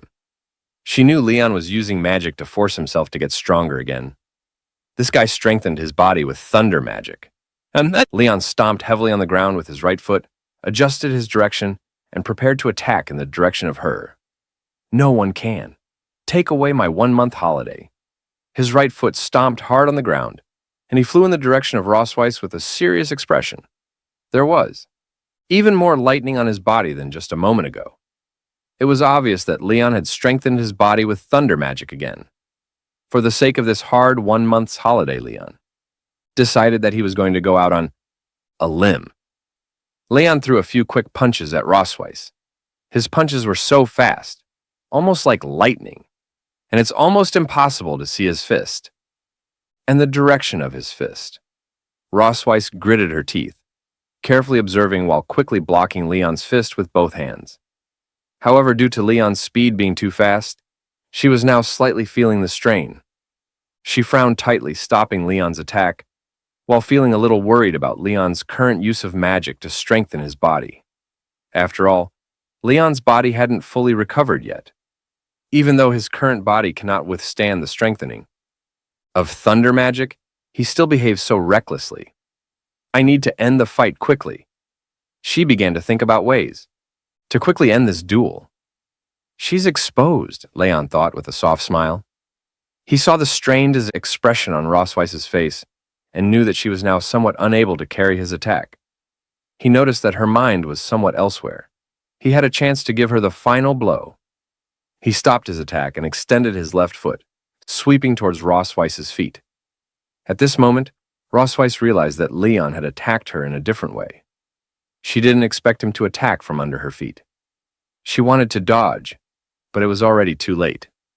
She tripped over Leon's foot and lost her balance a bit. Rossweiss struggled to lean back, trying to dodge Leon's next attack. She wanted to find an opportunity to attack, but the current situation made it impossible for her to fight back. Leon gathered all the thunder magic onto his right fist and extended it towards Rossweiss. He looked at her firmly with a confident smile on his face, as if expressing to her that the victory was determined. I won. Rossweiss was originally going to lean back and then find a chance to stand firm, blocking Leon's punch towards her. However, due to Leon's sudden attack on her, she was unable to maintain balance. Her hand reached into the air, and she was about to fall to the ground. As Leon was about to deliver the final blow, he noticed that she was unable to defend herself and risked getting hurt, so he immediately stopped attacking. Leon restrained his thunder magic and reached out to grab her. He pulled hard and pulled her back in his direction. As she was about to fall, after pulling Rossweiss up, they changed their standing direction. Leon placed his hand on her waist and supported her to prevent her from losing balance again. He held her firmly in his arms. Rossweiss's twin peaks touched Leon's chest. She felt the warmth coming from him, which made her feel a little tempted. This scene seems like a plot from a romance novel. Leon and Rossweiss's faces were both flushed. They all looked at each other affectionately. Leon slowly approached Rossweiss. Rossweiss said softly, "Leon." Just as Leon was immersed in what seemed like a romantic atmosphere, Rossweiss quietly extended the dragon. Flame gathered in her hand to Leon's chest. It was then that Leon sensed something was wrong. He lowered his head and saw that his chest had been burned by dragon flame. "Ah, it's burning." Leon looked nervously at the burning dragon flame in his chest and shouted loudly. He immediately let go of Rossweiss and tried to extinguish it with his hands. But the dragon flame seemed to be getting stronger and stronger. Leon was somewhat at a loss about this. Suddenly, Leon discovered a problem. Although it was burned, he didn't seem to feel his chest hot. Huh? This fire doesn't feel that hot? He lowered his head and saw that Rossweiss's dragon flame had slowly begun to disappear. The fabric on the chest was only partially burned, leaving some burnt marks. Rossweiss looked at him seriously. She was dissatisfied with his attitude. "Just now. The fight is not over yet. How can you distract yourself?" Hearing the loud explosion of dragon flame landing on the ground, Noah and Muan put down their snacks and walked over. Due to the smoke just now surrounding Leon and Rossweiss, Mom, who won in the end? Although Leon doesn't want to admit it, the fact is right in front of him. He had no reason to defend himself, so he had to admit defeat. He pouted and said finally, "I am careless. I lost this time." Rossweiss closed her eyes and softly praised him. "I have to admit that you are indeed very strong. You don't have enchanted armor or handy weapons. You can fight me like this just by relying on your physical skills. Before you, no one had ever been able to. Do it." Leon clenched his fists and said to her with some reluctance, "Isn't that right? If I fight with all my might, I can definitely beat you." Since Rossweiss has won against Leon, must meet her demands. Rossweiss gave him a sly smile. "Now that you've admitted defeat, don't forget our bet." Rossweiss's words were like a sharp arrow, piercing straight into Leon's body. He seemed to have been attacked by tens of thousands of points. Just now, all he was thinking about was pulling up the tsune to fall Rossweiss, completely ignoring the bet. I forgot about the bet. As soon as Leon thought of being manipulated by Rossweiss, he felt that his body was about to be at risk again. He lay on the ground, feeling like his soul was about to leave him. Noah and Muan crouched beside them, curiously looking at their father on the ground. Muan raised a question to Rossweiss. "Mom, did Dad die?" Rossweiss stood beside them, smiling at them, and replied, Don't worry. He just used his strength too much and fainted due to exhaustion. He will recover soon. Since Leon lost to her in the duel, he had to agree to her demands. So, that night in the children's room of the Silver Dragon Temple, Leon sat with his daughters, his voice soft but firm. He told Noah that after he left, she would need to take good care of Muan. Since Muan was still young and far less aware than her older sister, it was up to Noah to watch over her. Then, turning to Muan, he gently reminded her to listen to her sister and not make things difficult for her. Both girls listened quietly to their father's instructions, their expressions calm and attentive. Leon sighed deeply, his heart heavy, his eyes glistening with unshed tears. What troubled him most about this departure wasn't the journey ahead. It was leaving behind his daughters, both barely over a year old. He couldn't fathom how their mother could bear to pull him away from them. Noah pouted, crossing her arms. You're just going to Mom's house for one night. Why are you acting like it's the end of the world? Leon gave a slight shudder, his voice dropping as he replied, In a way, being at your mother's mercy for an entire night is far more terrifying than anything else. At that, Muan piped up, her eyes wide with excitement. I know what Mommy wants to do, she exclaimed. She wants to eat Daddy. She beamed, proud of her knowledge. I read in a book that when a lady mantis marries a boy mantis, she eats him after. Leon chuckled, though his smile was tight. Well, that's not exactly what's happening, he said, ruffling her hair. But Daddy might still be getting consumed in some way. He squinted at Muan, pretending to be suspicious. Why do you look so happy about that? At that moment, Rosweiss, who had been standing just outside the door, swept into the room with a sharp glare aimed at Leon. Stop filling their heads with nonsense, she snapped, as if I'm some kind of monster. She pulled the blanket up over the girls, her tone softening. You two should go to bed early and not worry about anything. I just need to talk to your father about some important matters. Leon flinched slightly at her words. Important matters? He muttered under his breath. What kind of important matters could she mean? Rosweiss, catching his tone, raised an eyebrow. Probably the mysteries of the universe, she said dryly. Leon grumbled, The origins of life? Rosweiss rolled her eyes. No, the deeper secrets of the world. Grinding his teeth, Leon muttered under his breath, You mean the intricacies of the human body? With an exasperated sigh, Rosweiss grabbed his arm and tugged him toward the door. I've had enough of your rambling. Hurry up and follow me. Leon hesitated in the doorway, glancing back at his daughters. I still have some final words for them. He turned to Noah and Muan, his eyes softening. Remember, I will always love you, no matter what. As the door clicked shut behind their parents, Muan frowned and whispered to her sister, What do you think Mom and Dad are going to do? Noah shrugged, pulling the blanket tighter around them. I don't know, she mumbled. Let them figure it out themselves. Silly adults. Meanwhile, in the queen's bedroom of the Silver Dragon Temple, Rosweiss sipped from a glass of wine, her eyes glinting with amusement as she watched Leon's growing unease. She smirks and asks, Aren't you going to join me? Leon abruptly shakes his head, firmly refusing. Rosweiss pauses for a moment, her eyes gleaming with mischief.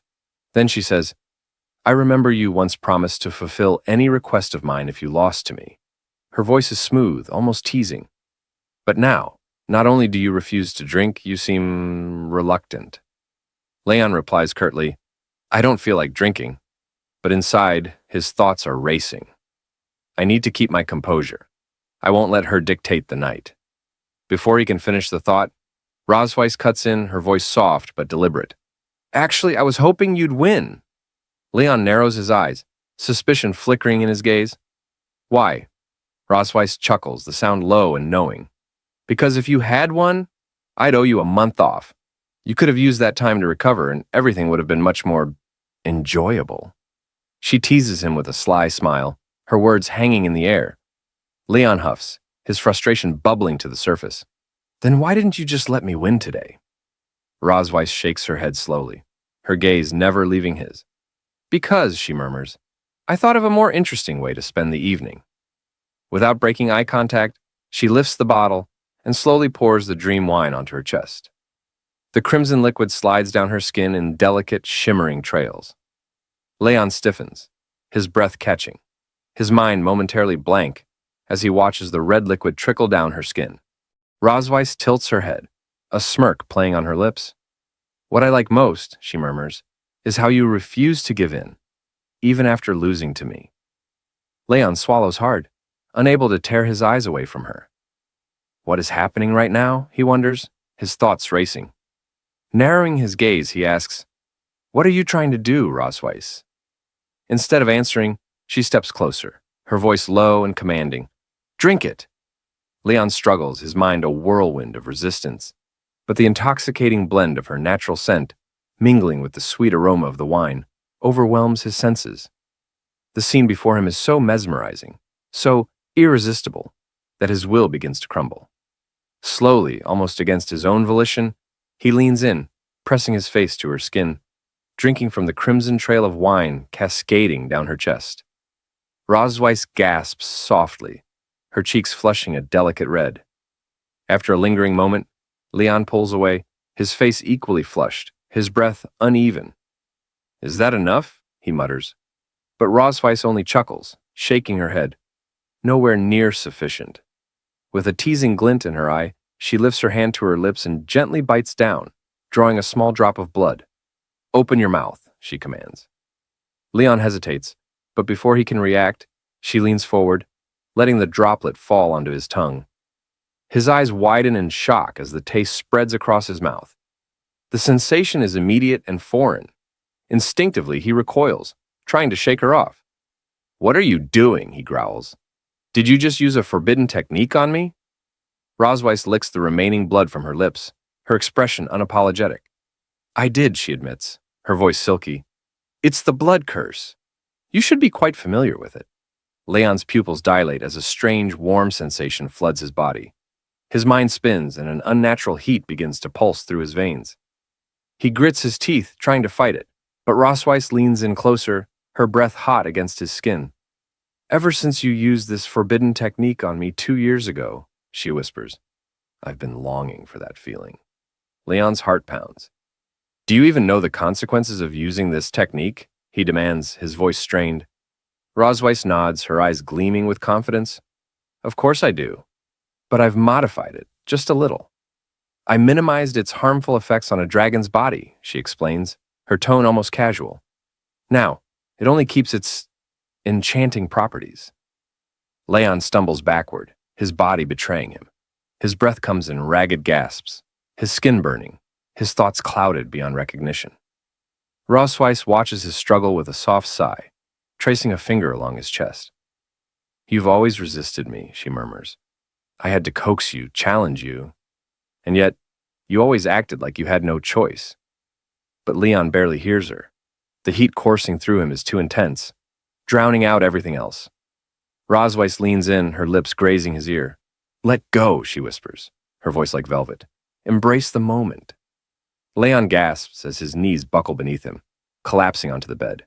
Rosweiss giggles, watching him with predatory delight. Standing before him, she announces, "The game has begun," her eyes glowing with satisfaction.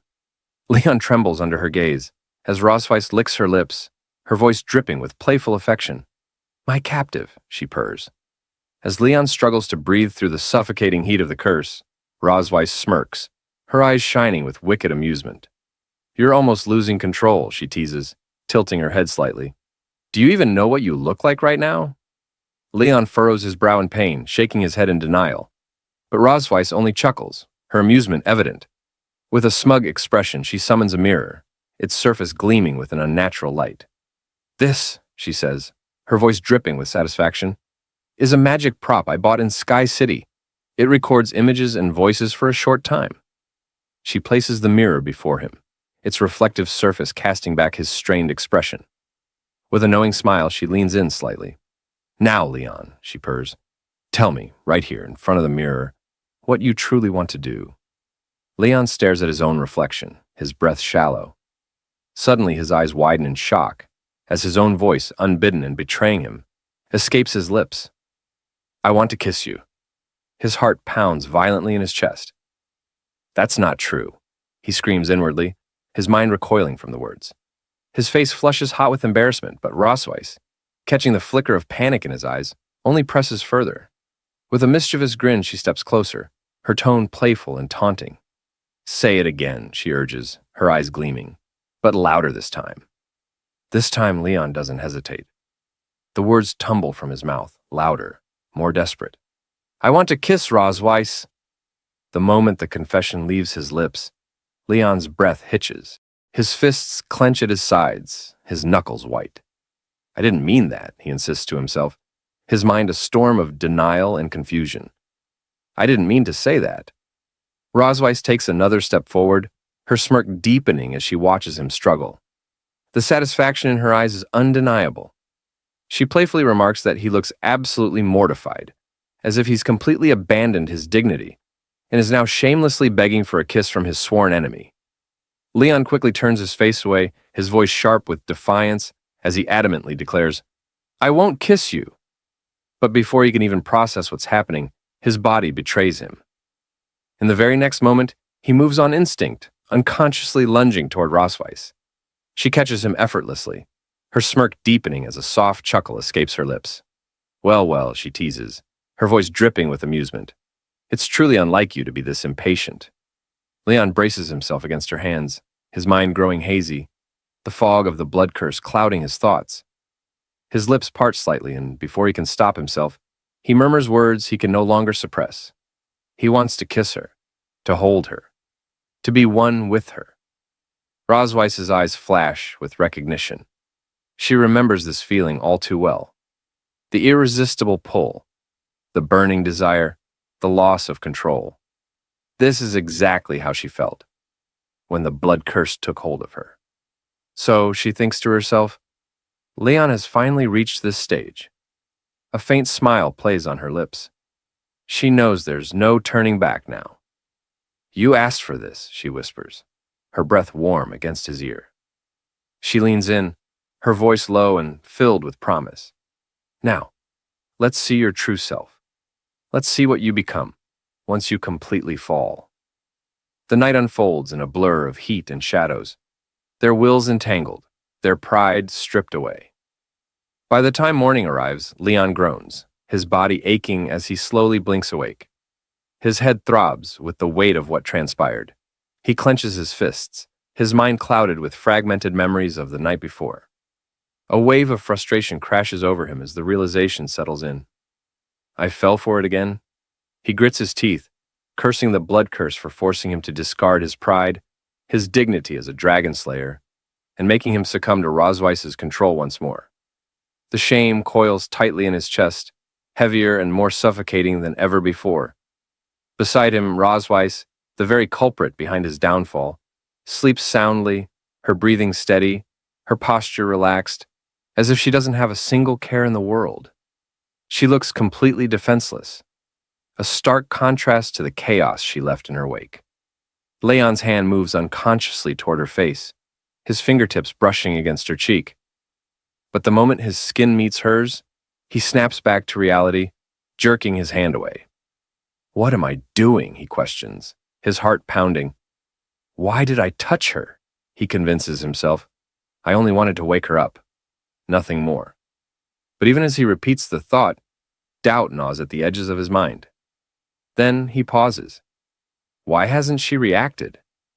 Narrowing his eyes, he mutters, Don't tell me you're pretending to be asleep. Leaning in, he pokes her forehead gently. Hey, he says, his voice a mixture of irritation and lingering confusion. Stop pretending. He shakes her gently, his voice firm as he orders, Wake up. His brow furrows in frustration. She's usually so self-disciplined, he thinks. Why is she still asleep? A flicker of concern creeps into his mind. Could she be under the influence of the blood curse? He knows all too well that the curse's effects vary, depending on the victim's physical resilience. When he'd first fallen prey to it, he'd been on the brink of death. The curse had nearly claimed him, dragging him into a coma that lasted 2 agonizing years. Even now, he doesn't fully understand how he managed to survive. But Rosweiss? She's not just anyone. She's the Dragon Queen, strong, healthy, and nearly indomitable. Even so, Leon muses, she'll probably be unconscious for about a week. As the realization sinks in, a smug smile curls at the corners of his lips. This is perfect. A week might not be enough time for an ordinary human to escape her reach, but Leon isn't ordinary. Not when he's equipped with the black gold armor. Leon quickly gets dressed, gathers his belongings, and decides that with the help of stamina recovery potions and pills, running at full speed should be enough to get him back to the human realm. He grins, confident in his plan. By the time Rosweiss wakes up and realizes he is missing, it will already be too late. He laughs loudly, but as the thought settles in, reality hits him. It has been 2 years since he left the Empire. He has no idea what the situation is like over there now. Setting the potion back down, Leon frowns, realizing there are still too many unanswered questions about his capture back then. Returning rashly would be too risky. He decides it's better to be cautious. Besides, he has already asked Rosweiss to investigate the Master's current situation. Maybe I should wait for her news. More importantly, he has to think about his daughters. As he glances out the window, watching them play, Leon's thoughts soften. He reminds himself that he cannot abandon them now. A small smile creeps onto his face as he realizes the truth. Despite everything, he still has to stay in the Silver Dragon Castle. After all, he hasn't taken his revenge on Rosweiss yet. That evening, as Noah and Muan enter the room, they grow increasingly worried that their mother is still not waking up. Muan calls out to her, asking if she's okay since she has been asleep all night. Noah turns to Leon suspiciously, narrowing her eyes before questioning him about what he did last night. Under Noah's intense gaze, Leon starts to feel nervous.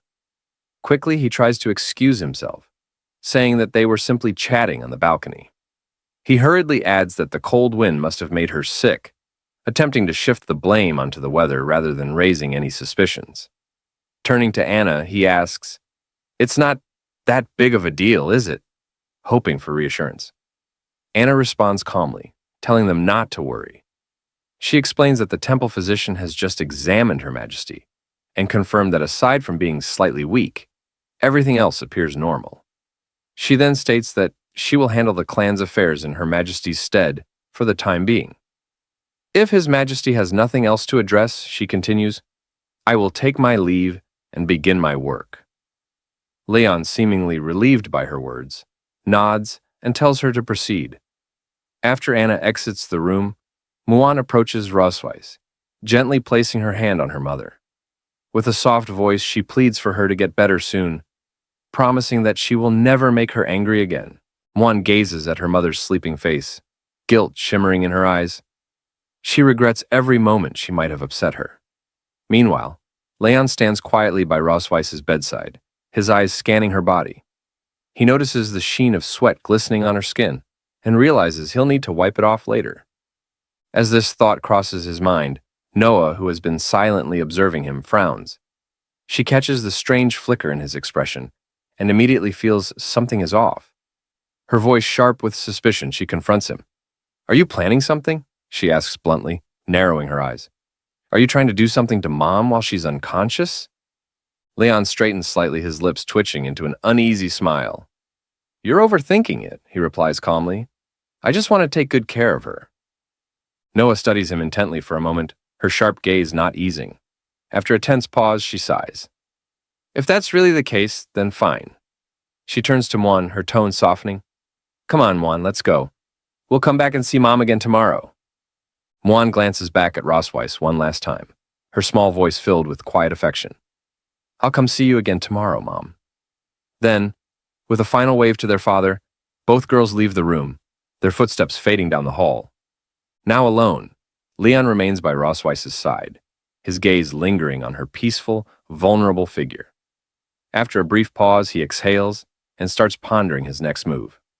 Finally, he decides to fetch a basin of water and a cloth to wipe away the sweat beading on her skin. He recalls applying medicine to her earlier and worries she might catch a cold if left like this. As he gently wrings out the cloth, he thinks to himself, when Rosweiss wakes up, she better not misunderstand my intentions. Looking down at her, Leon notices something unusual. Rosweiss, who usually flaunts her large, elegant tail with pride, now lies so weak she can't even move it. The sight makes him sigh softly. With care, he begins to wipe her body, his movements slow and deliberate. Once he's finished, he hesitates. Should I change her clothes too? The thought lingers, but practicality wins out. His eyes wander around the room until they settle on a nearby cupboard.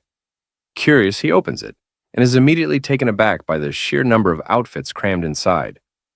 He thinks to himself that with so many outfits, it should be fine to pick something he likes. He begins rummaging through them, tossing clothes around as he searches for something suitable.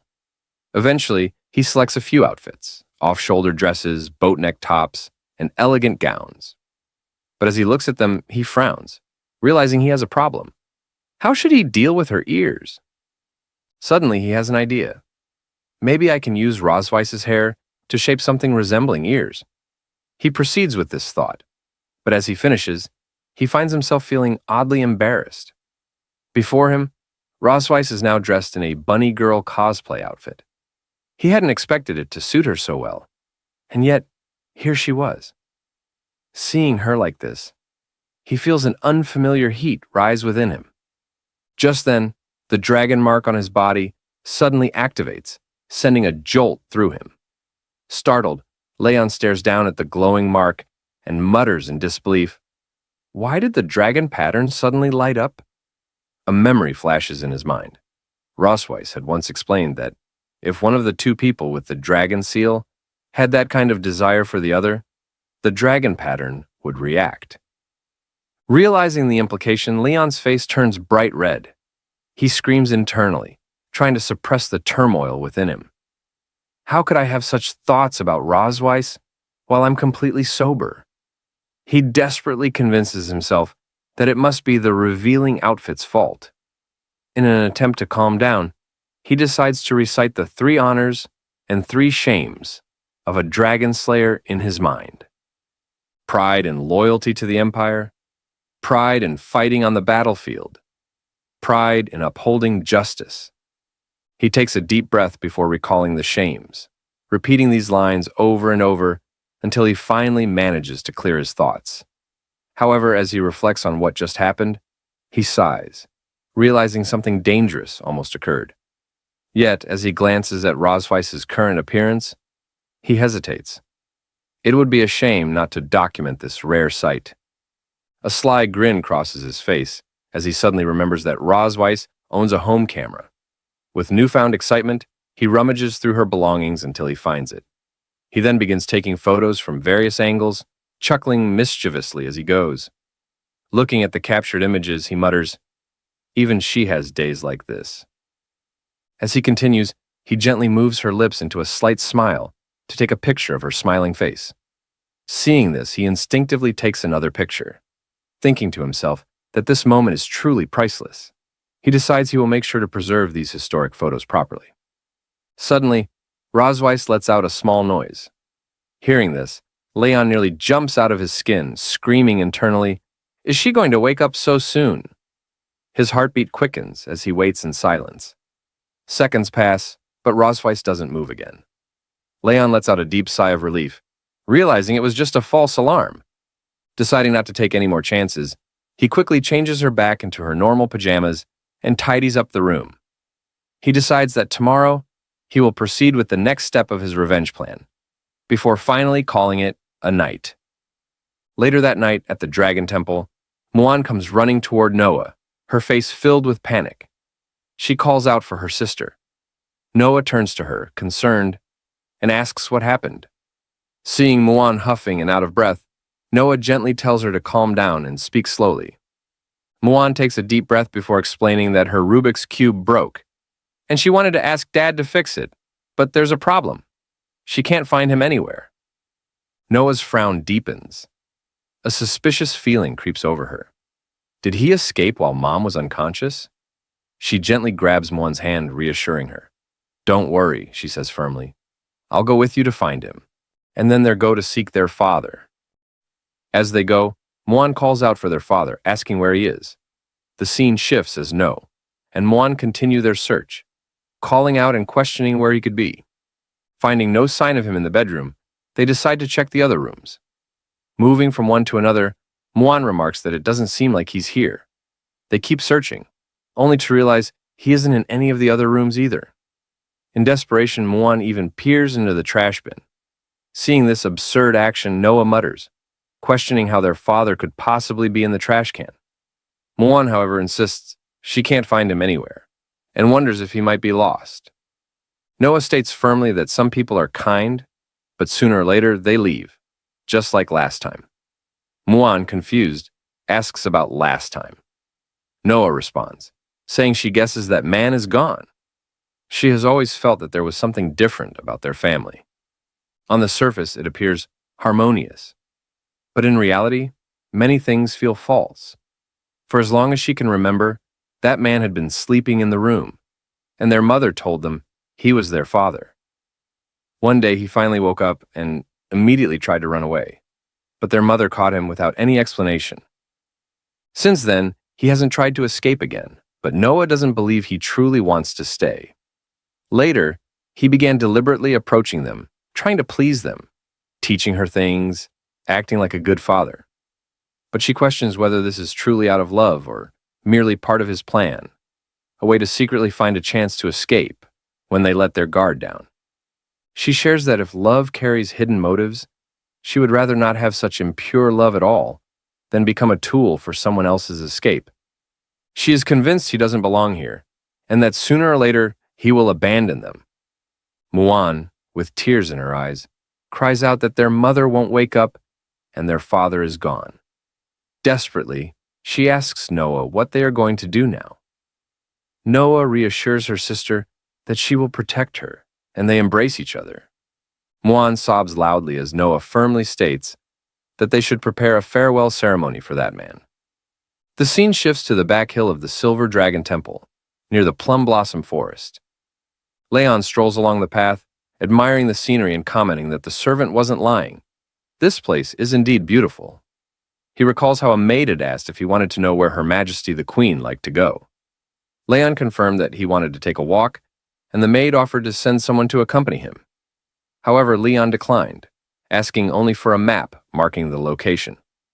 Now, standing in the serene surroundings, Leon notes that his movements have been restricted, and he only managed to come out now because the mother dragon is unconscious. He decides to use this opportunity to investigate the surrounding terrain, and plans to surprise her when she wakes up. Smirking, he admits to himself that pretending to investigate the places the mother dragon cherishes is just a cover. In reality, it's part of his revenge plan. His true intention is to take advantage of her weakness when she wakes up and humiliate her in the place she holds dear, just as she humiliated him in front of his hometown. He walks up to a massive tree, noting that it's thick enough for what he has in mind. Examining the soil, he mutters that it isn't soft enough, and that it would be nice to cover it with flower petals when the time comes. Turning toward the castle, he observes that from this vantage point, one can see the Silver Dragon Temple at the foot of the mountain. He notes down this location on his list: Northern Cliff, Golden Grassland, Quiet Mountain Stream, and Cherry Blossom Forest. Deciding this spot should be included as well, he smugly states that everything is ready now. All he has to do is wait for Rose Weiss to wake up. He eagerly anticipates the trouble awaiting the mother dragon. The scene shifts to the Silver Dragon Temple courtyard at night. As Leon strolls through, he notices a group of maids weeping near a blazing fire. Approaching from behind, he questions what's going on and why the atmosphere is so lively. One of the sobbing maids cries out that the two princesses wanted to hold a funeral and asked them to prepare a bonfire. Meanwhile, Muan solemnly pays her respects to their father, saying she will offer him steak and hopes he will come back to see them. Noah, however, corrects her, stating that he has already left and that they need to let go. Leon watches the scene unfold, initially assuming they are playing some sort of game. He wonders if he should just go along with it for now. Walking forward, he gestures for the maids to step aside. The maids, shocked to see His Excellency, hesitantly make way for him. Leon casually asks whose photo they are worshipping, joking that his grandfather taught him how to play the swona, and asking if they want him to play it for them. However, as he steps closer and gets a proper look at the table, he is surprised to see his own photo placed there. At first, he smiles, remarking that he looks quite handsome in the picture, but as reality sinks in, he is suddenly thunderstruck. His expression shifts to shock as he demands to know why his photo is on the table. Seeing their father in front of them, Noah and Muan are quite surprised, pointing out that their dad has appeared. Leon, quiet with a gloomy face, tells his dear daughter that he was only out for a day, questioning whether it is too hasty to hold a funeral for him now. Muan gets teary. Without a moment's hesitation, she jumps toward Leon, crying out that their dad is back. She sobs, saying that she thought he didn't want her anymore. Leon gently pats her head, reassuring her, asking what nonsense she's talking about. He states, how could their dad not want them? Noah pouts and says that she and Muan searched for him at the temple several times but couldn't find him. She thought that he had left them. Leon laughs it off, questioning why he would ever leave. He explains that he just went for a walk in the back mountain today, making Noah realize that she had misunderstood the situation. Leon picks up Muan and turns to the maids, telling them that everything is fine now and asking everyone to go home. Muan excitedly asks if she can eat his tribute meal now that he is back. Leon chuckles and assures her that, of course, she can. Muan dashes toward the tribute, exclaiming how great it is, making Leon think to himself that she is definitely not like him because she is so greedy.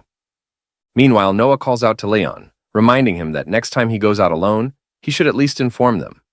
She then pouts in embarrassment, admitting that Muan was very worried about him. Leon laughs it off and apologizes for making them worry. He realizes that Noah clearly cares for him, but is too embarrassed to say it outright.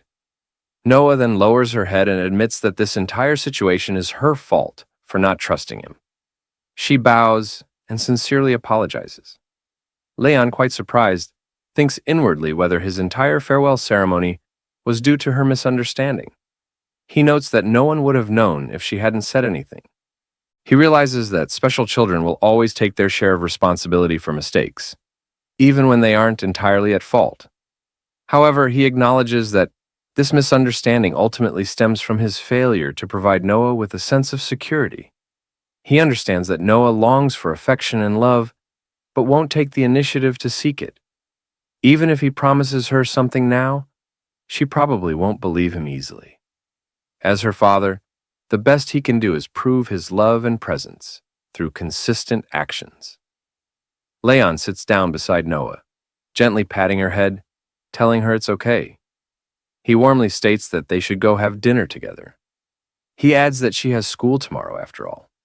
Internally, he promises himself that he will always be with her, ensuring she never has to feel abandoned again. The scene shifts to the queen's bedroom the next day. Muan is sitting beside Rosweiss as she slowly wakes up. Muan immediately calls out to her mother, exclaiming that she is awake. Her eyes well up with tears as she exclaims that she was sleeping all the time and that she was so worried about her. Rosweiss, still feeling weak, reaches out and gently wipes Muan's tears. She says that she is sorry for making her worry. She notices that her body lacks strength and her magic power isn't responding. Rosweiss thinks to herself that, ordinarily, with her Dragon King's body, she should have been able to withstand the side effects of the blood curse backlash. However, she suspects that her current condition is a result of using her power to save that man before. Thinking about Leon, she assumes that, given his personality, he must have escaped by now. Forcing a smile, Rosweiss asks how long she has been asleep. Muan answers immediately that it has been 2 days. Rosweiss thinks to herself that he couldn't have gotten far in 2 days, so she should still be able to send someone to capture him. Just as she contemplates her next move, Leon enters, holding a large fish. He asks Muan about having fish for dinner, stating that he just caught a big one in the back mountain. Rosweiss freezes in shock, while Muan lights up with excitement. Muan exclaims that he is so amazing. Leon grins, enjoying her admiration, saying that, of course, her dad is awesome. Seeing Rosweiss awake, he greets her, questioning if she is awake. Rosweiss, still trying to process the situation, questions why he is here. Leon smirks and shrugs, questioning where else he would be. He explains that he just went to the back mountain to get some fresh air and catch a fish to nourish his dear wife's body. Rosweiss, suddenly flustered, turns away and mutters, questioning who his dear wife is. Muan giggles and teases her mom not to be shy. Leon kneels beside Muan and hands her the fish. He tells Muan that he has a very important mission for her. Questioning if she can deliver the fish to the kitchen, Muan salutes playfully, reassuring him to leave it to her. With that, she grabs the fish and dashes out of the room. As she leaves, Leon calls after her, telling her that her mom and dad have some things to talk about, so they can eat dinner first. Muan waves without looking back. Once they are alone, Rosweiss narrows her eyes at Leon.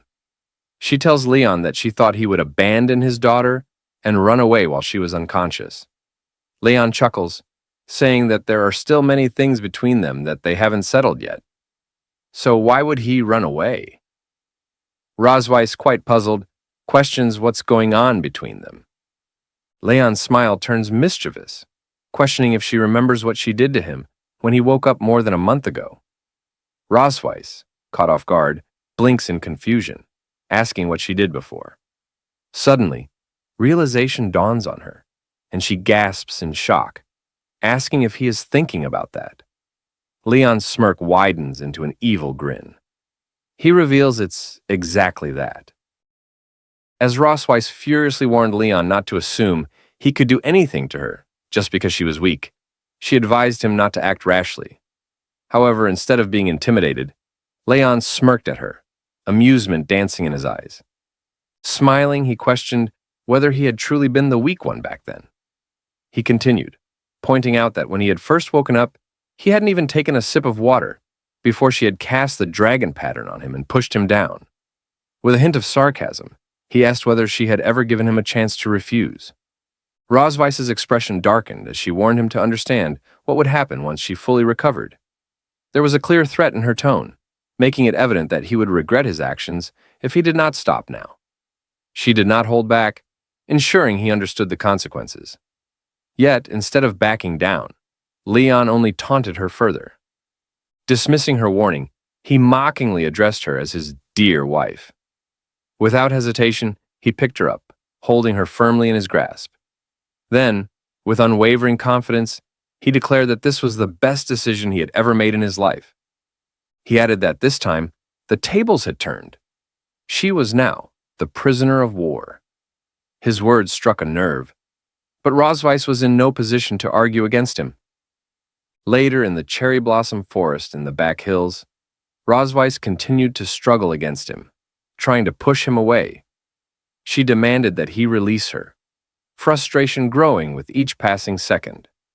However, Leon remained composed, merely warning her not to move. He cautioned that if she struggled too much, she would fall. Grinding her teeth in frustration, Rosweiss couldn't help but think about her situation. If only she had regained her strength, she would have beaten him long ago. Upon reaching the cherry blossom tree, Rosweiss turned to Leon with a sharp glare and demanded to know why he had brought her there. Without hesitation, Leon explained that while she had been unconscious, he had taken the time to carefully investigate the places she frequently visited. He stated that this was her first stop for the night. Rosweiss let out a frustrated groan, clearly displeased with his response. She demanded to know what he meant by first stop, asking if he intended to take her elsewhere as well. Without directly answering, Leon pointed to a specific location in the distance. He explained that it was her temple, and that, from this vantage point, she had a complete view of it. His voice carried a deeper meaning, making it clear that this moment was about more than just sightseeing. Rosweiss narrowed her eyes, immediately suspecting his true intentions. Without hesitation, she asked if he wanted revenge for his hometown. Activating his dragon pattern, Leon met her gaze and affirmed her suspicion. He stated that treating others in their own way was not a privilege exclusive to her dragon clan. Rosweiss suddenly felt a strange sensation as her dragon mark resonated. Her body weakened and she realized her energy was draining rapidly. The feeling was unsettling, and she struggled to maintain her composure. Meanwhile, Leon continued speaking, stating that, although he was human, he possessed a strong sense of revenge and ritual. He urged her to look ahead carefully, to take in the sight of her palace. He reminded her that all her pride and dignity originated from that place. Yet now, she found herself in a position where she could do nothing but allow him to manipulate her. Without warning, Leon pushed Rosweiss down, causing her to lose her balance. He then asked how it felt to be humiliated by a defeated dragon slayer. His voice was laced with mockery as he leaned closer, licking her back in a taunting manner. The action made Rosweiss huff in embarrassment, and she instinctively tried to resist. However, her body reacted involuntarily, making it difficult for her to fight back. A sudden idea crossed her mind, and she quickly coiled her tail around Leon's arm, attempting to catch him off guard. Leon was momentarily surprised, realizing she still had enough strength to fight back. However, his amusement remained as he observed her reaction. Rosweiss gritted her teeth and warned him that while he was in control now, he should enjoy it while it lasted. She made it clear that once she had the opportunity, she would take even more brutal revenge on him. However, Leon simply laughed in response, dismissing her words. He told her not to speak to him about the future, as he always lived in the present. He then stated that the night was still long and that the carnival of revenge had only just begun. The scene shifted to the next morning in the Silver Dragon Queen's bedroom. Leon laid Rosweiss down gently before lying beside her with a sigh of relief. He thought to himself that he had finally returned. Exhausted from tossing her around to different places all night, he reflected on the events that had transpired. As he observed how soundly she slept, he mused that she seemed quite satisfied with the evening. However, the thought made him flinch. Hadn't he come here for revenge? He groaned, shaking his head, trying to push away any conflicting thoughts. He reminded himself that she had fully experienced the humiliation of being pinned down by the dragon slayer she despised the most. With that in mind, he reassured himself that his revenge had been successfully carried out. Determined to leave before the maids awoke, Leon decided to return to his room. He acknowledged that their relationship was not one where they could sleep in the same bed until dawn. However, just as he was about to move, Rosweiss unconsciously reached out and held on to him, taking him by surprise. Trying to clear his thoughts, Leon reasoned that when people slept, they instinctively sought warmth. He reminded himself that this was simply a natural instinct of all living beings, and that he shouldn't let it affect him. Yet, as he lay beside her, holding her hand, he found himself thinking that it was much warmer there than returning to his cold bed in the other room. A small smile formed on his lips as he decided to stay where he was, at least for a little while longer. The next morning, as birds chirped outside, Muan entered the room, attempting to wake her mother. She questioned whether her mother was still asleep, jumping toward her in an effort to rouse her. Urging her to get up, she pointed out that the sun was already shining. Still drowsy, Rosweiss, half asleep, asked Muan to go play with her father instead. Complying, Muan moved toward her father, shaking him in an attempt to wake him. She stated that the sun was shining on his back. Leon, still immersed in sleep, responded drowsily, commenting on the warmth and requesting to rest a little longer. Observing them, Muan frowned, voicing her frustration. She pointed out that the two of them were hugging so tightly that she had no idea whom she could play with. As she pondered, she realized it was the first time she had seen her parents being so affectionate. However, something seemed strange to her. She questioned why there were so many red spots scattered across their bodies. An idea struck her. It had to be bug bites. Rushing to the desk, she rummaged through it, recalling how her mother had taught her about different kinds of bites. She reasoned that if someone had been bitten by an insect, there was always a cream available for treatment. Triumphant, she assured herself that there was no need to worry. Since her sister was away, she would be the one to take care of them. With enthusiasm, she applied the ointment to both Rosweiss and her father, doing so quite cheerfully. After some time, Rosweiss finally called out to wake her husband. As Leon stirred, he immediately sensed something odd. Feeling a strange sensation on his face, he noticed that his entire body was covered in unusual markings. Dazed, he turned to look at Rosweiss's face, and upon seeing her condition, he burst into laughter. Rosweiss, puzzled by his reaction, questioned what was wrong with him.